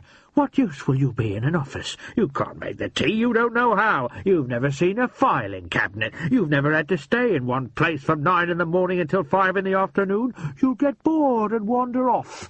You won't last a week." He was giving expression to Margaret's own secret worries, and that was why she was getting so upset. In her heart she was terrified that he might be right. She would be hopeless at living alone. She would get fired from her job. His mercilessly derisive voice, confidently predicting that her worst fears would come true, was destroying her dream. Like the sea washing away a sandcastle, she cried openly, tears streaming down her face. She heard Harry say, "This is too much." "Let him go on," she said. This was one battle Harry could not fight for her. It was between her and her father. Red in the face, wagging his finger, speaking more and more loudly, Father raved on. "Boston isn't like Oxenford Village, you know. People don't help one another there. You'll fall ill and get poisoned by half-breed doctors. You'll be robbed by Jew landlords and raped by street niggers. And as for your joining the army—" "Thousands of girls have joined the ATS," Margaret said, but her voice was a feeble whisper. "Not girls like you," he said. "Tough girls, perhaps, who are used to getting up early in the morning and scrubbing floors, but not pampered debutantes. And God forbid that you should find yourself in any kind of danger. You'd turn to jelly." She remembered how hopeless she had been in the blackout, scared and helpless and panicked, and she burned with shame. He was right. She had turned to jelly. But she would not always be frightened and defenseless. He had done his utmost to make her powerless and dependent, but she was fiercely determined to be her own person, and she kept that flame of hope flickering even as she cringed under his onslaught. He pointed his finger at her, and his eyes bulged so much that they looked as if they would burst. "You won't last a week in an office, and you wouldn't last a day in the ATS," he said malevolently. "You're just too soft." He sat back, looking self-satisfied. Harry came and sat beside Margaret. Taking out a crisp linen handkerchief, he dabbed her wet cheeks gently. Father said, "And as for you, young fellow, me lad—" Harry got up out of his seat in a flash and rounded on Father. Margaret gasped, thinking there was going to be a fight. Harry said, "Don't dare to speak to me that way. I'm not a girl, I'm a grown man, and if you insult me, I'll punch your fat head." Father subsided into silence. Harry turned his back on Father and sat down beside Margaret again. Margaret was upset, but in her heart she felt a sense of triumph. She had told him that she was leaving. He had raged and jeered, and he had reduced her to tears, but he had not changed her mind. She was still going to leave. All the same, he had succeeded in fostering a doubt. She had already been worried that she might not have the courage to go through with her plans, might be paralyzed with anxiety at the last minute. He had inflamed that doubt with his mockery and derision. She had never done anything courageous in her entire life. Could she manage it now? "Yes, I will," she thought. "I'm not too soft, and I'll prove it." He had discouraged her, but he had failed to make her change course. However, he might not have given up yet. She looked over Harry's shoulder. Father was staring out of the window with a malevolent face. Elizabeth had defied him, but he had banished her, and she might never see her family again. What awful revenge was he planning for Margaret? End of side 19. Side 20. Chapter 23. Diana Lovesley was thinking mournfully that true love did not last long. When Mervyn first fell for her, he had delighted in catering to her every desire, the more capricious the better. At a moment's notice, he was ready to drive off to Blackpool for a stick of rock, take an afternoon off and go to the cinema, or drop everything and fly to Paris. He was happy to visit every shop in Manchester looking for a cashmere scarf in just the right shade of blue-green, leave a concert halfway through because she was bored, or get up at 5 in the morning and go for breakfast at a working men's cafe. But this attitude had not lasted long after the wedding. He rarely denied her anything, but he soon ceased to take pleasure in gratifying her whims. Delight turned to tolerance, then impatience, and sometimes, towards the end, contempt. Now she was wondering whether her relationship with Mark would follow the same pattern. All summer he'd been her slave, but now within days of their running away together they had had a row. On the second night of their elopement they had been so mad at one another that they had slept apart. In the middle of the night, when the storm broke and the plane bucked and tossed like a wild horse, Diana had been so frightened that she almost swallowed her pride and went to Mark's bunk. But that would have been too humiliating, so she had just lain still, thinking she was going to die. She had hoped he would come to her, but he had been just as proud, and that made her madder still. This morning they had hardly spoken. She had woken up just as the plane was coming down at Botwood, and when she got up, Mark had already gone ashore. Now they sat opposite one another in the aisle seats of No. 4 compartment, pretending to eat breakfast. Diana toyed with some strawberries, and Mark was breaking up a bread roll without eating it. She was no longer sure why it had made her so angry to learn that Mervyn was sharing the honeymoon suite with Nancy Lenehan. She just thought Mark should have sympathized with her and supported her. Instead, he had questioned her right to feel that way, and implied that she must be still in love with Mervyn. How could Mark say that, when she had given up everything to run away with him? She looked around. On her right, Princess Lavinia and Lulu Bell were carrying on a desultory conversation. Neither had slept at all because of the storm, and both looked exhausted. To her left, across the aisle, the FBI man, Ollis Field, and his prisoner, Frankie Gordino, ate in silence. Gordino's foot was handcuffed to his seat. Everyone seemed tired and rather grumpy. It had been a long night. Davy the steward came and took away the breakfast plates. Princess Lavinia claimed that her poached eggs had been too soft and her bacon overdone. Davy ordered coffee. Diana did not take any. She caught Mark's eye and tried to smile. He glared at her. She said, "You haven't spoken to me all morning." "Because you seem to be more interested in Mervyn than me," he said. Suddenly she felt contrite. Maybe he had a right to feel jealous. "I'm sorry, Mark," she blurted out. "You're the only man I'm interested in. Truly." He reached out and took her hand. "Do you mean it?" "Yes, I do. I feel such a fool. I've behaved so badly." He stroked the back of her hand. "You see—" He looked into her eyes, and to her surprise she saw that he was close to tears. "You see, I'm terrified you'll leave me." She had not been expecting that. She was quite shocked. It had never occurred to her that he was frightened of losing her. He went on. "You're so lovely, so desirable, you could have any man, and it's hard to believe you want me. I'm scared you'll realize your mistake and change your mind."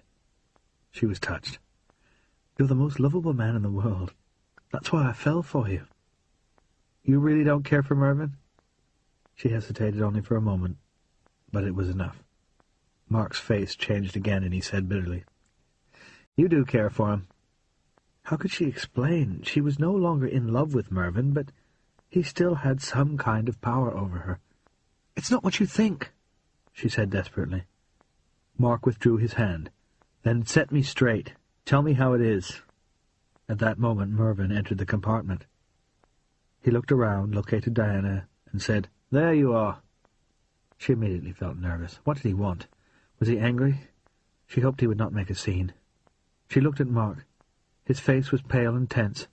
He took a deep breath and said, "Look here, Lovesy, we don't want another row, so maybe you should just get out of here." Mervyn ignored him and spoke to Diana. "We've got to talk about this." She studied him warily. His idea of a conversation could be one-sided. A talk sometimes turned out to be a harangue. However, he did not look aggressive. He was trying to keep his face expressionless, but she had a notion he was feeling sheepish. That made her curious. Cautiously she said, "I don't want any fuss." "No fuss, I promise." "All right, then." Mervyn sat down beside her. Looking at Mark, he said, "Would you mind leaving us alone for a few minutes?" "Hell, yes," Mark said vociferously. They both looked at her. She would have to decide. On balance, she would have liked to be alone with Mervyn, but if she said that, she would hurt Mark, she knew. She hesitated, afraid to side with one or the other. Finally she thought, "I've left Mervyn, and I'm with Mark. I should take his side." With her heart pounding, she said, "Say your piece, Mervyn. If you can't say it in front of Mark, I don't want to hear it." He looked shocked. "All right. All right," he said irritably.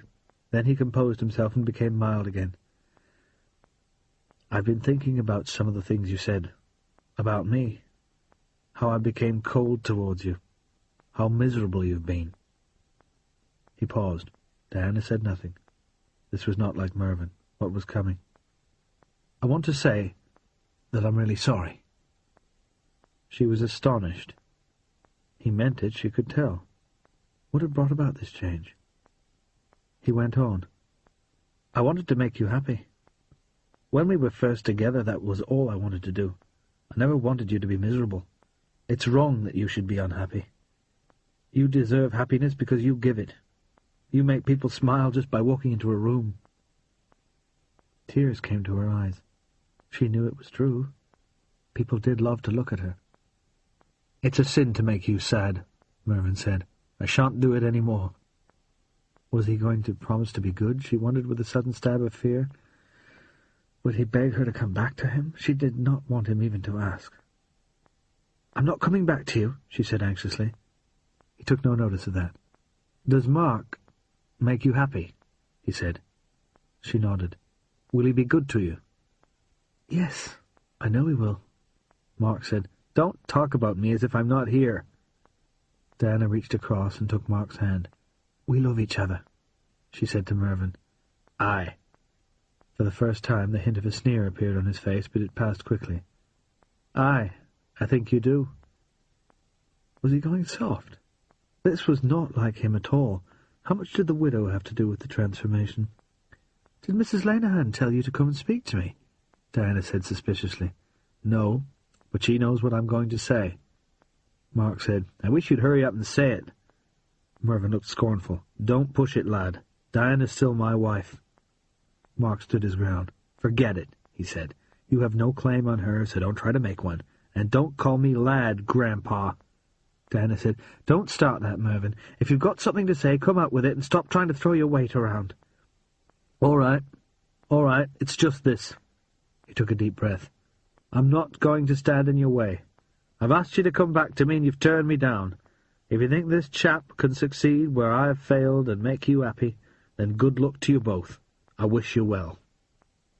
He paused and looked from one to the other of them. "That's it." There was a moment's silence.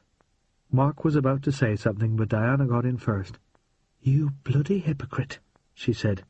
She had seen in a flash what was really going on in Mervyn's mind, and she surprised herself at the fury of her reaction. "How dare you!" she spat. He was startled. Why, what rubbish! Saying you won't stand in our way. Don't you condescend to wish us luck as if you were making some kind of sacrifice. I know you only too damn well, Mervyn Lovesey. The only time you ever give something up is when you don't want it any more." She could see that everyone in the compartment was listening avidly, but she was too riled to care. "I know what you're up to. You had it off with that widow last night, didn't you?" "No." "No?" She watched him carefully. She thought he was probably telling the truth. "It was close, though, wasn't it?" she said, and she could see by his face that she had guessed right this time. "You've fallen for her, and she likes you, and now you don't want me any more. That's the truth of the matter, isn't it? Now admit it." "I'll not admit any such thing." "Because you haven't got the courage to be honest. But I know the truth, and everyone else in the plane suspects it. I'm disappointed in you, Mervyn. I thought you had more guts." "Guts!" That stung him. "That's right. But instead you had to make up a pitiful story about not standing in our way. Well, you have gone soft in the head. I wasn't born yesterday, and you can't fool me so easily." All right, he said, holding up his hands in a defensive gesture. "I've made a peace offering, and you've spurned it.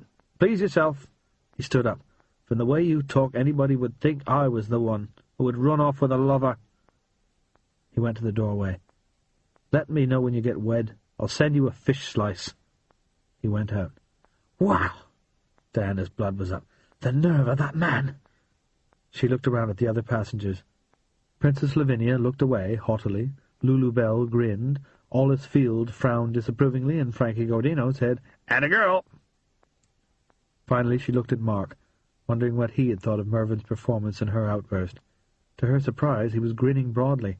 His smile was infectious, and she found herself grinning back. "What's so funny?" she said with a giggle. "You were magnificent," he said. "I'm proud of you, and I'm pleased." "Why pleased? You just stood up to Mervyn for the first time in your life." Was that true? She thought it was. "I suppose I did." "You're not scared of him any more, are you?" She thought about it. "You're right, I'm not." "Do you know what that means?" "It means I'm not scared of him." "It means more than that. It means you don't love him any more." "Does it?" she said thoughtfully. She had been telling herself that she stopped loving Mervyn ages ago, but now she looked into her heart and saw that it was not so. All summer, even while she was deceiving him, she had remained in his thrall.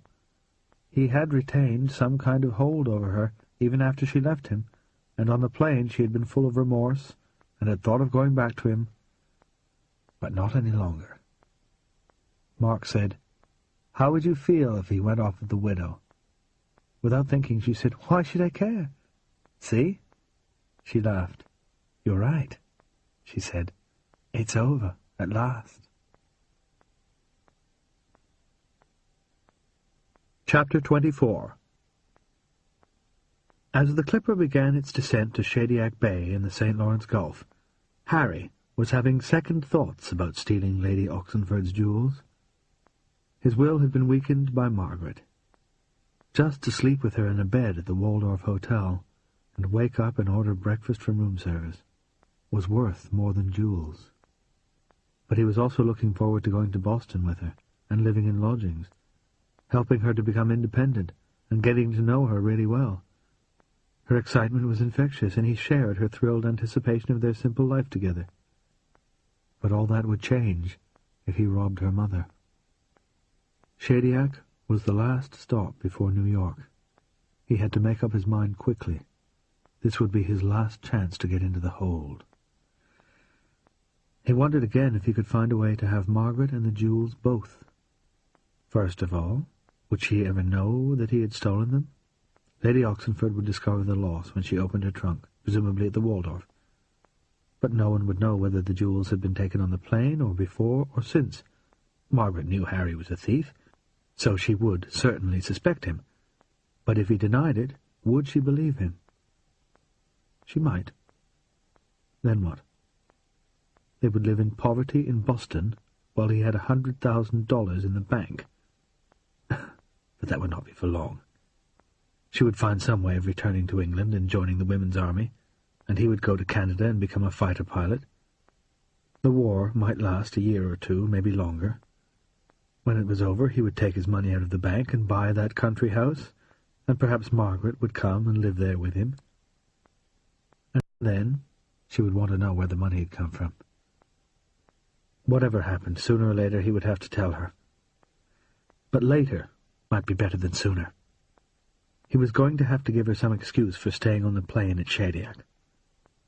He could not tell her he felt ill, for then she would want to stay on board with him, and that would spoil everything. He had to make sure she went ashore and left him alone. He glanced at her across the aisle.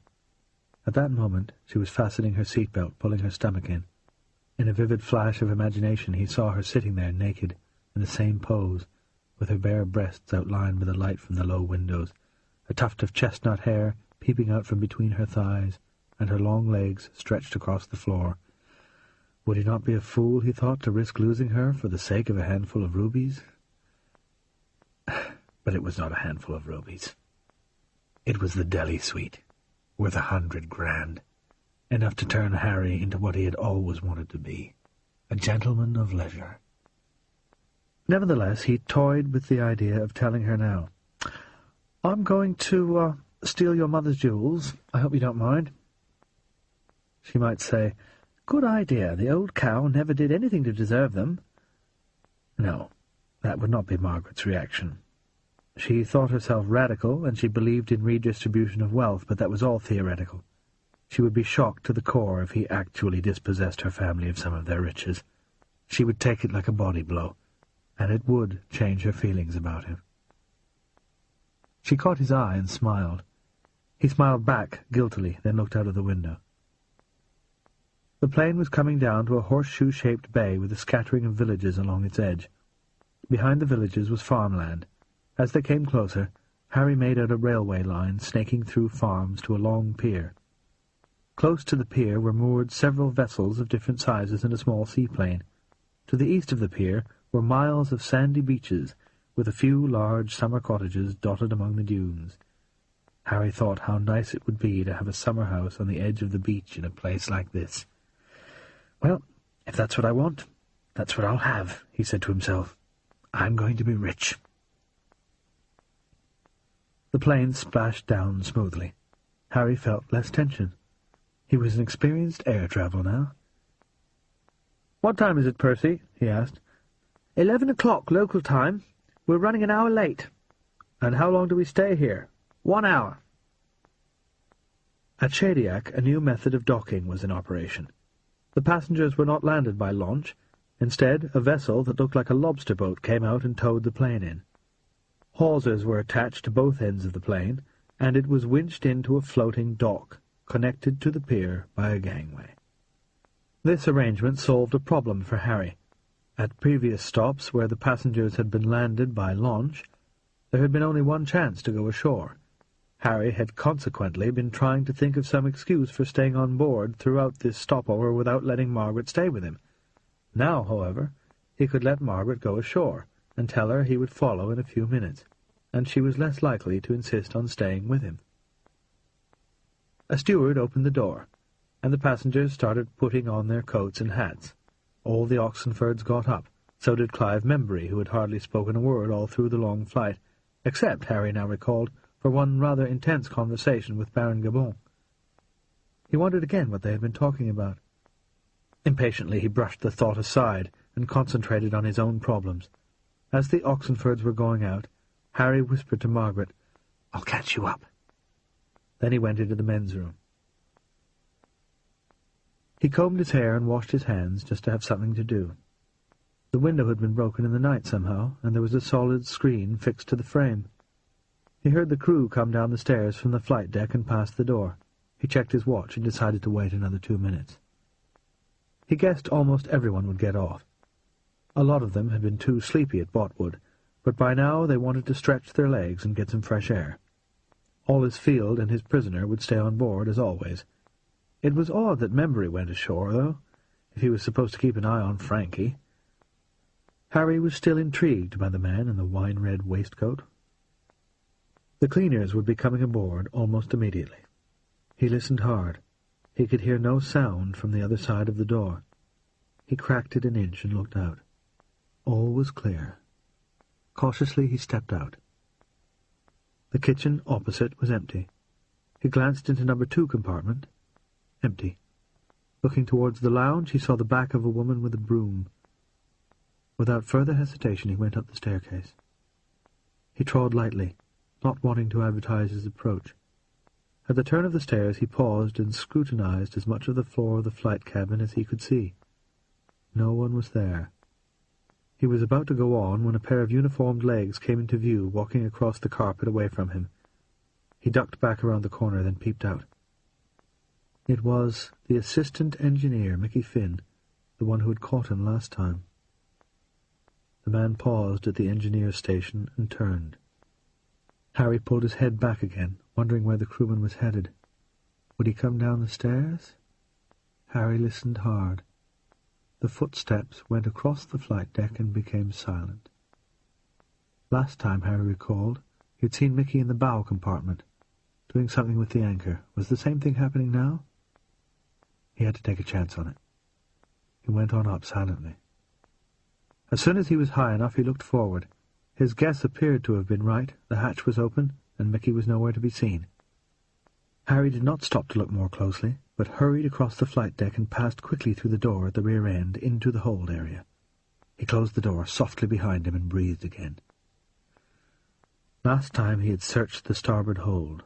This time he went into the port side. He knew immediately that he was in luck. In the middle of the hold was a huge steamer trunk in green and gold leather, with bright brass studs. He felt sure it belonged to Lady Oxenford. He checked the tag. There was no name, but the address was The Manor, Oxenford, Berkshire. "Bingo," he said softly. It was secured by one simple lock, which he snapped with the blade of his penknife. As well as the lock, it had 6 brass clasps, which were fastened without keys. He undid them all. The trunk was designed to be used as a wardrobe in a stateroom on board a liner. Harry stood it on end and opened it up. It divided into 2 spacious cupboards. On one side was a hanging rail with dresses and coats, and a small shoe compartment at the bottom. The other contained 6 drawers. Harry went through the drawers first. They were made of light wood covered in leather, and were lined with velvet. Lady Oxenford had silk blouses, cashmere sweaters, lace underwear, and crocodile belts. On the other side, the top of the trunk lifted like a lid, and the hanging rail slid out to make it easier to get at the dresses. Harry ran his hands up and down each garment and felt all around the sides of the trunk. Finally, he opened the shoebox. There was nothing in it but shoes. He was crestfallen. He had been so sure that she would have her jewels with her, but maybe there was a flaw in his reasoning. It was too soon to give up hope. His first inclination was to look for the rest of the Oxenford family's luggage, but he thought again. If I were going to transport priceless jewellery and checked baggage, he thought, I would try to conceal them somehow. And it would be easier to make a hiding place in a big trunk than in a regular suitcase. He decided to look again. He started with the hanging compartment. He put one arm inside the trunk and one outside, and tried to gauge the thickness of the sides. If they seemed abnormal, there might be a hidden compartment, but he found nothing unusual. Turning to the other side, he pulled all the drawers completely out and found the hiding place. His heart beat faster. A large manila envelope and a leather wallet were taped to the back of the trunk. "Amateurs," he said, shaking his head. With growing excitement he began detaching the tapes. The first item to come loose was the envelope. It felt as if it contained nothing but a wad of papers, but Harry ripped it open anyway. Inside were about 50 sheets of heavy paper with elaborate printing on one side. It took him a little while to figure out what they were, but eventually he decided they were bearer bonds, each worth $100,000. 50 of those added up to $5 million, which was £1 million.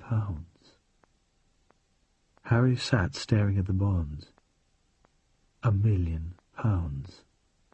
It was almost too much to take in. Harry knew why they were there. The British government had brought in emergency exchange control regulations to stop money leaving the country. Oxenford was smuggling his bonds out, which was a criminal offence, of course. He's just as much of a crook as I am, Harry thought wryly. Harry had never stolen bonds. Would he be able to cash them? They were payable to the bearer. That was stated plainly on the front of each certificate, but they were also individually numbered, so that they could be identified. Would Oxenford report them stolen? That might mean admitting that he had smuggled them out of England. But he could probably think of a lie to cover that. It was too dangerous.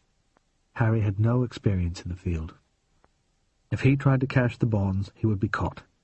Reluctantly, he put them aside. The other hidden item was a tan leather folder like a man's pocketbook, but somewhat larger. Harry detached it. It looked like a jewellery wallet. The soft leather was fastened with a zip. He opened it out. There, lying on the black velvet lining, was the Delhi suite. It seemed to glow in the gloom of the baggage hold like stained glass in a cathedral.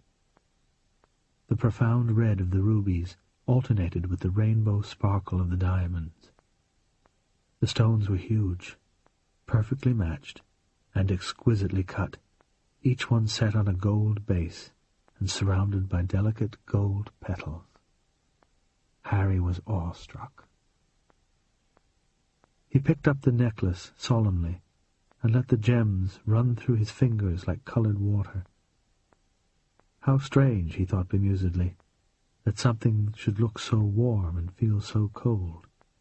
It was the most beautiful piece of jewellery he had ever handled, perhaps the most beautiful ever made, and it would change his life. After a minute or two, he set down the necklace and examined the rest of the suite. The bracelet was like the necklace, with alternating rubies and diamonds, although the stones were proportionately smaller. The earrings were particularly dainty. Each had a ruby stud, with a drop of alternating small diamonds and rubies on a gold chain, each stone on a tiny version of the same gold petal setting. Harry imagined the suite on Margaret. The red and gold would look stunning on her pale skin. I'd like to see her wearing nothing but this, he thought, and the vision gave him an erection. He was not sure how long he had sat on the floor gazing at the precious stones when he heard someone coming. The first thought that flashed through his mind was that it was the assistant engineer again, but the footsteps sounded different. Intrusive, aggressive, authoritarian, official. Suddenly he was taut with fear, his stomach tight, his teeth clenched, his fists balled. The steps came rapidly closer. In a sudden frenzy of activity, Harry replaced the drawers, threw in the envelope containing the bonds, and closed up the trunk. He was stuffing the Delhi suite into his pocket when the door to the hold opened. He ducked behind the trunk. There was a long moment of silence. He had a dreadful feeling he had not got down fast enough and the guy had seen him. He heard moderately hard breathing like that of a fat man who was hurried upstairs. Was the guy going to come right inside and look around, or what? Harry held his breath. The door closed. Had the man gone? Harry listened hard. He could no longer hear breathing. He stood up slowly and looked out. The man had gone. He sighed with relief. But what was going on? He had a notion those heavy footsteps and hard breathing belonged to a policeman. Or maybe a customs officer? Perhaps this had only been a routine check. He went to the door and cracked it. He could hear muffled voices from way off in the flight cabin, but there seemed to be no one right outside. He stepped out and stood by the door to the flight cabin. It was ajar, and he could hear two male voices. "The guy ain't on the plane." "He has to be. He didn't get off." The accents were a muted American that Harry recognized as Canadian. But who were they talking about? "Maybe he sneaked off after everyone else." "So where's he gone? He's nowhere around." Had Frankie Gordino made his escape? Harry wondered. "Who is he, anyway?" "They say he's an associate of this hoodlum they got on the plane." So Gordino himself had not got away, but one of his gang had been on board, had been discovered, and had made his escape. Which of the respectable-looking passengers could it have been? "It ain't a crime to be an associate, is it?" "No, but he's traveling on a false passport." A chill struck Harry. He was traveling on a false passport himself. Surely they could not be looking for him. "Well, what do we do now?" he heard. "Report back to Sergeant Morris." After a moment the scary thought dawned on Harry that he could be the one they were looking for. If the police had learned or guessed that someone on board was going to try to rescue Gordino, they would naturally run a check on the passenger list, and they would soon discover that Harry Vandenpost had reported his passport stolen in London 2 years ago. And then they would only have to call at his home to learn that he was not on the Pan American Clipper, but sitting in the kitchen eating his cornflakes and reading the morning paper or something. Knowing that Harry was an impostor, they would naturally assume he was the one who was going to try to rescue Gordino. No, he told himself, don't jump to conclusions. There could be some other explanation. A third voice joined in the conversation. "Who are you guys looking for?" It sounded like the assistant engineer, Mickey Finn. "The guy's using the name of Harry Vandenpost, but he ain't him." That settled it. Harry felt stunned with shock. He had been found out. The vision of the country house with the tennis court faded like an aging photograph, and instead he saw blacked-out London, a court, a prison cell, and then, eventually, an army barracks. This was the worst luck he had ever heard of.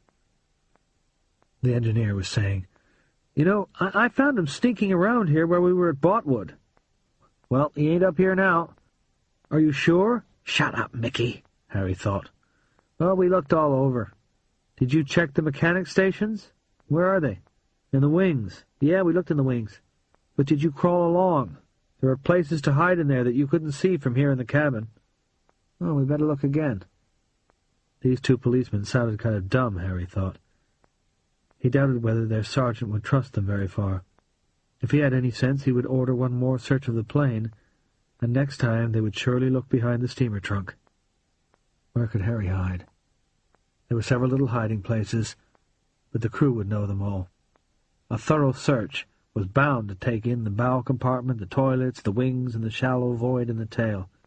Any other place Harry could find would surely be known to the crew. He was stuck. Could he leave? He might sneak off the plane and get away along the beach. It was a slim chance, but better than giving himself up. But even if he could get out of this little village undetected, where would he go? He could talk his way out of anything in a city, but he had a feeling he was an awfully long way from any cities. In the countryside he was a dead loss. He needed crowds, alleyways, railway stations, and shops. He had an idea that Canada was a pretty big country. Most of it trees. He would be all right, if only he could get to New York. But where could he hide in the meantime? He heard the policeman coming out of the wings. For safety he ducked back into the hold, and found himself staring straight at the answer to his problem. He could hide in Lady Oxenford's trunk. Could he get inside? He thought so. It was about 5 feet high and 2 feet square. If it had been empty, you could have got 2 people into it. It was not empty, of course. He would have to make room in it by taking out some of the clothes. Then what would he do with them? He could not leave them lying around, but he could cram them into his own half-empty suitcase. He had to hurry. He crawled over the piled luggage and grabbed his own case. Working feverishly, he opened it and stuffed Lady Oxenford's coats and dresses into it. He had to sit on the lid to close it again. Now he could get into the trunk. He found he could close it from the inside easily enough. Would he be able to breathe when it was shut? He would not be inside for long. It might get stuffy, but he would live. Would the cops notice if the clasps were undone? They might. Could he close them from the inside? That looked difficult. He studied the problem for a long moment. If he made holes in the trunk near the clasps, he might be able to poke his knife through and manipulate the clasps through the holes. The same holes would bring him air, too. He took out his penknife. The trunk was made of wood covered with leather. The dark green-brown leather was imprinted with a pattern of gold-coloured flowers. Like all penknives, his had a pointed implement for getting stones out of horses' hooves. He set the point in the middle of one of the flowers and pushed it in. It penetrated the leather easily enough, but the wood was harder. He worked it in and out. The wood was about 1/4 of an inch thick, he guessed. It took a minute or two, but eventually he got through. He pulled the point out. Because of the pattern, the hole could hardly be seen. He got inside the trunk. With relief he found that he could close and open the clasp from the inside. There were 2 clasps on top and 3 down the side. He went to work on the top ones first, as they were most visible. He had just finished them when he heard footsteps again. He got inside the trunk and closed it. Somehow it was not so easy to close the clasps this time. Standing with his legs bent, he found it difficult to maneuver, but he managed it at last. His position was painfully uncomfortable after a couple of minutes. He twisted and turned, but got no relief. He would just have to suffer. His own breathing sounded very loud. Noises from outside were muffled. However, he could hear footsteps outside the hold, probably because there was no carpet there, and vibrations were transmitted through the deck. There were now at least 3 people out there, he guessed. He could not hear doors opening and closing, but he suddenly felt a much nearer step and knew someone had come into the hold. The voice came suddenly from right next to him. "I don't see how the bastard got away from us." "Don't look at the side clasps, please," Harry thought fearfully. There was a knock on the top of the trunk. Harry stopped breathing. Maybe the guy just leaned his elbow on it, he thought. Someone else spoke from a distance. "No, he ain't on this plane," the man replied. "We've looked everywhere." The other party spoke again. Harry's knees hurt. For God's sake, he thought, go and chat somewhere else. "Oh, we'll catch him all right. He ain't going to walk 150 miles to the border without somebody sees him." 150 miles? It would take him a week to walk that far. He might hitch a ride, but in this wilderness he would surely be remembered. There was no speech for a few seconds. At last he heard receding footsteps. He waited a while, hearing nothing. He took out his knife and poked it through one of the holes to undo the clasp. This time it was harder still. His knees hurt so much that he could hardly stand and would have fallen if there had been room. He became impatient and poked the blade through the hole again and again. A panicky claustrophobia seized him, and he thought, "I'm going to suffocate in here." He tried to be calm. After a moment he was able to blank his mind to the pain while he carefully worked the blade through the hole so that it engaged the catch. He pushed the blade. It lifted the brass loop, then slipped. He gritted his teeth and tried again. This time the catch came undone. Slowly and painfully he repeated the process with the other catch. At last he was able to push the 2 halves of the trunk apart and stand upright. The pain in his knees became excruciating as he straightened his legs, and he almost cried out. Then it eased. What was he going to do? He could not get off the plane here. He was probably safe until they reached New York, but what then? He would have to stay in hiding on the plane, and then slip out at night. He might get away with it. He had no alternative anyway. The world would know that he had stolen Lady Oxenford's jewels. More importantly, Margaret would know. And he would not be around to talk to her about it. The more he contemplated this possibility, the more he hated it. He had known that stealing the Delhi suite put his relationship with Margaret at risk, but he had always imagined that he would be around when she discovered what he had done, so that he could try to make it all right with her. Even so, he had still been uncomfortable. Now, however, it might be days before he reached her, and if things went wrong, and he got arrested, it would be years. He could guess what she would think. He had befriended her, made love to her, and promised to help her find a new home, and it had all been a sham, for he had stolen her mother's jewellery and left her high and dry. She would think the jewels had been all he wanted right from the start. She would be heartbroken, then she would come to hate and despise him. The idea made him feel sick with misery. Until this moment he had not fully realized what a difference Margaret had made to him. Her love for him was genuine. Everything else in his life had been faked. His accent, his manners, his clothes, his entire way of life was a disguise, but Margaret had fallen in love with the thief, the working-class boy with no father, the real Harry. It was the best thing that had ever happened to him. If he threw it away, his life would always be what it was now, a matter of pretending and dishonesty. But she had made him want something more. He still hoped for the country house with the tennis courts, but it would not please him unless she were there. He sighed. Harry Boy was not Harry Boy any more.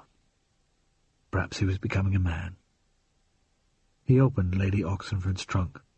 He took from his pocket the tan leather wallet containing the Delhi suite.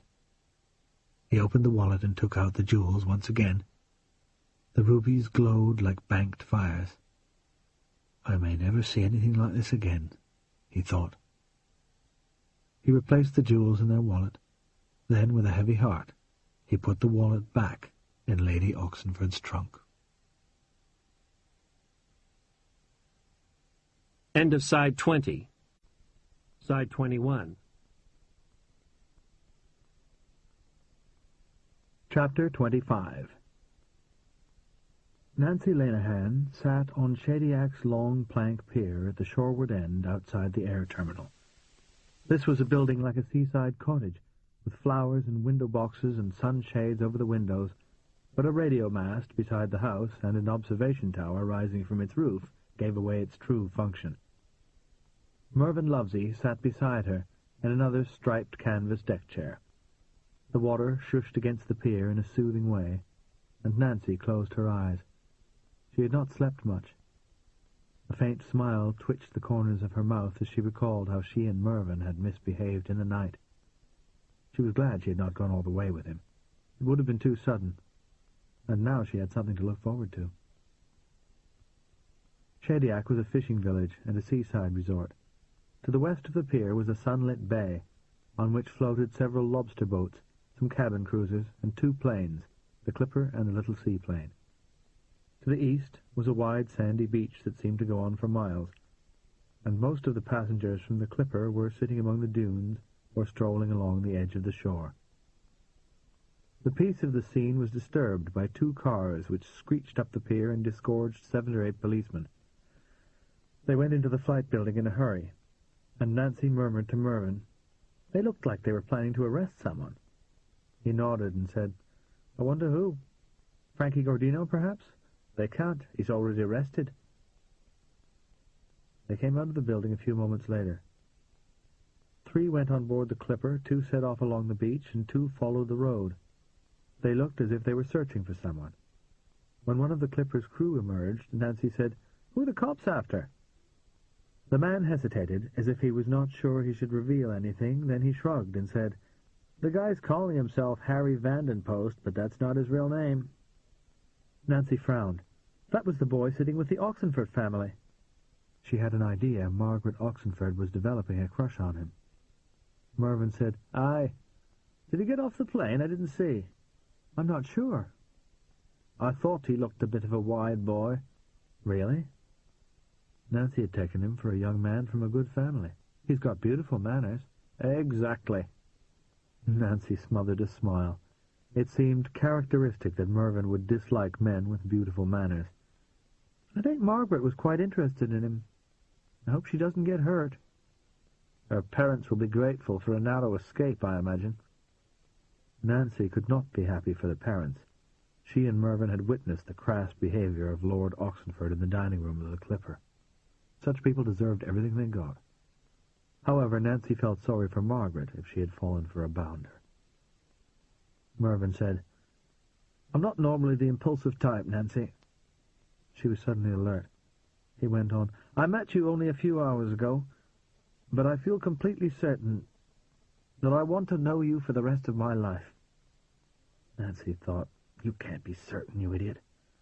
But she was pleased all the same. She said nothing. I've been thinking about leaving you in New York and going back to Manchester, and I don't want to do it. Nancy smiled. This was just what she wanted him to say. She reached out and touched his hand. I'm so glad, she said. Are you? He leaned forward. The trouble is, soon it will be next to impossible to cross the Atlantic for anyone other than the military. She nodded. The problem had occurred to her too. She had not thought about it very hard, but she felt sure they would be able to find a solution if they were determined enough. Mervyn went on. If we split up now, it may be years, literally, before we can see one another again. I can't accept that. I feel the same, Mervyn said. So, will you come back to England with me? Nancy stopped smiling. What? Come back with me. Move into a hotel if you like, or buy a house or a flat, anything. Nancy felt resentment rise up inside her. She gritted her teeth and tried to stay calm. You're out of your mind, she said dismissively. She looked away from him. She was bitterly disappointed. He looked hurt and puzzled by her reaction. What's the matter? I have a home, 2 sons, and a multi-million-dollar business, she said. You're asking me to leave them all to move into a hotel in Manchester? Not if you don't want to, he said indignantly. Live with me if that's what you want.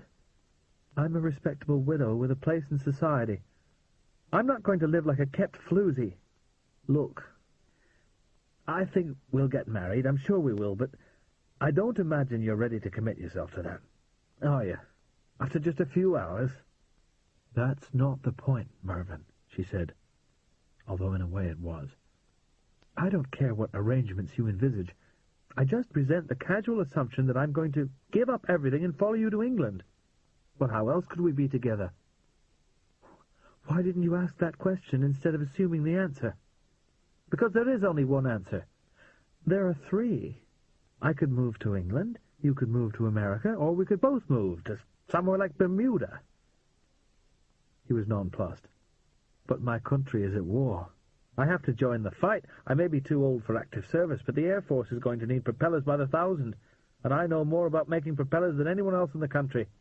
They need me. Everything he said seemed to make it worse. Why do you assume that my country doesn't need me, she said. I make boots for soldiers. And when the U.S. gets into this war, there are going to be a lot more soldiers needing good boots. But I've got a business in Manchester. And I've got a business in Boston. A much bigger one, by the way. It's not the same for a woman. Of course it's the same, you fool! She yelled. She regretted the word fool right away. A look of stony fury settled on his face. She had offended him mortally. He got up from his chair. She wanted to say something to stop him walking away in a snit, but she could not think of the right words, and a moment later he had gone. Damn, she said bitterly. She was angry with him and furious with herself. She did not want to drive him away. She liked him. Years ago she had learned that nose-to-nose confrontation was not the right approach when dealing with men. They would accept aggression from one another, but not from women. In business, she had always tempered her combative spirit, softened her tone, and got her way by manipulating people, not quarreling with them. Now, just for a moment, she had stupidly forgotten all that, and in consequence she had had a fight with the most attractive man she had come across in 10 years. I'm such a fool, she thought. I know he's proud. That's one of the things I like about him. It's part of his strength. He's tough, but he hasn't suppressed all his emotions the way tough men often do. Look at the way he followed that runaway wife half across the world. See how he stood up for the Jews when Lord Oxenford blew his top in the dining room. Remember how he kissed me. The irony of it was that she felt very ready to think about a change in her life. What Danny Riley had told her about her father had cast a new light over her entire history. She had always assumed that she and Peter quarreled because he resented her being cleverer. But that kind of sibling rivalry normally faded away in adolescence. Her own 2 boys, having fought like cat and dog for almost 20 years, were now the best of friends and fiercely loyal to one another. By contrast, the hostility between her and Peter had stayed alive into middle age. and she could now see that Pa was responsible. Pa had told Nancy that she was to be his successor, and Peter would work under her. But he had told Peter the opposite. In consequence, both of them thought they were intended to run the company. But it went back farther than that. Pa had always refused to lay down clear rules or define areas of responsibility she could now see. He would buy toys they had to share, then refuse to adjudicate the inevitable disputes. When they were old enough to drive, he had bought a car for them both to use. They had fought over it for years. Pa's strategy had worked for Nancy. It had made her strong-willed and smart. But Peter had ended up weak, sly, and spiteful. And now the stronger of the two was about to take control of the company, in accordance with Pa's plan. And that was what disturbed Nancy. It was all in accordance with Pa's plan. The knowledge that everything she did had been foreordained by someone else spoiled the taste of victory. Her whole life now seemed like a school assignment set by her father. She had got an A. But at 40 she was too old to be at school. She had an angry wish to set her own goals and live her own life. In fact, she had been in just the right mood to have an open-minded discussion with Mervyn about their future together.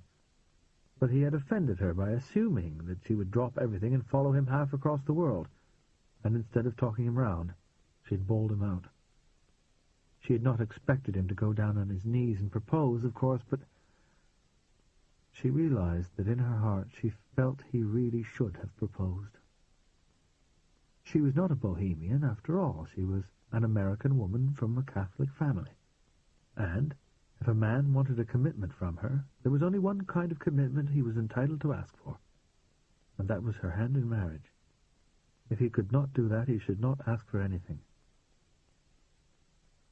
She sighed. It was all very well to be indignant, but she had driven him away.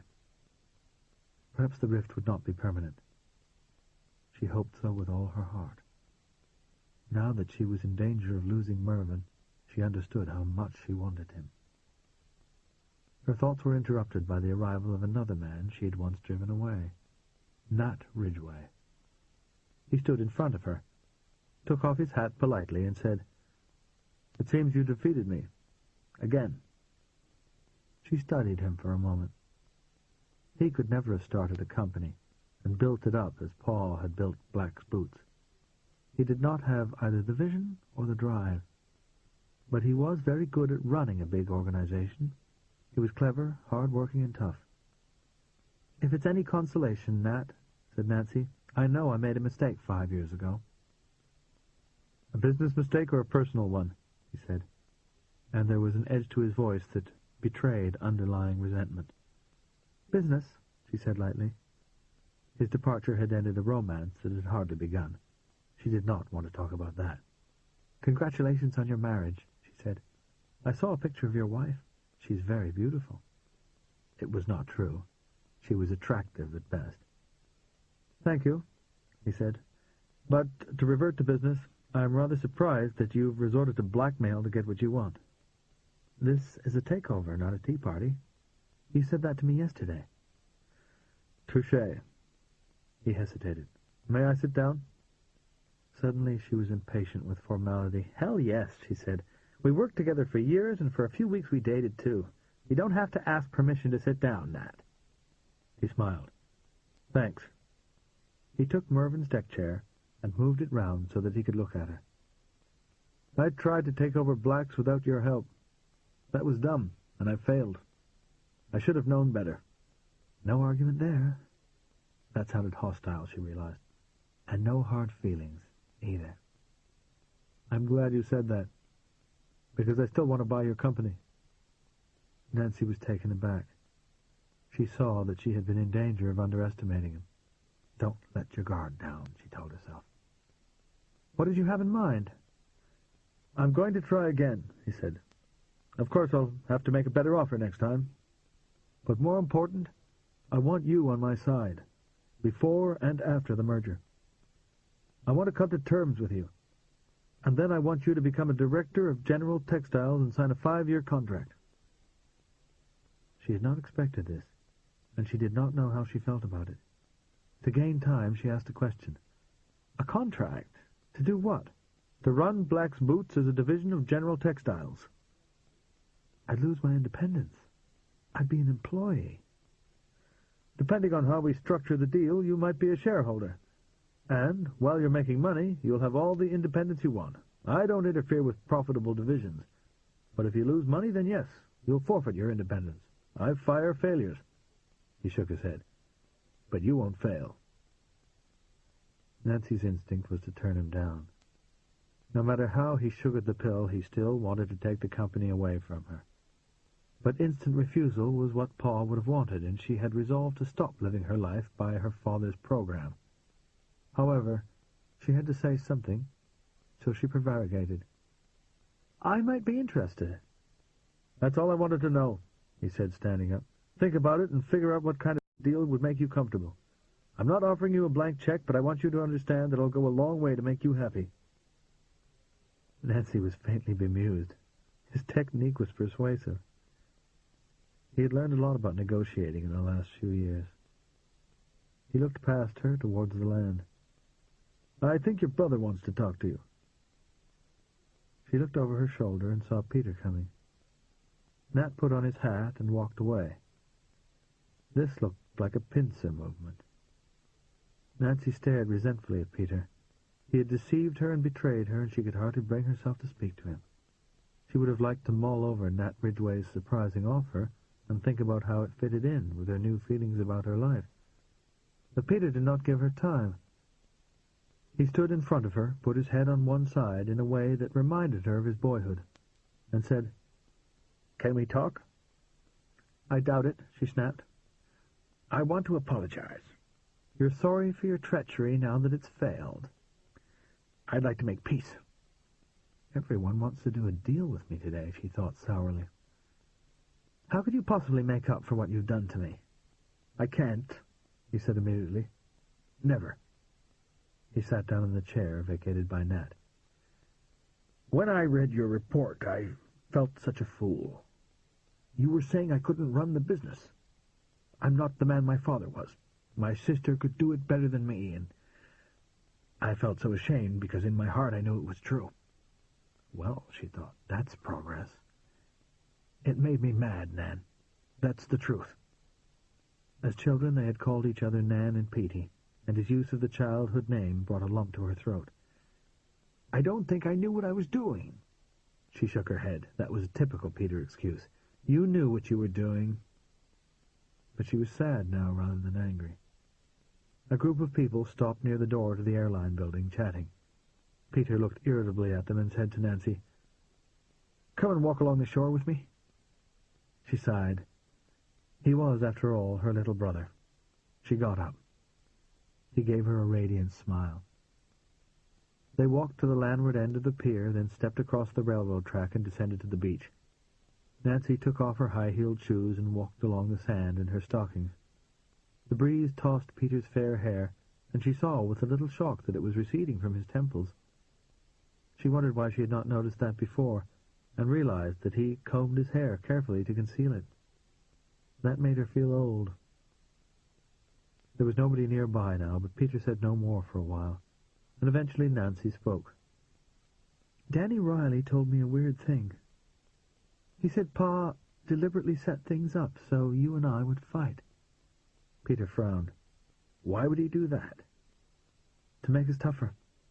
Peter laughed harshly. Do you believe it? Yes.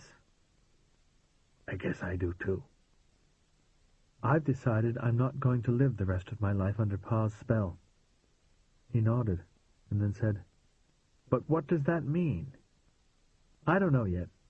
Maybe I'll accept Nat's offer and merge our company into his. It's not our company anymore. It's yours. She studied him. Was this genuine? She felt mean being so suspicious. She decided to give him the benefit of the doubt. He looked sincere as he went on. I'm not cut out for business, so I'm going to leave it to people like you who are good at it. But what will you do? I thought I might buy that house. They were passing an attractive white-painted cottage with green shutters. I'm going to have lots of time for holidays. She felt rather sorry for him.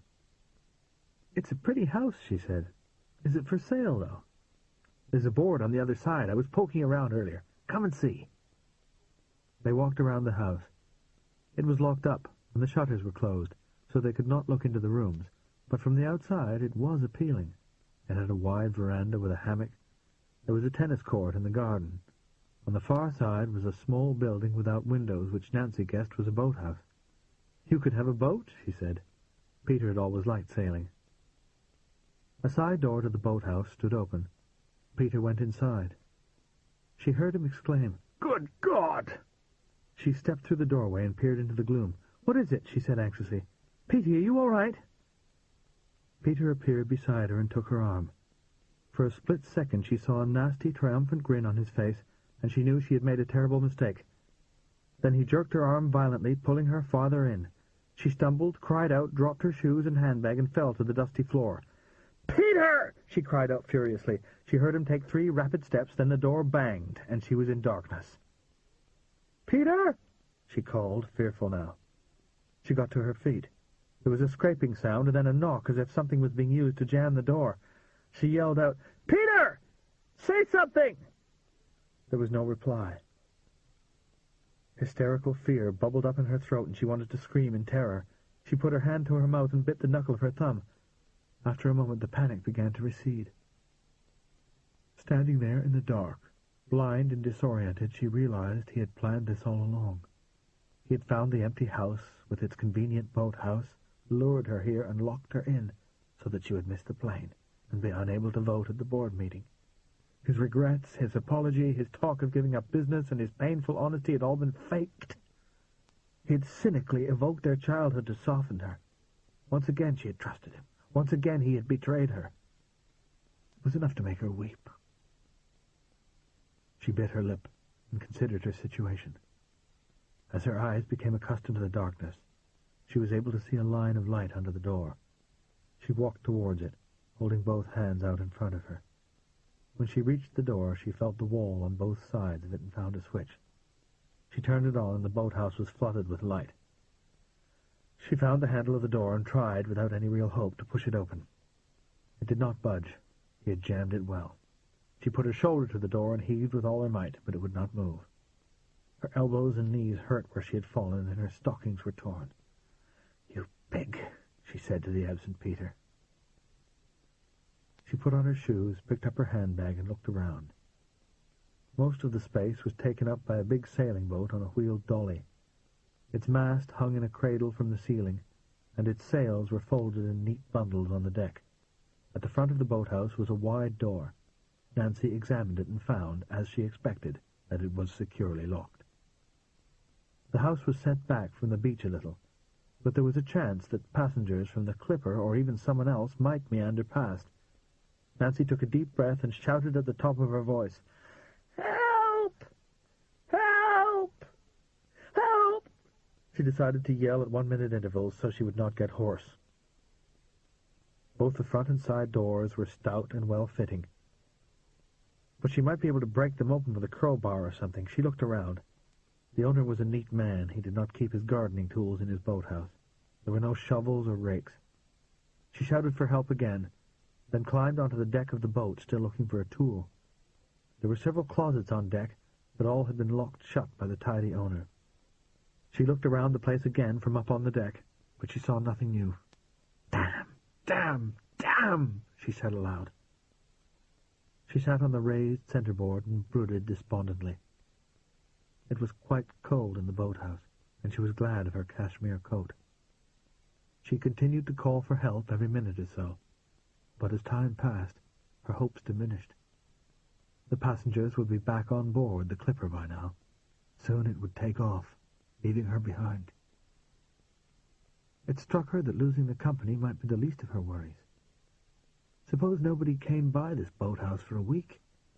She could die here. Panicking, she began to yell loudly and continuously. She could hear a note of hysteria in her own voice, and that scared her even more. After a while she just got tired, and that calmed her. Peter was wicked, but he was not a murderer. He would not leave her to die. He probably intended to place an anonymous call to the Shadyac Police Department and tell them to let her out. But not until after the board meeting, of course. She told herself she was safe, but she still felt deeply uneasy. What if Peter were more wicked than she thought? What if he should forget? What if he should fall ill or suffer some sort of accident? Who would save her then? She heard the roar of the clipper's mighty engines sounding out across the bay. From panic, her mood switched to total despair. She had been betrayed and defeated, and she had even lost Mervyn, who would be on board the plane by now, waiting to take off. He might wonder idly what had happened to her, but since her last words to him had been, "You fool," he probably figured she was through with him. It had been arrogant of him to assume she would follow him to England, but to be realistic about it, any man would have made the same assumption, and she had been silly to get mad about it. Now they had parted angrily, and she would never see him again. She might even die. The roar of the distant engines rose to a crescendo. The clipper was taking off.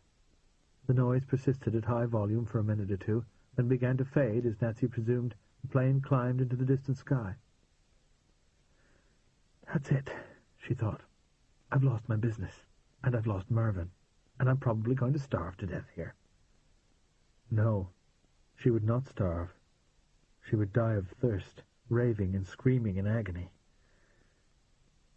She felt a tear on her cheek and wiped it away with the cuff of her coat. She had to pull herself together. There must be a way out of here. She looked around yet again. She wondered if she could use the mast as a battering ram. She reached up to the sling. No, the mast was much too heavy to be moved by one person. Could she cut through the door somehow? She recalled stories of prisoners in medieval dungeons scratching the stones with their fingernails year after year in a vain attempt to dig a way out. She did not have years, and she would need something stronger than fingernails. She looked in her bag. She had a small ivory comb, a bright red lipstick almost used up, a cheap powder compact the boys had given her for her 30th birthday, an embroidered handkerchief, her checkbook, a £5 note, several $50 bills, and a small gold pen. Nothing she could use. She thought of her clothes. She was wearing a crocodile belt with a gold-plated buckle. It occurred to her that the point of the buckle might be used to gouge away the wood of the door around the lock. It would be a long job, but she had all the time in the world. She climbed off the boat and located the lock on the big front door. The wood was quite stout, but perhaps she would not need to scratch all the way through. When she had made a deep groove, it might break. She shouted for help again. No one answered. She took off her belt. Her skirt would not stay up without it, so she took that off, folded it neatly, and draped it over the gunwale of the boat. Although no one could see her, she felt glad she was wearing pretty panties with a lacy trim and a matching garter belt. She scratched a square mark all around the lock, and then began to make it deeper. The metal of her buckle was not very strong, and after a while the prong bent. Nevertheless, she carried on, stopping every minute or so to shout. Slowly the mark became a groove. Sawdust trickled out and drifted to the floor. The wood of the door was soft, perhaps because of the damp air. The work went more quickly, and she began to think she might get out soon. Just as she was becoming hopeful, the prong snapped off. She picked it up from the floor and tried to continue, but without the buckle, the prong on its own was hard to handle. If she dug deep, it slipped from her fingers, and if she scratched lightly, she made the groove no deeper. After dropping it 5 or 6 times, she cursed aloud, cried tears of rage, and hammered uselessly on the door with her fists. A voice called, "Who's there?" She shut up and stopped hammering. Had she really heard it? She shouted, "Hello! Help! Nancy, is that you?" Her heart leapt. It was a British accent, and she recognized the voice. "Mervyn! Thank God!" "I've been searching for you. What the devil happened to you?" "Just let me out, will you?" The door shook. "It's locked." "Come around the side." "On my way." Nancy crossed the boathouse, skirting the sailing boat, and went to the side door. She heard him say, "It's wedged. Just a minute." She realized she was standing there in her stockings and underwear, so she pulled her coat around her to cover her nakedness. A moment later the door flew open, and she flung herself into Mervyn's arms. "I thought I was going to die in here," she said, and to her embarrassment she began to cry. He hugged her and stroked her hair, saying, "There, there." "Peter locked me in," she said tearfully. "I guessed he'd done something sly. That brother of yours is right busted, if you ask me." Nancy did not care about Peter. She was too glad to see Mervyn. She looked into his eyes through a haze of tears, then kissed his face all over, eyes, cheeks, nose, and finally lips. She suddenly felt powerfully aroused. She opened her mouth and kissed him passionately. He put his arms around her and squeezed her tight. She pressed herself against him, hungry for the feel of his body. He ran his hands down her back, inside her coat, and stopped, startled when he felt her panties. He drew back and looked at her. Her coat had fallen open. "What happened to your skirt?" She laughed. "I tried to cut through the door with the prong of my belt buckle, and my skirt wouldn't stay up without the belt, so I took it off." "What a nice surprise," he said thickly, and he stroked her bottom and her bare thighs. She felt his penis grow erect against her stomach. She reached down and stroked it.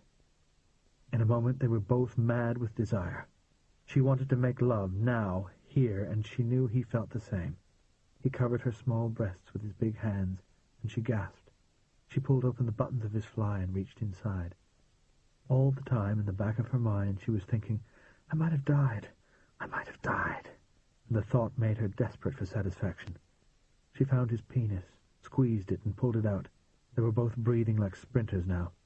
She stood back and looked down at the big cock and her small white hand. Giving in to an irresistible urge, she bent over and took it in her mouth. It seemed to fill her up. There was a mossy smell in her nostrils and a salty taste in her mouth. She groaned.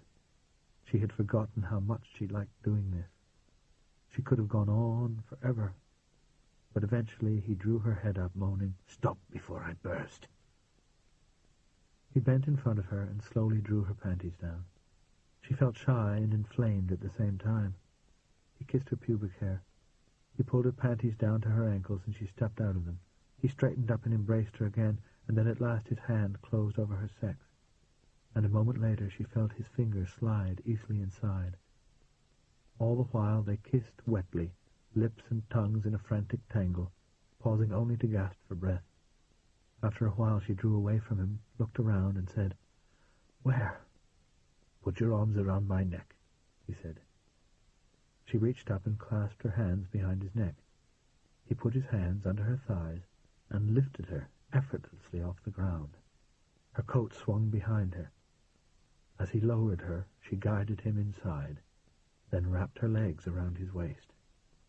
For a moment they were still, and she savored the feeling she had been without so long, the comforting sense of utter closeness that came from having a man inside her and mingling two bodies so intimately. It was, she now recalled, the best feeling in the world, and she thought she must have been mad to go without it for 10 years. Then she began to move, pulling herself to him and pushing away. She heard him groan deep in his throat, and the thought of the pleasure she was giving him inflamed her more. She felt shameless, making love in this bizarre position with a man she hardly knew. At first she wondered whether he could take her weight, but she was petite and he was a big man. He grasped the globes of her bottom and moved her, lifting her up and down. She closed her eyes and savored the feeling of his penis going in and out, and her clitoris pressing against his belly. She forgot to worry about his strength and concentrated intensely on the sensations in her groin. After a while, she opened her eyes and looked at him. She wanted to tell him that she loved him. Somewhere in the back of her mind, a sentinel of common sense told her it was too soon, but all the same she felt it. "You're very dear," she whispered to him. The look in his eyes told her that he understood. He murmured her name and began to move faster. She closed her eyes again and thought only of the waves of delight emanating from the place where their bodies met. She heard her own voice, as if at a distance, giving small cries of pleasure each time she sank down on him. He was breathing hard, but he held her weight without any sign of strain. Now she sensed him holding back, waiting for her. She thought of the pressure building up inside him with every rise and fall of her hips, and that image pushed her over the top. Her whole body thrilled with pleasure, and she cried aloud. She felt him surge and jerk, and she rode him like a bucking horse as the climax shook them both. At last the pleasure eased. Mervyn became still, and she slumped on his chest. He hugged her hard and said, "By Eck, is it always like that for you?" She laughed breathlessly. She loved a man who could make her laugh. Eventually, he lowered her to the floor. She stood shakily on her feet, still leaning on him for a few minutes. Then, reluctantly, she put her clothes back on. They smiled at one another a lot, but did not speak as they went out into the mild sunshine and walked slowly along the beach towards the pier. Nancy was wondering if perhaps it was her destiny to live in England and marry Mervyn. She had lost her battle for control of the company. There was no way she could get to Boston in time for the board meeting, so Peter would outvote Danny Riley and Aunt Tilly and carry the day. She thought of her boys. They were independent now. She did not need to live her life according to their needs. And she had now discovered that as a lover, Mervyn was everything she longed for. She still felt dazed and a little weak after their love-making. But what would I do in England? She thought. I can't be a housewife. They reached the pier and stood looking over the bay. Nancy wondered how often trains ran from here. She was about to propose making inquiries when she noticed Mervyn staring hard at something in the distance. "What are you looking at?" she said. "A Grumman goose," he said thoughtfully. "I don't see any geese." He pointed. "That little seaplane is called a Grumman goose. It's quite new. They've only been out for a couple of years. They're very fast. Faster than the Clipper." She looked at the seaplane. It was a modern-looking twin-engined monoplane with an enclosed cabin. She realized what he was thinking. In a seaplane, she could get to Boston in time for the board meeting. "Could we charter it?" she asked hesitantly, hardly daring to hope. "That's what I was thinking." "Let's ask." She hurried along the pier to the airline building, and Mervyn followed, his long stride easily keeping up with her. Her heart was pounding. She might yet save her company, but she kept her elation bottled up. There might be a snag. They entered the building, and a young man in a Pan-American uniform said, "Hey, you guys missed your plane." Without preamble, Nancy said, "Do you know who the little seaplane belongs to?" "The Goose? Sure do. A mill owner called Alfred Southbourne." "Does he ever rent it?" "Yeah, whenever he can. You want to charter it?" Nancy's heart leaped. "Yes." "One of the pilots is right here. Came to look at the Clipper." He stepped back and called into an adjoining room. "Hey, Ned, someone wants to charter your Goose." Ned came out. He was a cheerful man of about 30 in a shirt with epaulettes. He nodded politely and said, "I'd like to help you folks, but my co-pilot ain't here, and the Goose needs a crew of 2. Nancy's heart sank again. Mervyn said, "I'm a pilot." Ned looked skeptical. "Ever flown a seaplane?" Nancy held her breath. Mervyn said, "Yes, the Supermarine." Nancy had never heard of a Supermarine, but it must have been a competition plane, for Ned was impressed. "Do you race?" he asked. "I did when I was young. Now I just fly for pleasure. I have a Tiger Moth." "Well, if you've flown a Supermarine, you won't have any trouble being co-pilot on the Goose. And Mr. Southbourne is away until tomorrow. Where do you want to go?" "Boston." "Cost you $1,000. "No problem," Nancy said excitedly. "But we need to leave right away." The man looked at her in mild surprise. He had assumed the man was in charge. "We can be gone in a few minutes, ma'am. How would you pay?" "I can give you a personal check, or you can bill my company in Boston. Black's Boots." "Oh, you work for Black's Boots?" "I own it." "Hey, I'm wearing your shoes." She looked down. He had the $6.95 toe-capped Oxford in black, size 9. "How do they feel?" she said automatically. "Great. They're good shoes. But I guess you know that." She smiled. "Yes," she said. "They're good shoes." End of Side 21. Side 22. Part 6. Shadiac to the Bay of Fundy. Chapter 26. Margaret was frantic with worry as the Clipper climbed over New Brunswick and headed for New York. Where was Harry? The police had found out that he was traveling on a false passport. That much was common knowledge among the passengers. She could not imagine how they had found out, but it was an academic question. More important was what they would do to him if they caught him. Presumably, he would be sent back to England, where he would either go to jail for stealing those wretched cufflinks, or be conscripted into the army, and then how would she ever find him? As far as she knew, they had not caught him yet. The last time she saw him, he had gone to the men's room as she was disembarking at Shadiac. Was that the beginning of some escape plan? Had he known then that he was in trouble? The police had searched the plane without finding him, so he must have got off at some point. But where had he gone? Was he even now walking along a narrow road through the forest, trying to thumb a lift? Or had he perhaps talked his way onto a fishing vessel and left by sea? Whatever he had done, the same question tortured Margaret. Would she ever see him again? She told herself again and again she must not be discouraged. Losing Harry hurt, but she still had Nancy Lenihan to help her. Father could not stop her now. He was a failure and an exile, and he had lost his power to coerce her. However, she was still frightened that he might lash out, like a wounded animal at bay, and do something terribly destructive. As soon as the plane reached cruising height, she unfastened her seatbelt and went aft to see Mrs. Lenihan. The stewards were preparing the dining room for lunch as she passed through. Farther back, in number 4 compartment, Ollis Field and Frank Gordino were sitting side by side, handcuffed together. Margaret went all the way to the rear and knocked on the door of the honeymoon suite. There was no reply. She knocked again, then opened it. It was empty. Cold fear touched her heart. Perhaps Nancy was in the ladies' powder room. But then where was Mr. Lovesey? If he had gone to the flight deck or the men's room, Margaret would have seen him pass through number 2 compartment. She stood in the doorway, frowning and staring into the suite as if they might be hiding somewhere. But there was nowhere to hide. Nancy's brother Peter and his companion were sitting right next to the honeymoon suite, across the aisle from the powder room. Margaret said to them, "Where's Mrs. Lenihan?" Peter replied, "She decided to leave the flight at Shadiac." Margaret gasped. "What?" she said. "How do you know?" "She told me." "But why?" Margaret said plaintively. "What made her stay behind?" He looked offended.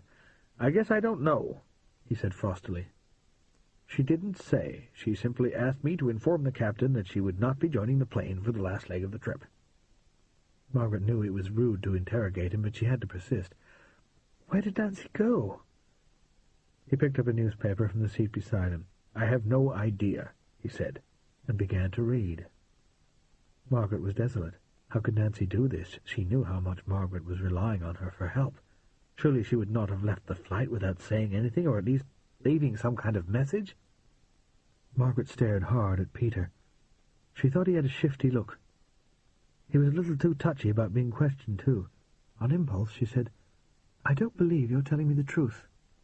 It was a very insulting thing to say, and she held her breath as she waited for his reaction. He looked up at her, reddening. "You have inherited your father's bad manners, young lady," he said. "Please go away." She was crushed. Nothing could be more hateful to her than to be told she was like father. She turned away without another word, feeling close to tears. Passing through number 4 compartment, she noticed Diana Lovesey, Mervyn's beautiful wife. Everyone had been riveted by the drama of the runaway wife and the pursuing husband, and amused when Nancy and Mervyn had been obliged to share the honeymoon suite. Now Margaret wondered whether Diana might know what had happened to her husband. It would be embarrassing to ask, of course, but Margaret was too desperate to worry about that. She sat down next to Diana and said, "Excuse me, but do you know what happened to Mr. Lovesey and Mrs. Lenihan?" Diana looked surprised. "Happened? Are they in the honeymoon suite?" "No, they're not on board." "Really?" Diana was obviously shocked and mystified. "How come? Did they miss the plane?" "Nancy's brother says they decided not to finish the flight, but I don't think I believe him." Diana looked cross. "Neither of them said anything to me." Margaret looked in inquiry at Diana's companion, the mild-mannered Mark. "They certainly didn't confide in me," he said. In a different tone of voice, Diana said, "I hope they're all right." Mark said, "What do you mean, honey?" "I don't know what I mean. I just hope they're all right." Margaret nodded agreement with Diana. "I don't trust the brother. I think he's dishonest. Mark said, You may be right, but I guess there's nothing we can do about it while we're in mid-air. Besides, he's not my concern any more, I know, Diana said irritably. But he was my husband for 5 years, and I'm worried about him. There will probably be a message from him waiting when we get to Port Washington, Mark said soothingly. I hope so, Diana said.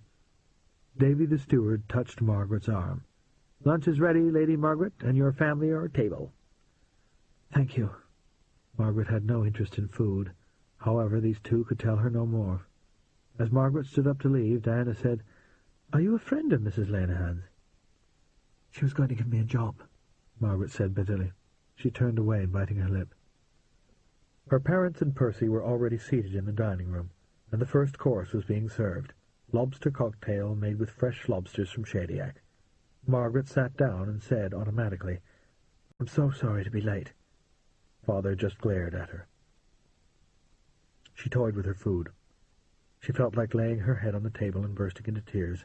Harry and Nancy had both abandoned her without warning. She was back at square one, with no way to support herself and no friends to help her. It was so unfair.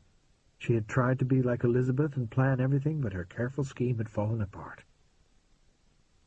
The lobster was taken away and replaced by kidney soup. Margaret took one sip and put down her spoon. She felt tired and irritable. She had a headache and no appetite. The super-luxurious clipper was beginning to feel like a prison. They had now been en route for almost 27 hours, and she had had enough. She wanted to get into a real bed with a soft mattress and lots of pillows and go to sleep for a week. The others were also feeling the strain. Mother was pale and tired. Father was hung over with bloodshot eyes and bad breath. Percy was unsettled and nervy, like someone who has drunk too much strong coffee, and he kept throwing hostile looks at Father. Margaret had a feeling he was going to do something outrageous before long. For the main course they had a choice, fried sole with cardinal sauce or filet steak. She did not want either, but she chose the fish. It came with potatoes and Brussels sprouts. She asked Nicky for a glass of white wine. She thought about the dreary days ahead. She would stay with Mother and Father in the Waldorf, but Harry would not sneak into her room. She would lie in bed alone and long for him. She would have to accompany Mother on shopping trips for clothes. Then they would all go to Connecticut. Without asking her, they would enroll Margaret in a riding club and a tennis club, and she would be invited to parties. Mother would construct a whole social round for them in no time at all, and before long there would be suitable boys coming for tea or cocktails or bicycle rides. How could she enter into all that when England was at war? The more she thought about it, the more depressed she felt. For dessert there was apple tart with cream or ice cream with chocolate sauce. Margaret ordered ice cream and ate it all. Father asked for brandy with his coffee and then cleared his throat. He was about to make a speech. Could it be that he would apologize for the frightful scene at dinner yesterday? Impossible. Your mother and I have been discussing you, he began. As if I were a disobedient parlour-maid, Margaret snapped. Mother said, You're a disobedient child. I'm 19 years old, and I've been menstruating for 6 years. How could I be a child? Hush! Mother was shocked. The very fact that you can use such words in front of your father shows that you're not yet adult. I give up, Margaret sighed. I can't win. Father said, Your foolish attitude just confirms everything we've been saying. You can't yet be trusted to lead a normal social life among people of your own class. Thank heaven for that. Percy laughed out loud, and Father glared at him, but spoke to Margaret. We've been trying to think of somewhere to send you, a place where you will have the minimum opportunity to cause trouble. Did you consider a convent? He was not used to her cheeking him, but he controlled his anger with an effort. This kind of talk won't make things any better for you. Better? How could things be better for me? My loving parents are determining my future with only my best interests at heart. What more could I want? To her surprise, her mother shed a tear. You're very cruel, Margaret, she said, wiping it away. Margaret was touched. The sight of her mother weeping destroyed her resistance. She became meek again. What do you want me to do, Mother? Father answered the question. You're going to live with your Aunt Claire. She has a place in Vermont. It's in the mountains, rather remote. There will be nobody nearby for you to embarrass." Mother added, "My sister Claire is a wonderful woman. She never married. She's the backbone of the Episcopalian Church in Brattleboro." Cold rage gripped Margaret, but she kept herself under control. "How old is Aunt Claire?" she asked. "In her 50s. Does she live alone?" "Apart from the servants, yes." Margaret was shaking with anger. "So this is my punishment for trying to live my own life," she said in an unsteady voice. "I'm exiled to the mountains to live alone with a mad spinster aunt. How long do you expect me to stay there?" "Until you calm down," Father said. "A year, perhaps." A year! It seemed a lifetime. But they could not make her stay there. "Don't be stupid. I shall go mad, kill myself, or run away." "You're not to leave without our consent," Father said. "And if you do—" He hesitated. Margaret looked at his face. My God, she thought, even he is ashamed of what he is about to say. What on earth can it be? He pressed his lips together in a determined line and said, "If you run away, we will have you certified insane and committed to a lunatic asylum." Margaret gasped. She was speechless with horror. She had not imagined him capable of such cruelty. She looked at her mother, but Mother would not meet her eyes. Percy stood up and flung down his napkin. "You bloody old fool! You've gone off your rocker!" he said, and he walked out. If Percy had spoken like that a week ago, there would have been hell to pay. But now he was ignored. Margaret looked again at Father. His expression was guilty, defiant, and obstinate. He knew he was doing wrong, but he would not change his mind. At last she found the words to express what she felt in her heart. "You've sentenced me to death," she said. Mother started to cry quietly. Suddenly the engine note changed. Everyone heard it, and all conversation stopped. There was a lurch, and the plane began to go down.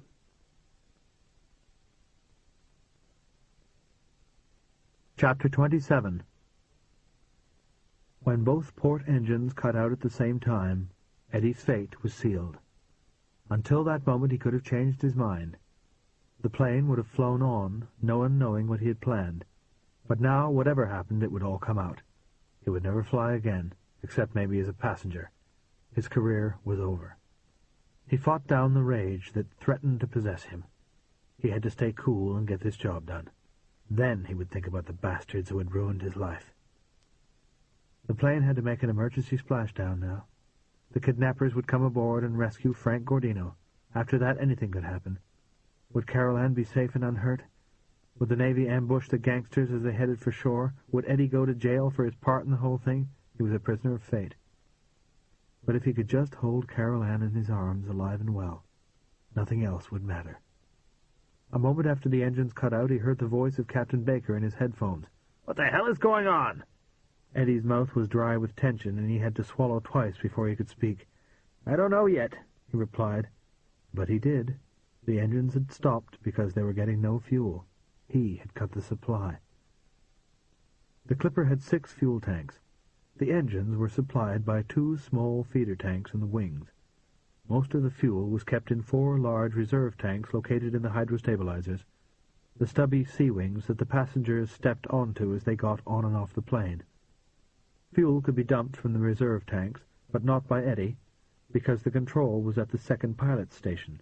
However, Eddie could pump fuel from the reserve tanks up to the wings and back down again. Such transfers were controlled by 2 large hand wheels to the right of the engineer's instrument panel. The plane was now over the Bay of Fundy, about 5 miles from the rendezvous, and in the last few minutes he had drained both the wing tanks. The starboard tank had fuel for a few more miles. The port tank had now run dry, and the port engines had stopped. It would be a simple matter to pump fuel back up from the reserves, of course. However, while the plane was in Shadiac, Eddie had come aboard on his own and tampered with the hand wheels, moving the dials so that when they said pump, they were in fact off, and when they said off, they were pumping. Now the dials indicated that he was trying to fill the wing tanks, when in fact nothing was happening. He had been using the pumps with the wrong settings for the first part of the flight, of course, and another engineer might have noticed that and wondered what the hell was going on. Eddie had worried every second that the off-duty assistant engineer, Mickey Finn, would come upstairs, but he stayed fast asleep in number 1 compartment, as Eddie had expected. At this stage of the long flight, off-duty crew always slept. There had been 2 nasty moments in Shadiac. The first had come when the police announced that they had learned the name of Frankie Gordino's accomplice aboard the plane. Eddie assumed they were talking about Luther, and for a while he thought the game was up and racked his brains for some other way of rescuing Carol Ann. Then they had named Harry Vandenpost, and Eddie almost jumped for joy. He had no idea why Vandenpost, who appeared to be an amiable young American from a wealthy family, should be traveling with a false passport, but he was grateful to the man for deflecting attention from Luther. The police looked no farther. Luther escaped notice, and the plan could go ahead. But all this had been too much for Captain Baker. Even while Eddie was still recovering from the scare, Baker had dropped a bombshell. The fact that there really had been an accomplice on board meant that someone was serious about rescuing Gordino, he said, and he wanted Gordino off the plane. That, too, would have ruined everything for Eddie. There had been a stand-up row between Baker and Ollis Field, with the FBI man threatening to have the captain charged with obstruction of justice. In the end, Baker had called Pan American in New York and dumped the problem on them, and the airline had decided to let Gordino fly on, and once again Eddie was relieved. He had got one more piece of good news in Shadiac. A cryptic but unmistakable message from Steve Appleby had confirmed that a U.S. Navy cutter would be patrolling the coast where the Clipper was going to come down. It would stay out of sight until the splashdown, and then intercept any vessel that made contact with the downed plane. That made all the difference to Eddie. Knowing the gangsters would be caught afterwards, he could with a clear conscience make sure the plan went off without a hitch. Now the deed was almost done. The plane was close to the rendezvous, and flying on 2 engines only. Captain Baker was at Eddie's side in a moment. Eddie said nothing to him at first. With a shaky hand he switched the engine feed so that the starboard wing tank was fueling all engines, and restarted the port engines. Then he said, "The port wing tank ran dry, and I can't fill it." "Why not?" the captain snapped. Eddie pointed to the hand wheels. Feeling like a traitor, he said, "I've switched the pumps on, but nothing's happening." Eddie's instruments did not show either fuel flow or fuel pressure between the reserve tanks and the feeder tanks, but there were 4 glass sights at the rear of the control cabin for visual checking of the fuel in the pipes. Captain Baker looked at each in turn. "Nothing," he said. "How much is left in the starboard wing tank?" "It's almost dry. A few miles." "How come you've only just noticed?" he said angrily. "I thought we were pumping," Eddie said feebly. It was an inadequate answer, and the captain was furious. "How could both pumps go at the same time?" "I don't know, but thank God we have a hand pump." Eddie seized the handle next to his table and began to operate the hand pump. This was normally used only when the engineer was draining water from the fuel tanks in flight. He had done this immediately after leaving Shadiac, and he had deliberately omitted to reset the F-valve which allowed the water to escape overboard. In consequence, his vigorous pumping action was not filling the wing tanks, but just dumping fuel overboard. The captain did not know this, of course, and it was not likely that he would notice the setting on the F-valve. But he could see that no fuel was moving through the sight gauges. "It's not working," he said. "I don't understand how all 3 pumps could fail at the same time." Eddie looked at his dials. "The starboard wing tank is almost dry," he said. "If we don't splash down soon, we're going to fall out of the sky." "Prepare for emergency splashdown, everybody," Baker said. He pointed a figure at Eddie. "I don't like your role in this, Deacon," he said with ice-cold fury. "I don't trust you." Eddie felt rotten. He had good reason to lie to his captain, but just the same he hated himself. All his life he had dealt honestly with people, and scorned men who used trickery and deceit. Now he was acting in a way he despised. "You'll understand in the end, Captain," he thought, but he wished he could say it. The captain turned to the navigator's station and bent over the chart. The navigator, Jack Ashford, shot a puzzled look at Eddie, then put a finger on the chart and said to the captain, "We're here." The whole plan relied on the clipper coming down in the channel between the coast and Grand Manan Island. The gangsters were betting on that, and so was Eddie. But in emergencies, people did strange things. Eddie decided that if Baker irrationally chose another location, he would speak up and point out the advantages of the channel. Baker would be suspicious, but he would have to see the logic of it, and then he would be the one behaving oddly if he landed somewhere else. However, no interference was necessary. After a moment, Baker said, "Here, in this channel. That's where we'll come down." Eddie turned away so that no one could see his expression of triumph.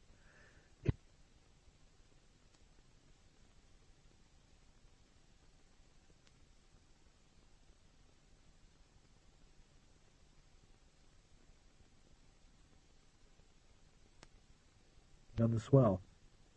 The surface was choppy.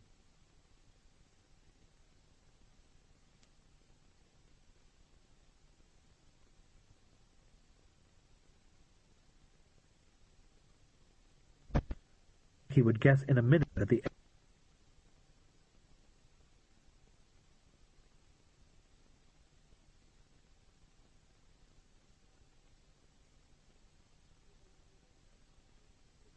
bring around the aircraft asking stupid questions.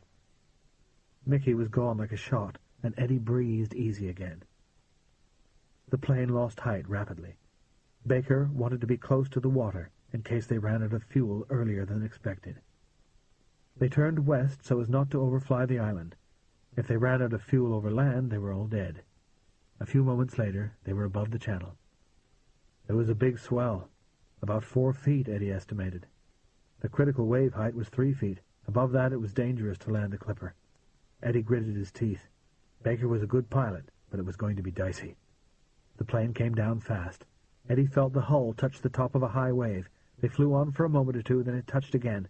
The second time there was a stronger impact, and his stomach lurched as the huge aircraft bounced up into the air. Eddie was afraid for his life.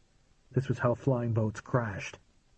Although the plane was airborne now, the impact had reduced its airspeed so that it had very little lift, and instead of sliding into the water at a shallow angle, it would come down hard. It was the difference between a smooth racing dive and a painful belly flop, except that the belly of the plane was made of thin aluminum, which could burst like a paper bag. He froze, waiting for the impact. The plane hit the water with a terrific bang, which he felt all the way up his spine. Water covered the windows. Facing sideways as he was thrown to his left, but managed to stay in his seat. The radio operator, who faced forward, banged his head on his microphone. Eddie thought the plane was breaking up. If it dipped a wing, that would be the end. A second passed, then another. The cries of terrified passengers floated up the staircase. The plane lifted again, coming partly out of the water and moving forward with a reduction in drag. Then it sank back, and Eddie was thrown sideways again. But the plane stayed level, and Eddie began to hope they would make it. The windows cleared, and he glimpsed the sea. His engines were still roaring. They had not been submerged. The plane slowed gradually. Second by second, Eddie felt safer until at last the plane was stationary, rising and falling on the waves. In his headphones, Eddie heard the captain say, "Jesus, that was rougher than I expected," and the rest of the crew laughed with relief. Eddie stood up and looked out through all the windows, searching for a boat. The sun was shining, but there were rain clouds in the sky. Visibility was fair, but he could not see any other vessels. Perhaps the launch was behind the clipper, where he could not see it. He took his seat again and shut down the engines. The radio operator broadcast a mayday. The captain said, "I'd better go and reassure the passengers."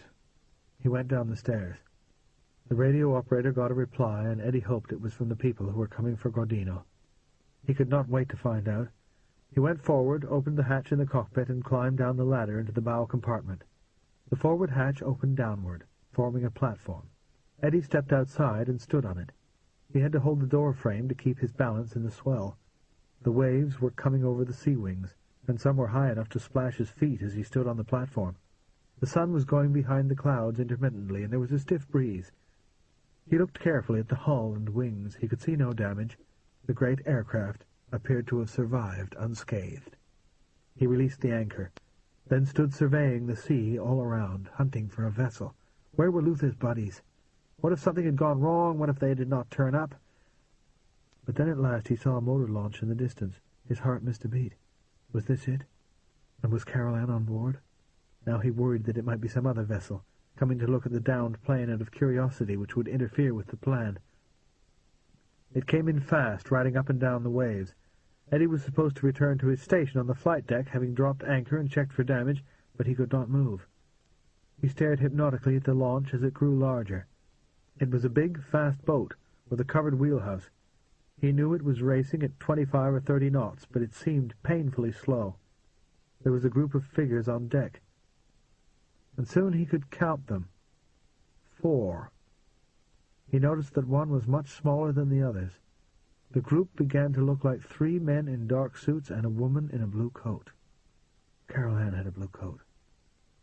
He thought it was her, but he was not sure. The waiting was unbearable. The woman had fair hair and a slight figure, just like her. She was standing apart from the others. All 4 were at the rail, looking at the clipper. Then the sun came out from behind a cloud, and the woman raised her hand to her face to shield her eyes. Something about that gesture pulled at Eddie's heartstrings, and he knew it was his wife. "Carol Ann!" he said aloud. A surge of excitement seized him, and for a moment he forgot about the perils they both still faced and gave into the joy of seeing her again. He raised his arms and waved happily. "Carol Ann!" he yelled. "Carol Ann!" She could not hear him, of course, but she could see him. She started with surprise, hesitated, as if she were not sure whether it was he, then waved back, timidly at first, and then vigorously. If she could wave like that, she must be all right. He felt as weak as a baby with relief and gratitude. He remembered that it was not over yet. He had more to do. He gave one more wave, then reluctantly went back inside. He emerged onto the flight deck just as the captain was coming up from the passenger deck. "Any damage?" Baker said. "Nothing at all, as far as I can see." The captain turned to the radio operator, who reported, "Our mayday has been answered by several ships, but the nearest vessel is a pleasure boat now approaching on the port side. You can probably see her." The captain looked out of the windows and saw the launch. He shook his head. "She's no use. We have to be towed. Try to raise the Coast Guard."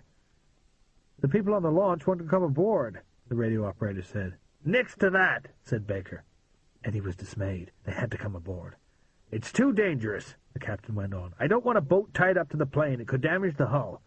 And if we try to transfer people in this swell, someone's sure to fall in the goddamn drink. Tell them we appreciate their offer, but they can't help us." Eddie had not anticipated this. He put on an unconcerned look to mask his sudden anxiety.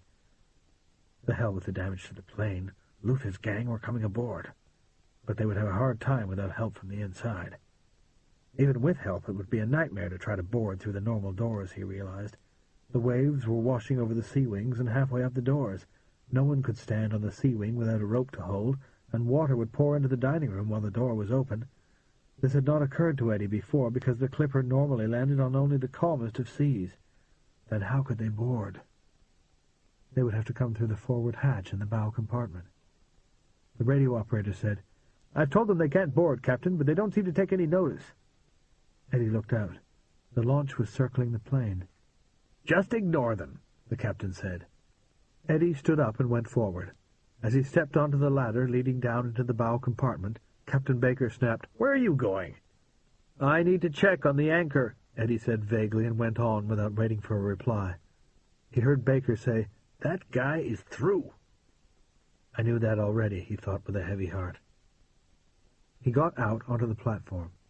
The launch was 30 or 40 feet from the nose of the clipper. He could see Carol Ann standing at the rail. She had on an old dress and flat shoes, just what she would have been wearing for housework. She had thrown on her best coat over her work clothes when they took her. He could see her face now. She looked pale and drained. Eddie felt anger boil deep inside him. "I'll get them for this," he thought. He raised the collapsible capstan, then waved to the launch, pointing to the capstan and miming throwing a rope. He had to do it several times before the men on deck understood. He guessed they were not experienced sailors. They certainly looked out of place on a boat in their double-breasted suits, holding their fedoras on their heads in the wind. The guy in the wheelhouse, presumably the skipper of the launch, was busy with his controls, trying to keep the boat steady relative to the plane. At last, one of the men made a gesture of acknowledgement and picked up a rope. He was no good at throwing it, and it took 4 tries before Eddie was able to catch it. He secured it to the capstan. The men on the launch hauled their craft closer to the plane. The boat, being so much lighter, rose and fell more on the swell. Tying the launch to the plane was going to be difficult and dangerous. Suddenly he heard Mickey Finn's voice behind him saying, "Eddie, what the hell are you doing?" He turned around.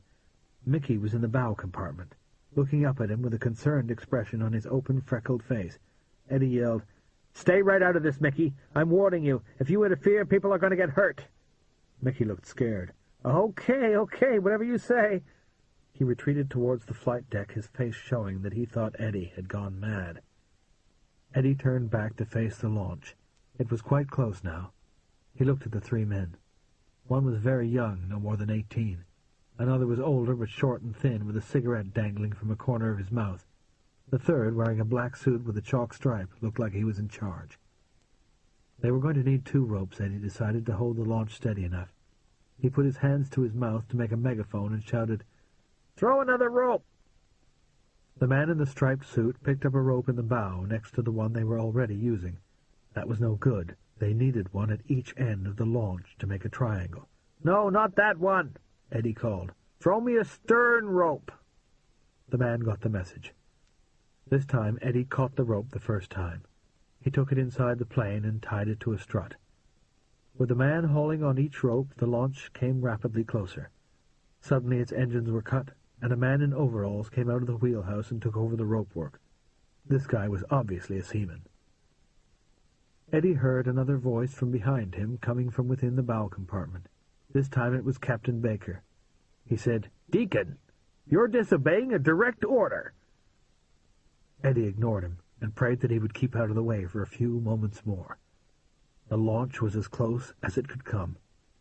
The skipper wound the ropes around the deck stanchions, leaving just enough slack to allow the boat to rise and fall with the waves.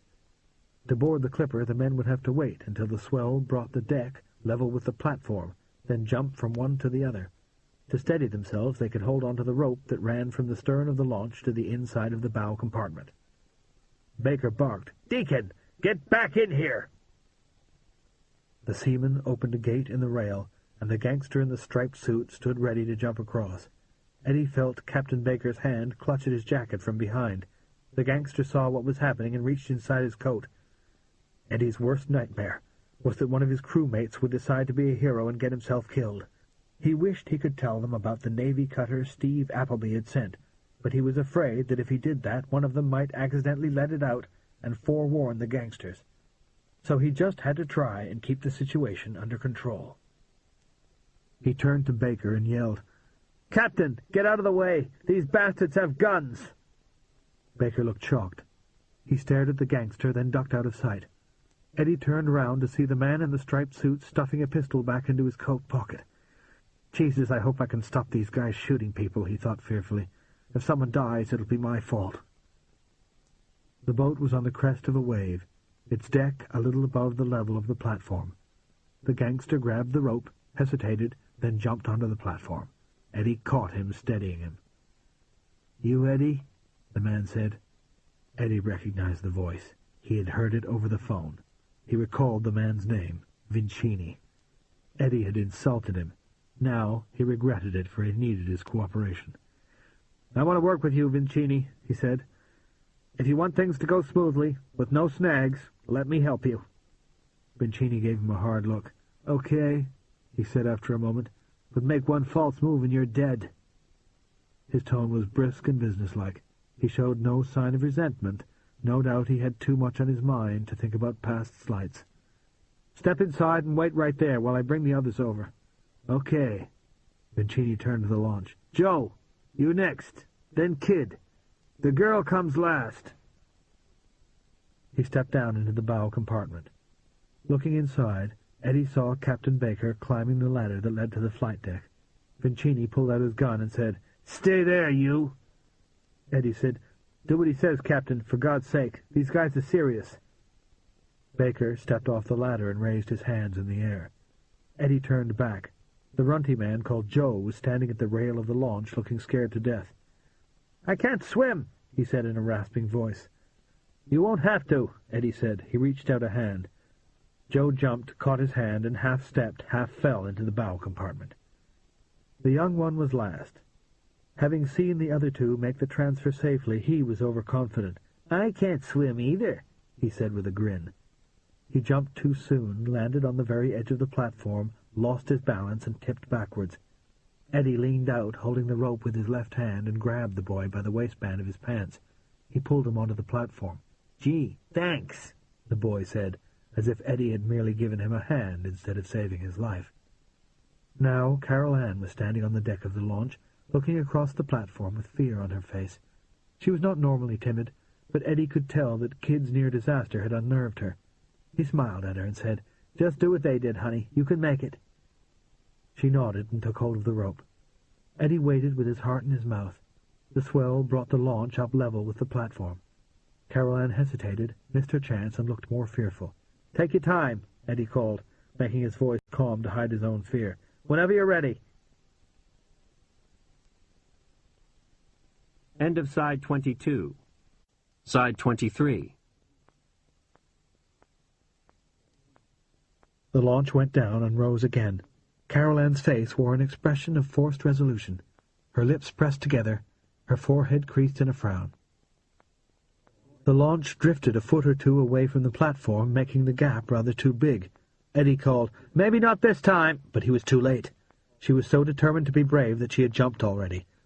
She missed the platform completely. She let out a scream of terror and swung from the rope, her feet scrabbling in mid-air. Eddie could do nothing as the launch slipped down the slope of the wave, and Carol Ann fell away from the platform. "Hold tight!" he yelled frantically. "You'll come up!" He got ready to jump into the sea to save her if she should let go. But she clung fiercely to the rope as the swell took her down, then brought her up again. When she drew level, she stretched out one leg towards the platform, but it did not reach. Eddie went down on one knee and made a grab for her. He almost overbalanced and fell in the water, but he could not quite touch her leg. The swell took her down again, and she gave a cry of despair. "Swing!" Eddie yelled. "Swing to and fro as you come up!" She heard. He could see her gritting her teeth against the pain in her arms, but she managed to swing backwards and forwards as the swell lifted the launch. Eddie knelt down, reaching out. She came level and swung with all her might. Eddie grabbed and caught her ankle. She had no stockings on. He pulled her closer and got hold of the other ankle, but her feet still did not reach the platform. The launch crested the wave and began to fall. Carol Ann screamed as she felt herself going down. Eddie still held onto her ankles. Then she let go of the rope. He held on like grim death. As she fell, he was pulled forward by her weight and almost toppled into the sea, but he was able to flop onto his belly and stay on the platform. Carol Ann swung upside down from his hands. In this position he could not lift her, but the sea did the job. The next wave submerged her head but lifted her towards him. He let go of one ankle, freeing his right hand, and got his arm around her waist. He had her safe. He rested for a moment, saying, "It's okay, baby, I've got you," while she choked and spluttered. Then he hauled her up onto the platform. He held her hand while she turned and stood up, then he helped her inside. She fell into his arms, sobbing. He pressed her dripping head against his chest. He felt tears come, but he forced them back. The three gangsters and Captain Baker were looking at him expectantly, but he ignored them for a few moments more. He held Carol Ann tightly as she shook violently. At last he said, "You okay, honey? These bastards hurt you?" She shook her head. "I'm okay, I guess," she said through chattering teeth. He looked up and caught the eye of Captain Baker. Baker looked from him to Carol Ann and back again, then said, "Jesus Christ, I'm beginning to understand this." Vincini said, "Enough talk. We got work to do." Eddie released Carol Ann. "Okay, I think we should deal with the crew first, get them calmed down and out of the way. Then I'll take you to the man you want. Is that all right?" "Yeah, but let's get on with it." "Follow me." Eddie crossed to the ladder and went up it. He came out onto the flight deck first and began speaking right away. In the few seconds before Vincini caught up with him, he said, "Listen, guys, please don't anybody try to be a hero. It isn't necessary. I hope you've understood me." He could not risk more than that hint. A moment later, Carol Ann, Captain Baker, and the three hoodlums came up through the hatch. Eddie went on, "Everybody keep calm and do what you're told. I don't want any shooting. I don't want anybody to get hurt. The captain is going to tell you the same thing." He looked at Baker. "That's right, men," Baker said. "Don't give these people any reason to use their guns." Eddie looked at Vincini. "Okay, let's go. Come with us, please, Captain, to calm the passengers. Then Joe and Kid should take the crew to number 1 compartment. Vincini nodded assent. Carol Ann, will you go with the crew, honey? Yes. Eddie felt good about that. She would be away from the guns, and she could also explain to his crewmates why he was helping the gangsters. He looked at Vincini. Do you want to put your gun away? You'll scare the passengers. Fuck you, said Vincini. Let's go. Eddie shrugged. It had been worth a try. He led the way down the stairs to the passenger deck. There was a hubbub of loud talk, some semi-hysterical laughter, and the sound of one woman sobbing. The passengers were all in their seats, and the 2 stewards were making heroic efforts to look calm and normal. Eddie went along the plane. The dining room was a mess, with smashed crockery and broken glass all over the floor, although fortunately there was not much spilt food because the meal had been almost over, and everyone had been having coffee. People went quiet when they saw Vincini's gun. Behind Vincini, Captain Baker was saying, "I apologize for this, ladies and gentlemen, but please remain seated and try to keep calm, and it will all be over shortly." He was so smoothly reassuring that Eddie almost felt better himself. He passed through number 3 compartment and entered number 4. Ollis Field and Frankie Gordino were sitting side by side. This is it, Eddie thought. This is where I set free a murderer. He pushed the thought aside, pointed to Gordino, and said to Vincini, "There's your man." Ollis Field stood up. "This is FBI agent Tommy McCardle," he said. "Frankie Gordino crossed the Atlantic on a ship that reached New York yesterday, and he is now in jail in Providence, Rhode Island." Jesus Christ! Eddie exploded. He was thunderstruck. A decoy! I went through all that for a goddamn decoy! He was not going to free a murderer after all. But he could not feel glad, because he was too scared of what the gangsters might do now. He looked fearfully at Vincini. Vincini said, "Hell, we ain't after Frankie. Where's the kraut?" Eddie stared at him, flabbergasted. They were not after Gordino? What did it mean? Who was the kraut? Tom Luther's voice came from number 3 compartment. "He's in here, Vincini. I've got him." Luther stood in the doorway, holding a gun at the head of Carl Hartman. Eddie was mystified. Why the hell would the Patriarcha gang want to kidnap Carl Hartman? "What do you guys want with a scientist?" he said.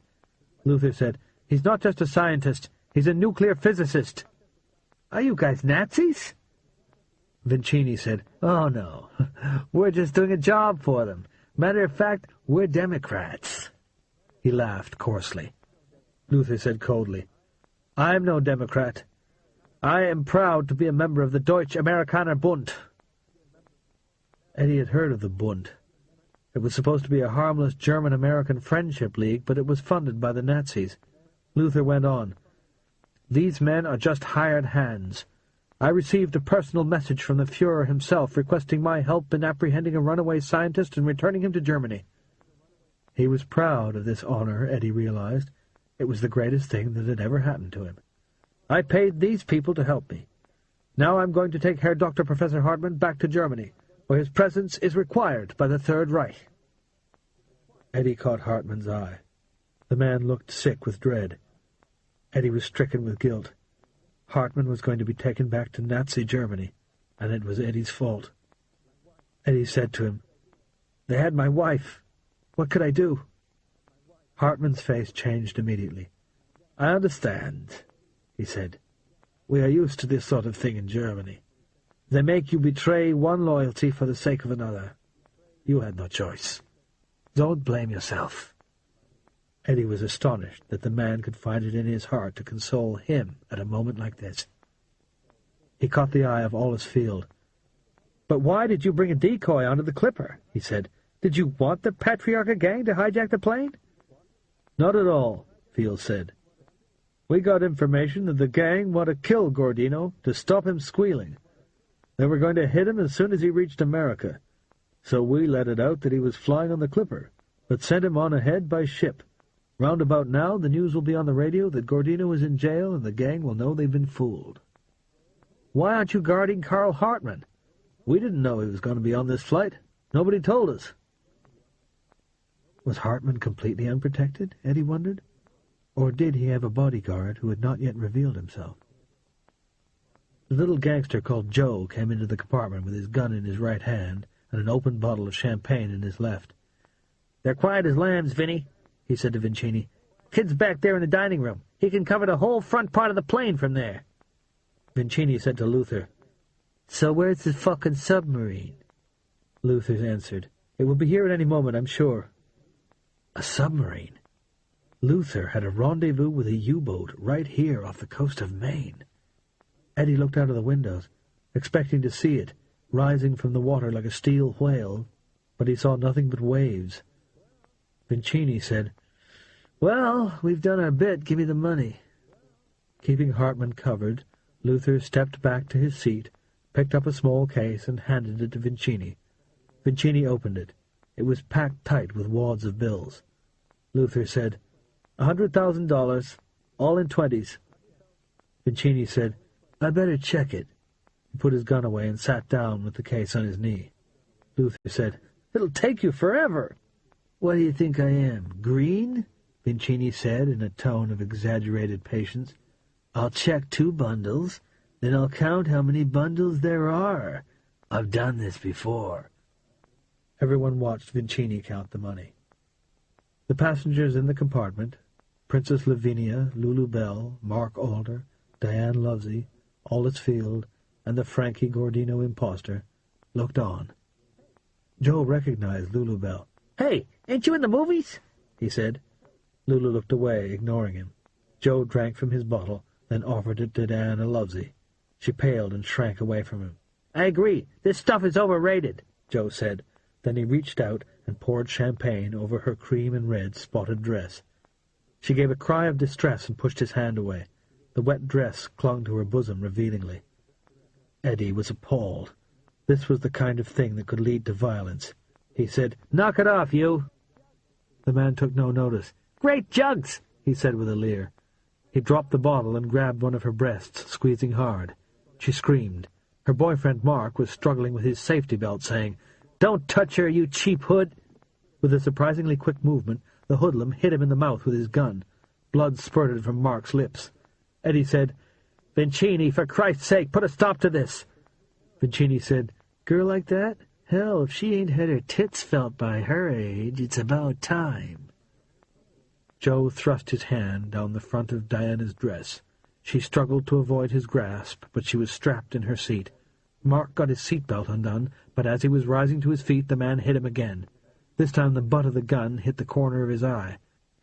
Joe used his left fist to punch Mark in the stomach, then hit him across the face with the gun a 3rd time.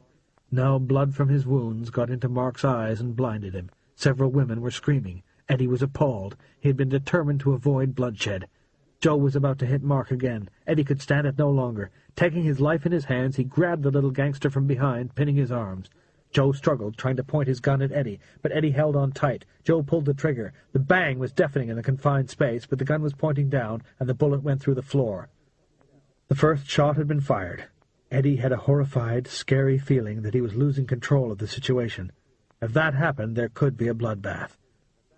At last, Vincini intervened. "Knock it off, Joe!" he yelled. The man became still. Eddie let him go. Joe gave him a venomous look, but said nothing. Vincini said, "We can go. The money's all here." Eddie saw a ray of hope.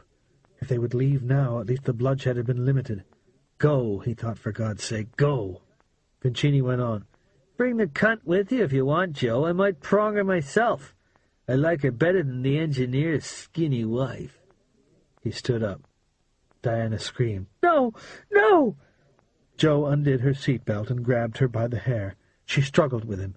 Mark got to his feet, trying to wipe the blood from his eyes. Eddie grabbed Mark, restraining him. "Don't get yourself killed," he said. Lowering his voice, he said, "It'll be okay, I promise you."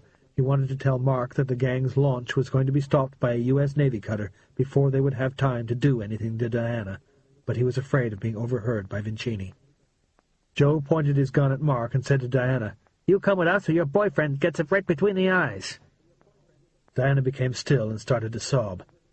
Luther said, "I'm coming with you, Vincini. My submarine hasn't made it."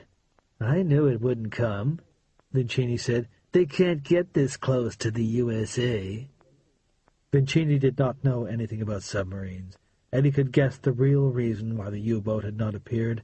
The U-boat commander had seen Steve Appleby's Navy cutter patrolling the channel. He was probably now waiting nearby, listening to the cutter's radio chatter, hoping it would go away and patrol some other stretch of water. Luther's decision to flee with the gangsters, instead of waiting for the submarine, raised Eddie's spirits.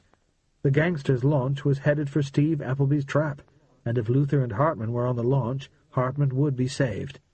If this whole thing could end with nothing worse than a few stitches in Mark Alder's face, Eddie would rejoice. "Let's go," Vincini said. "Luther first, then the Kraut, then Kid, then me, then the engineer. Want you close to me until I get off this crate. Then Joe with the blonde. Move!" Mark Alder began to struggle in Eddie's arms. Vincini said to Aulus Field and the other agent, "You want to hold this guy down, or you want Joe to shoot him?" They grabbed Mark and held him still. Eddie filed out behind Vincini. Passengers stared wide-eyed at them as they passed through number 3 compartment and into the dining room. As Vincini entered number 2 compartment, Mr. Membury pulled a gun and said, "Stop!" He aimed directly at Vincini.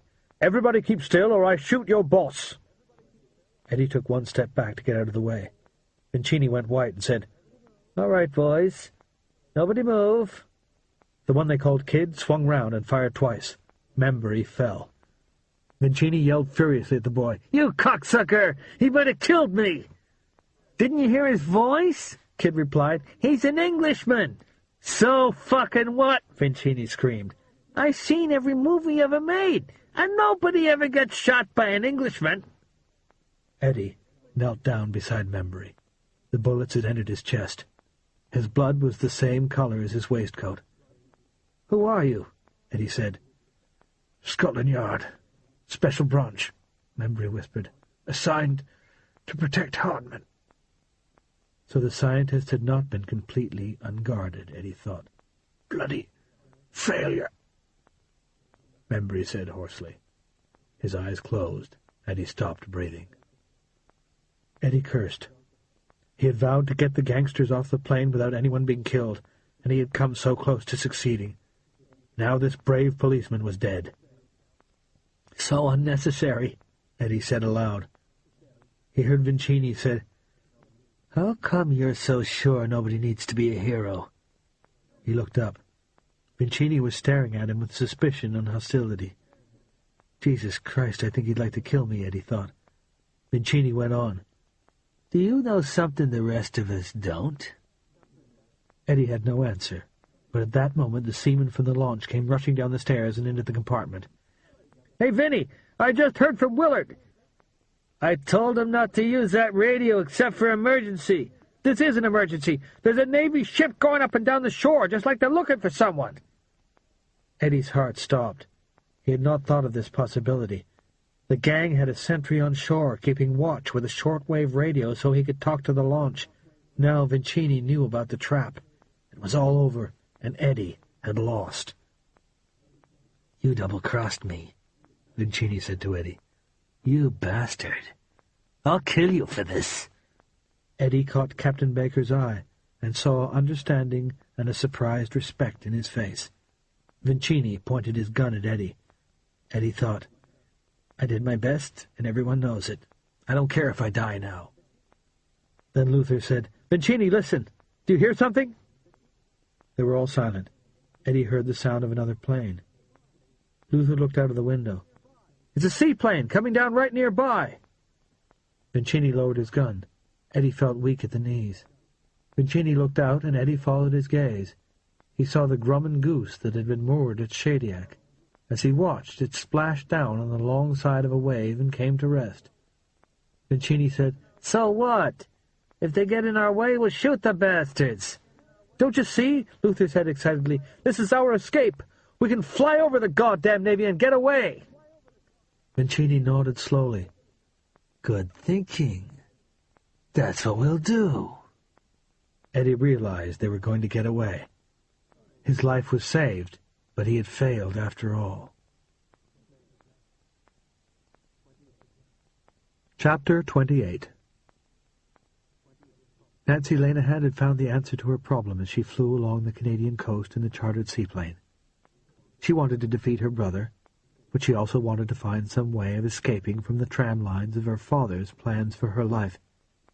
She wanted to be with Mervyn, but she was afraid that if she left Black's boots and went to England she would become a bored housewife like Diana. Nat Ridgway had said he was willing to make a higher offer for the company and give Nancy a job in General Textiles. Thinking about that, she had remembered that General Textiles had several factories in Europe, mostly in Britain, and that Ridgway was not going to be able to visit them until the war was over, which might be years. So she was going to offer to become the European manager of General Textiles. That way she could be with Mervyn and still be in business. The solution was remarkably neat. The only snag was that Europe was at war, and she might get killed. She was reflecting on that distant but chilling possibility when Mervyn turned around in his co-pilot's seat and pointed out of the window and down, and she saw the Clipper floating on the sea. Mervyn tried to raise the Clipper by radio, but he got no response. Nancy forgot about her own troubles as the Goose circled the downed plane. What had happened? Were the people on board all right? The plane appeared undamaged, but there was no sign of life. Mervyn turned to her and shouted over the roar of the engines, "We have to go down and see if they need help." Nancy nodded vigorously in agreement. "Strap in and hold tight. It may be a rough splashdown because of the swell." She fastened her safety belt and looked out. The sea was choppy and there were long rollers. The pilot, Ned, brought the seaplane down in a line parallel with the crests of the waves. The hull touched water on the back of the swell, and the seaplane rode the wave like a Hawaiian surf rider. It was not as rough as Nancy had feared. There was a motor launch tied up to the Clipper's nose. A man in dungarees and a cap appeared on the deck and beckoned to them. Nancy gathered he wanted the Goose to tie up alongside the launch. The bow door of the Clipper was open, so presumably they would board that way. Nancy could see why. The waves were washing over the sea wings, so it would be difficult to board through the normal door. Ned edged the seaplane towards the launch. Nancy could tell it was a tricky maneuver in this sea. However, the Goose was a high-winged monoplane, and its wing was well above the superstructure of the launch, so they were able to draw alongside, with the hull of the plane bumping against the row of rubber tires on the side of the boat. The man on deck tied the plane to his vessel fore and aft. While Ned shut down the engines of the seaplane, Mervyn came aft, opened the door, and broke out the gangway. "I ought to stay with my plane," Ned said to Mervyn. "You better go and find out what's going on." "I'm coming too," said Nancy.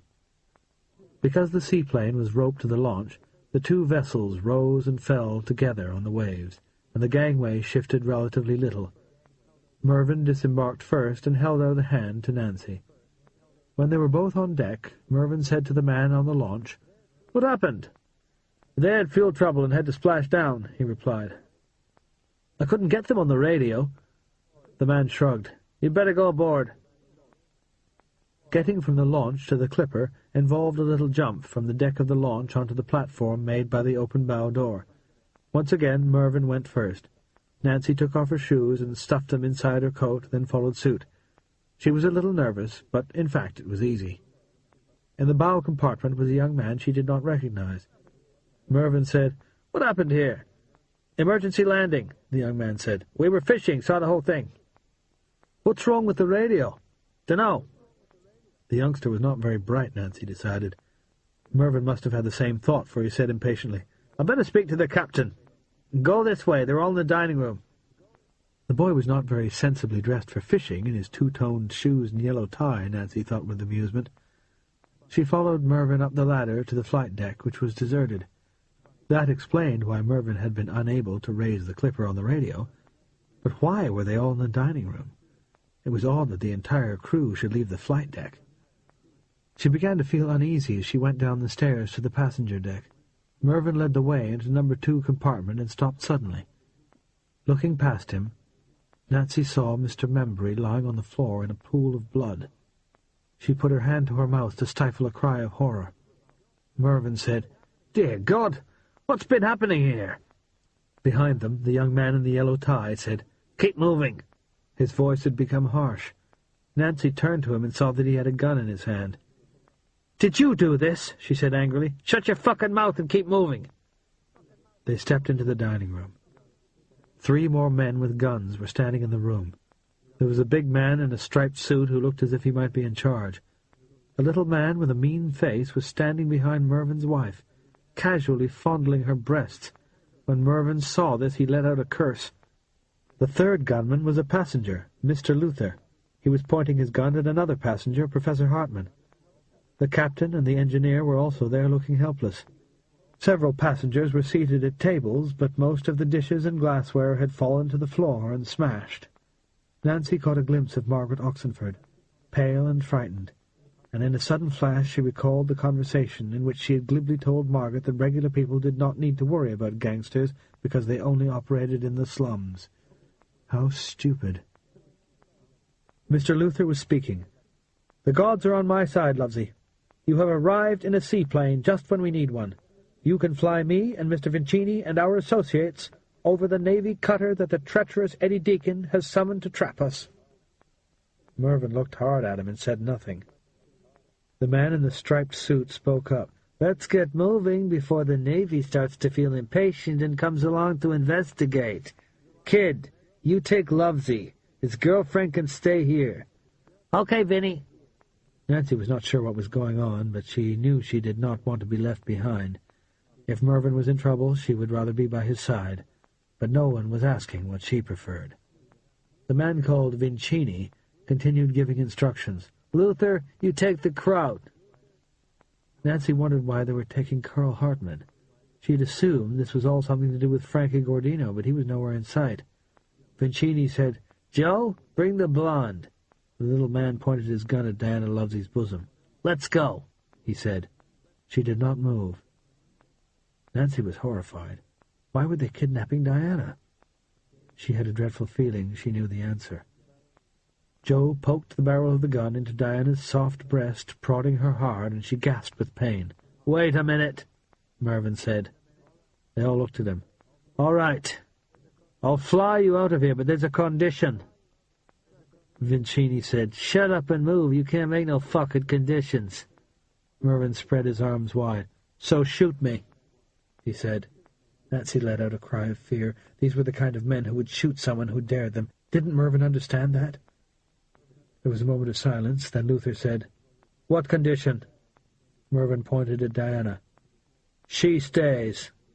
Joe, the little man, gave Mervyn a killing look. Vincini said, "We don't need you, shithead. There's a whole bunch of Pan-American pilots up front. Any one of them can fly that seaplane as well as you." "And any one of them will make the same condition," Mervyn said. "Ask them, if you've got time." Nancy realized that the gangsters did not know there was another pilot in the Goose. Not that it made much difference. Luther said to Joe, "Leave her behind." The little man went red with anger. "Hell, why—" "Leave her behind," Luther shouted. "I paid you to help me kidnap Hartman, not rape women." Vincini intervened. "He's right, Joe. You can pick up another cunt later." Okay, Joe said. Diana began to cry with relief. Vincini said, "We're running out of time. Let's get out of here." Nancy wondered whether she would ever see Mervyn again. From outside came the sound of a klaxon. The skipper of the launch was trying to get their attention. The one they called the Kid spoke up from the next room. "Holy shit, boss! Look out the fucking window!" Harry Marks was knocked out when the clipper splashed down. On the first bounce, he fell headlong across the piled suitcases. Then, just as he was getting to his hands and knees, the plane flopped into the sea and he was flung against the forward wall. He banged his head and was out cold. When he came round, he wondered what the hell was going on. He knew they had not arrived at Port Washington. They were only about 2 hours into a 5-hour flight. This was an unscheduled stop, then, and it had seemed like an emergency splashdown. He sat upright, feeling his injuries. Now he knew why planes had seatbelts. His nose was bleeding, his head hurt like hell, and he was bruised just about everywhere, but nothing was actually broken. He wiped his nose with his handkerchief and considered himself lucky. There were no windows in the baggage hold, of course, so he had no way of finding out what was going on. He sat still for a while and listened for clues. The engines were shut down, and there was a long period of quiet. Then he heard a shot. Firearms meant gangsters, and if there were gangsters on board, they were probably after Frankie Gordino. More importantly, gunplay meant confusion and panic, and in those circumstances Harry might be able to get away. He had to take a look outside. He opened the door a crack. He saw no one. He stepped out into the corridor and went forward to the door that led to the flight deck. He stood behind it, listening hard. He heard nothing. Gently and silently, he eased the door open and peeped through.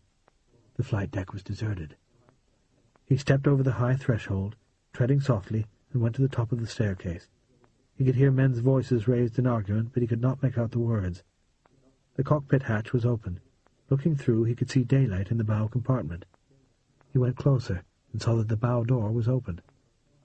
He stood up and looked through the window and saw a motor launch tied up to the nose of the aircraft. There was a man on deck in rubber boots and a cap. Harry realized he could be very close to escape. Here was a fast boat that could take him to a lonely spot on the coast. There appeared to be only one man on board. There had to be a way Harry could get rid of him and take the boat. He heard a footstep right behind him. He spun around, his heart pounding. It was Percy Oxenford. End of Side 23. Side 24. The boy stood in the rear doorway, looking as shocked as Harry felt. After a moment, Percy said, "Where have you been hiding?" "Never mind that," Harry said. "What's going on down there?" "Mr. Luther is a Nazi who wants to send Professor Hartman back to Germany. He's hired some gangsters to help him, and he gave them $100,000 in a briefcase."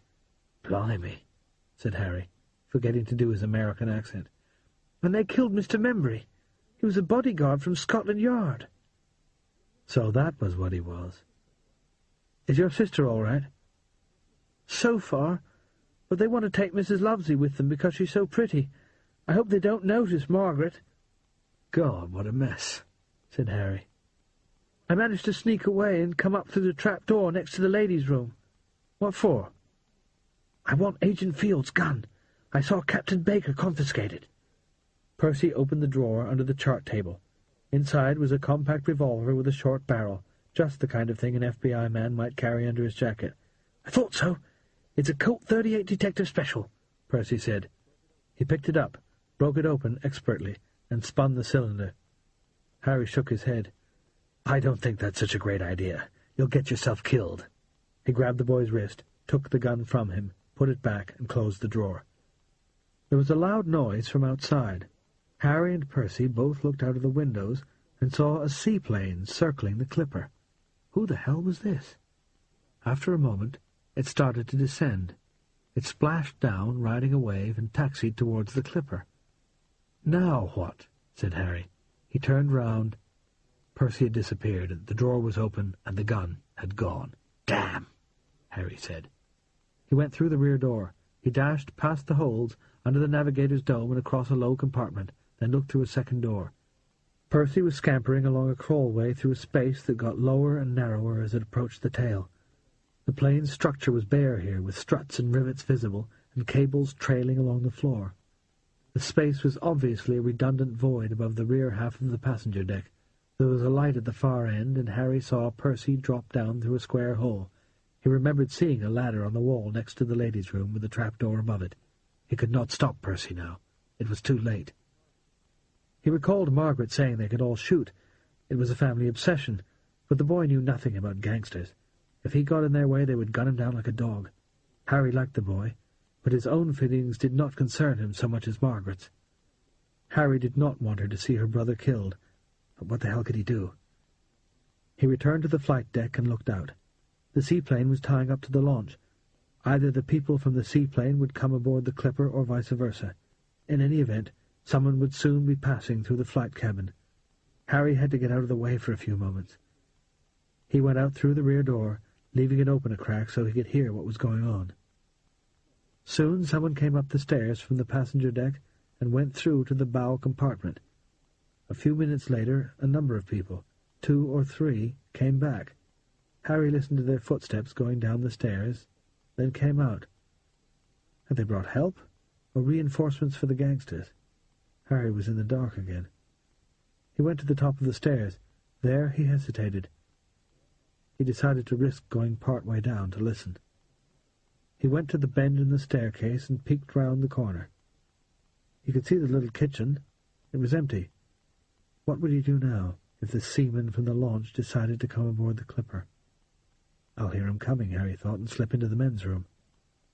He went on down, one slow step at a time, pausing and listening on each step. When he reached the bottom, he heard a voice. He recognized Tom Luther's voice, a cultured American accent with a trace of something European underneath. "The gods are on my side, Lovesey," he was saying. "You have arrived in a seaplane just when we need one. You can fly me and Mr. Vincini and our associates over the Navy cutter that the treacherous Eddie Deacon has summoned to trap us." That answered the question. The seaplane was going to enable Luther and Hartman to get away. Harry crept back up the stairs. The thought of poor Hartman being taken back to the Nazis was heartbreaking. But Harry might have let it happen. He was no hero. However, young Percy Oxenford would do something stupid any moment now, and Harry could not stand aside and let Margaret's brother get himself killed. He had to get in first, create a diversion, somehow put a spoke in the gang's wheel for her sake. Looking into the bow compartment, he saw a rope tied to a strut, and he was inspired. He suddenly saw a way he could create a diversion and maybe get rid of one of the gangsters as well. First he had to untie the ropes and set the launch adrift. He went through the hatch and down the ladder. His heart beat faster. He was scared. He did not think about what he would say if someone caught him now. He would just make something up, as he always did. He crossed the compartment. As he had thought, the rope came from the launch. He reached up to the strut, undid the knot, and dropped the rope on the floor. Looking out, he saw that there was a second rope running from the bow of the launch to the nose of the clipper. Damn! He would have to get out on the platform to reach it, and that meant he might be seen. But he could not give up now, and he had to hurry. Percy was back there like Daniel in the lion's den. He stepped up onto the platform. The rope was tied to a capstan sticking up from the nose of the aircraft. He untied it rapidly. He heard a shout from the launch. "Hey, you! What are you doing?" He did not look up. He hoped the guy did not have a gun. He detached the rope from the capstan and threw it in the sea. "Hey, you!" He turned around. The skipper of the launch was standing on deck, shouting. He was not armed, thank God. The man picked up his end of the rope and pulled. The rope snaked out of the bow compartment and fell in the water. The skipper ducked into the wheelhouse and started his engine. The next part was more dangerous. It would only take a few seconds for the gangsters to notice that their launch had come adrift. They would be puzzled and alarmed. One of them would come to investigate and to tie the launch up again, and then— Harry was too scared to think about what he was going to do then. He dashed up the ladder and across the flight deck and concealed himself in the cargo area once again. He knew it was deadly dangerous to fool around like this with gangsters, and he felt cold at the thought of what they would do to him if they caught him. For a long minute nothing happened. "Come on," he thought. "Hurry up and look out of the window. Your launch is adrift. You'll have to notice it before I lose my nerve." At last he heard footsteps again, heavy ones, hurrying, coming up the stairs and through the flight cabin. To his dismay it sounded like 2 men. He had not anticipated having to deal with 2. When he judged that they must have descended into the bow compartment, he looked out. It was all clear. He crossed the cabin and looked through the hatch. 2 men with guns in their hands were staring out of the bow door. Even without the guns, Harry would have guessed they were crooks by their flashy clothes. One was an ugly little guy with a mean look. The other was very young, about 18. Maybe I should go back and hide, Harry thought. The skipper was maneuvering the launch, still with the seaplane tied to its side. The 2 gangsters would have to tie the launch up to the clipper again, and they could not do that with guns in their hands. Harry waited for them to put their firearms away. The skipper shouted something Harry could not make out, and a few moments later the 2 hoods stuffed the guns into their pockets and stepped out onto the platform. With his heart in his mouth, Harry went down the ladder into the bow compartment. The men were trying to catch a rope that the skipper was throwing to them, and all their attention was directed outwards, so they did not see him at first. He sidled across the compartment. When he was halfway, the young one caught the rope. The other man, the little one, half turned, and saw Harry. He put his hand in his pocket, and got his gun out just as Harry reached him. Harry felt sure he was about to die. Desperately, without thinking, he stooped, grabbed the little man's ankle, and heaved. A shot rang out. But Harry felt nothing. The man staggered, almost fell, dropped his gun, and seized hold of his buddy for support. The younger man lost his balance and let go of the rope. For an instant they swayed, clutching at one another. Harry still had hold of the little man's ankle, and he jerked it again. Both men fell off the platform and plunged into the heaving sea. Harry let out a whoop of triumph. They sank below the waves, came up again, and began to struggle. Harry could tell that neither of them could swim. "That's for Clive Membury, you bastards!" Harry shouted. He did not wait to see what became of them. He had to know what happened on the passenger deck. He dashed back across the bow compartment, scrambled up the ladder, emerged into the flight cabin, then tiptoed down the staircase. On the bottom step, he stopped and listened.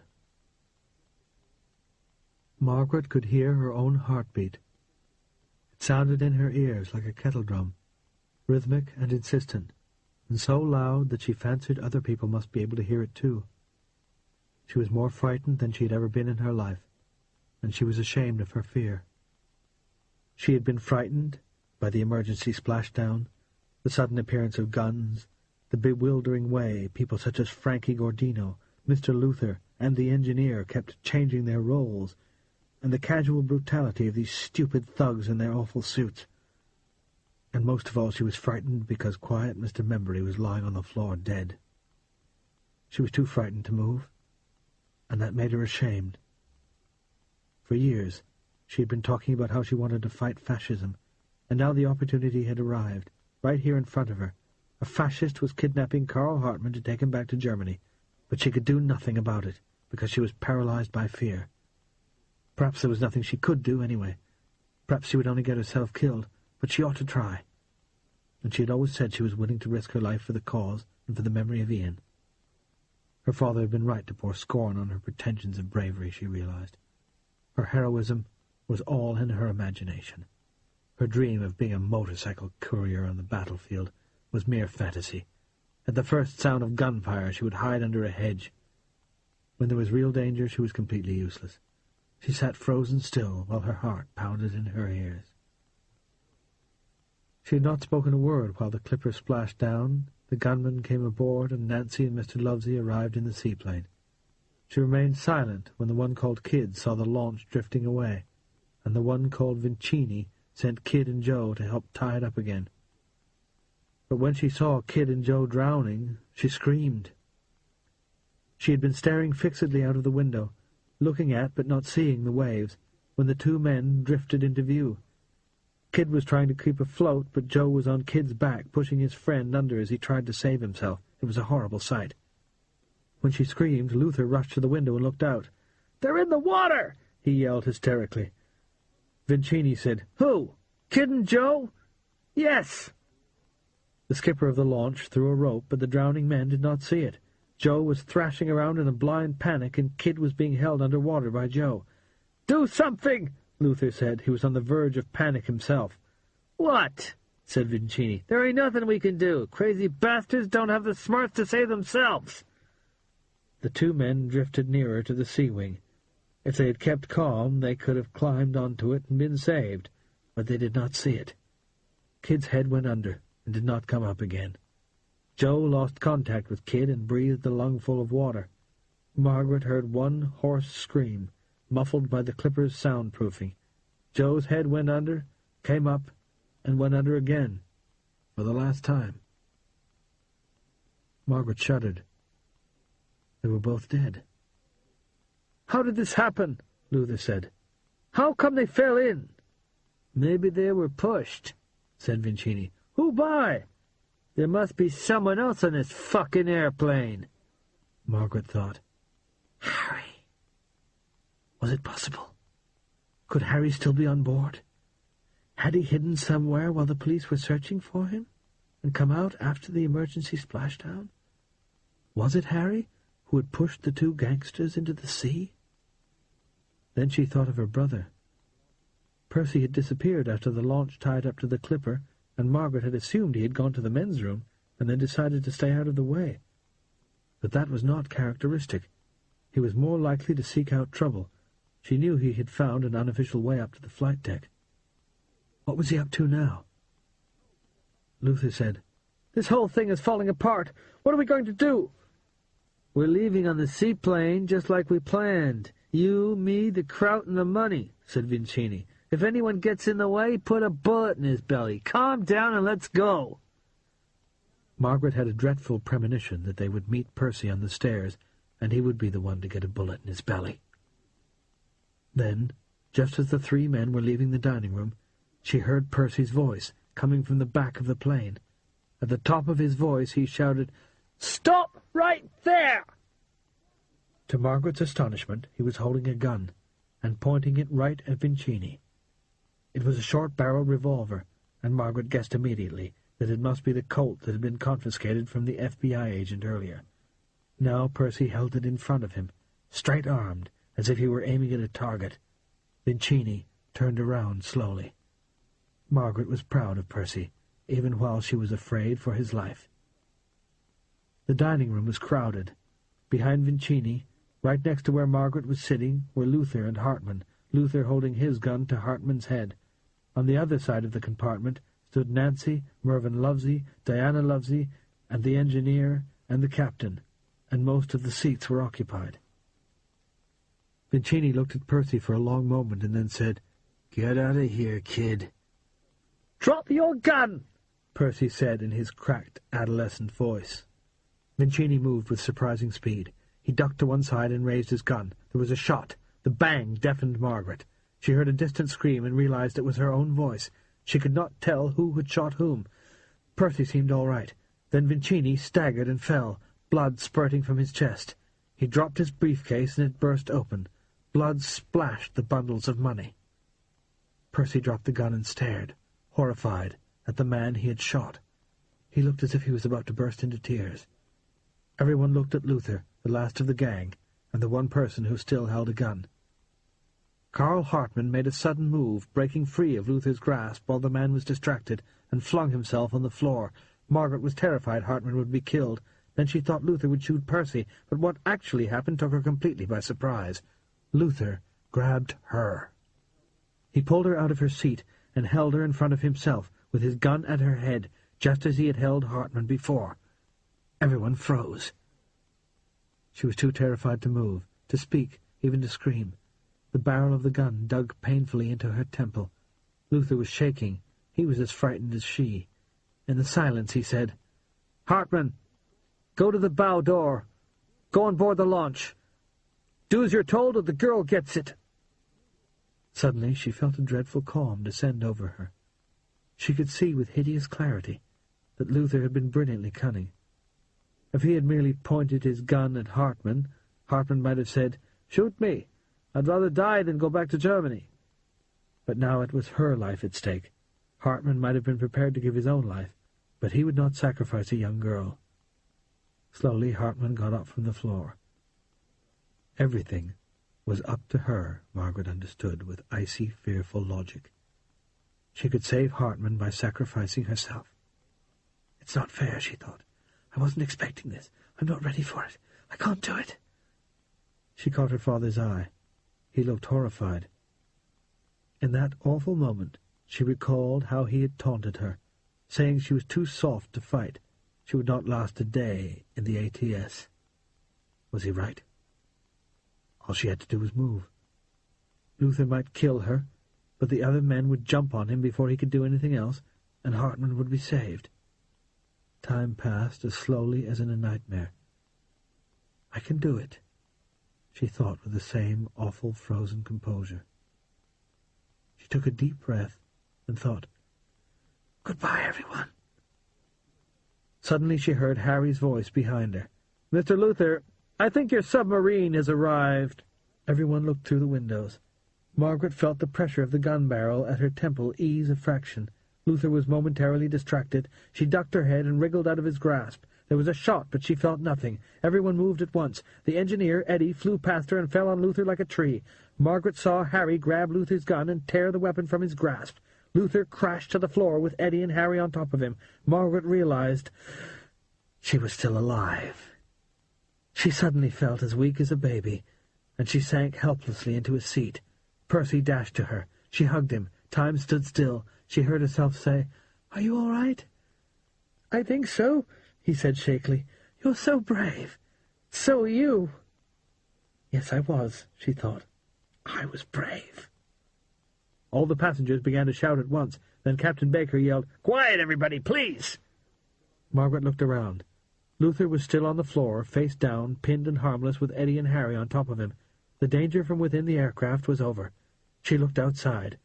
The submarine floated on the water like a great grey shark, its wet steel flanks gleaming in the sunshine. The captain said, "There's a naval cutter nearby, and we're going to radio it right away and tell them about the U-boat." The crew had come through from number 1 compartment, and now the captain addressed the radio operator. "Get on the horn, Ben." "The submarine commander may hear our radio message and run for it." "All the better," the captain growled. "Our passengers have seen enough danger." The radio operator went upstairs to the flight deck. Everyone kept looking out at the U-boat. Its hatch stayed shut. Its commander must be waiting to see what would happen. Captain Baker went on. "There's one gangster we haven't caught, and I'd like to bring him in. The skipper of the launch. Eddie, go to the bow door and lure him aboard. Tell him Vincini wants him." Eddie got off Luther and went away. The captain spoke to the navigator. "Jack, collect up all these damn guns and take the ammunition out." The captain realized he had cursed and added, "Pardon my language, ladies." They had heard so much foul language from the gangsters that Margaret laughed at him apologizing for a damn, and the other passengers nearby laughed too. He was taken aback at first, and then saw the joke, and he smiled. The laughter was a sign that they were out of danger, and some of the passengers began to relax. Margaret still felt peculiar. She was shivering, as if she were freezing cold. The captain nudged Luther with the toe of his shoe and spoke to another crewman. "Johnny, stick this guy at number 1 compartment, and keep a close watch on him." Harry got off Luther, and one of the crew took the man away. Harry and Margaret looked at one another. She had imagined he had abandoned her. She had thought she would never see him again. She had been sure she was about to die. Suddenly it seemed unbearably wonderful that they were both alive and together. He sat down next to her, and she threw herself into his arms. They hugged one another tight. After a while, he murmured in her ears, "Look outside." The submarine was slowly slipping beneath the waves. Margaret smiled up at Harry, and then kissed him. Chapter 29. When it was all over, Carol Ann would not touch Eddie. She sat in the dining room sipping hot milky coffee prepared by Davy the steward. She was pale and shaky, but she kept saying she was all right. However, she flinched every time Eddie put his hand on her. He sat close, looking at her, but she would not meet his eyes. They spoke in low voices about what had happened. She told him obsessively, again and again, how the men had burst into the house and dragged her out into the car. "I was standing there, bottling plums," she kept saying, as if that was the most outrageous aspect of the whole episode. "It's all over now," he would say each time, and she would nod her head vigorously, but he could tell she did not believe it. At last she looked at him and said, "When will you have to fly next?" Then he understood. She was frightened about how she would feel the next time he left her alone. He felt relieved. He could reassure her about that easily. "I won't be flying any more," he told her. "I'm resigning right away. They'd have to fire me otherwise. They can't employ an engineer who's deliberately brought a plane down the way I did." Captain Baker overheard part of the conversation and interrupted him. "Eddie, there's something I have to say to you. I understand what you did. You were put in an impossible position, and you handled it the best you could. More than that, I don't know another man that would have handled it so well. You were brave, and you were smart, and I'm proud to fly with you." "Thank you, sir," Eddie said, and there was a lump in his throat. "I can't tell you how good that makes me feel." Out of the corner of his eye he spotted Percy Oxenford sitting alone, looking shocked. "Sir, I think we should all thank young Percy. He saved the day." Percy heard him and looked up. "Good point," said the captain. He patted Eddie on the shoulder and went over to shake the boy's hand. "You're a brave man, Percy." Percy brightened instantly. "Thank you," he said. The captain sat down to chat with him, and Carol Ann said to Eddie, "If you're not flying, what will we do?" "I'll start that business we've been talking about." He could see the hope in her face, but she did not really believe it yet. "Can we?" "I've got enough money saved to buy the airfield, and I'll borrow what I need to get started." She was visibly cheering by the second. "Could we run it together?" she said. "Maybe I could keep the books and answer the phone while you do repairs and refueling." He smiled and nodded. "Sure, at least till the baby comes. Just like a mom and pop store." He reached out and took her hand, and this time she did not flinch, but squeezed his hand in return. "Mom and Pop," he said, and at last she smiled. Nancy was hugging Mervyn when Diana tapped him on the shoulder. Nancy had been lost in joy and relief, overwhelmed by the pleasure of being alive and with the man she loved. Now she wondered if Diana would cast a cloud over this moment. Diana had left Mervyn indecisively, and she had shown signs of regretting it off and on ever since. He had just proved that he still cared for her by bargaining with the gangsters to save her. Was she about to beg him to take her back? Mervyn turned and gave his wife a guarded look. "Well, Diana?" Her face was wet with tears, but she had a determined expression. "Will you shake hands?" she said.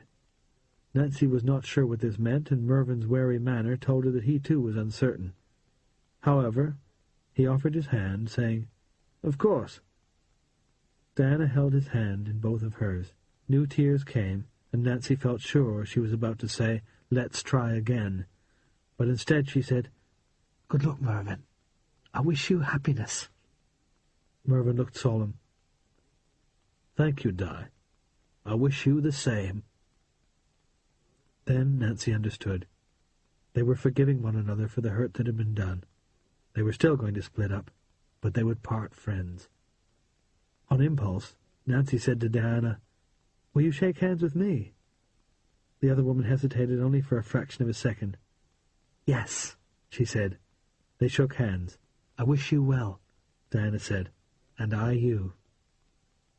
Diana turned around without saying any more and went aft along the aisle to her compartment. Mervyn said, "But what about us? What are we going to do?" Nancy realized that she had not yet had time to tell him of her plan. "I'm going to be Nat Ridgway's European manager." Mervyn was surprised. "And did he offer you the job?" "He hasn't, but he will," she said, and she laughed happily. She heard the sound of an engine. It was not one of the Clipper's mighty engines, but a smaller one. She looked out of the window, wondering if the Navy had arrived. To her surprise, she saw that the gangster's motor launch had been untied from the Clipper and from the little seaplane and was pulling rapidly away. But who was driving it? Margaret opened the throttle wide and steered the launch away from the Clipper. The wind blew her hair off her face, and she gave a whoop of sheer exhilaration. "Free!" she yelled. "I'm free!" She and Harry had been standing in the aisle of the Clipper, wondering what to do next, when Eddie the engineer brought the skipper of the launch down the stairs and put him in number 1 compartment with Luther, and both of them had been struck by the identical thought. The passengers and crew were too busy congratulating one another to take much notice of Margaret and Harry as they slipped into the bow compartment and boarded the launch. The engine was idling. Harry had untied the ropes while Margaret figured out the controls, which were just like Father's boat in Nice, and they were away in seconds. She did not think they would be chased. The naval cutter summoned by the engineer was in hot pursuit of a German submarine, and could not be expected to take an interest in a man who had stolen a pair of cufflinks in London. When the police arrived, they would be investigating murder, kidnapping, and piracy. It would be a long time before they worried about Harry. Harry rummaged in a locker and found some maps. After studying them for a while, he said, "There are lots of charts of the waters round a bay called Black's Harbour, which is right on the border between the USA and Canada. I think we must be near there. We should head for the Canadian side." A little later he said, "There's a big place about 75 miles north of here called St. John. It has a railway station. Are we heading north?" She looked at the compass. "More or less, yes. I don't know anything about navigating, but if we keep in sight of the coast, I don't see how we can go wrong. We should get there around nightfall." She smiled at him. He put the charts down and stood beside her at the wheel, staring at her hard. "What?" she said. "What is it?" He shook his head as if in disbelief. "You're so beautiful," he said, "and you like me." She laughed. "Anyone would like you if they knew you." He put his arm around her waist. "This is a hell of a thing, sailing along in the sunshine with a girl like you. My old ma always said I was lucky, and she was right, wasn't she?" "What will we do when we get to St. John?" she said. "We'll beach the launch, walk into town, get a room for the night, and take the first train out in the morning." "I don't know what we're going to do for money," she said, with a little frown of worry. "Yes, that is a problem. I've only got a few pounds, and we'll have to pay for hotels, rail tickets, new clothes. I wish I'd brought my overnight case, like you." He looked mischievous. "That's not my case," he said. "It's Mr. Luther's." She was mystified. "Why did you bring Mr. Luther's case?" "Because,"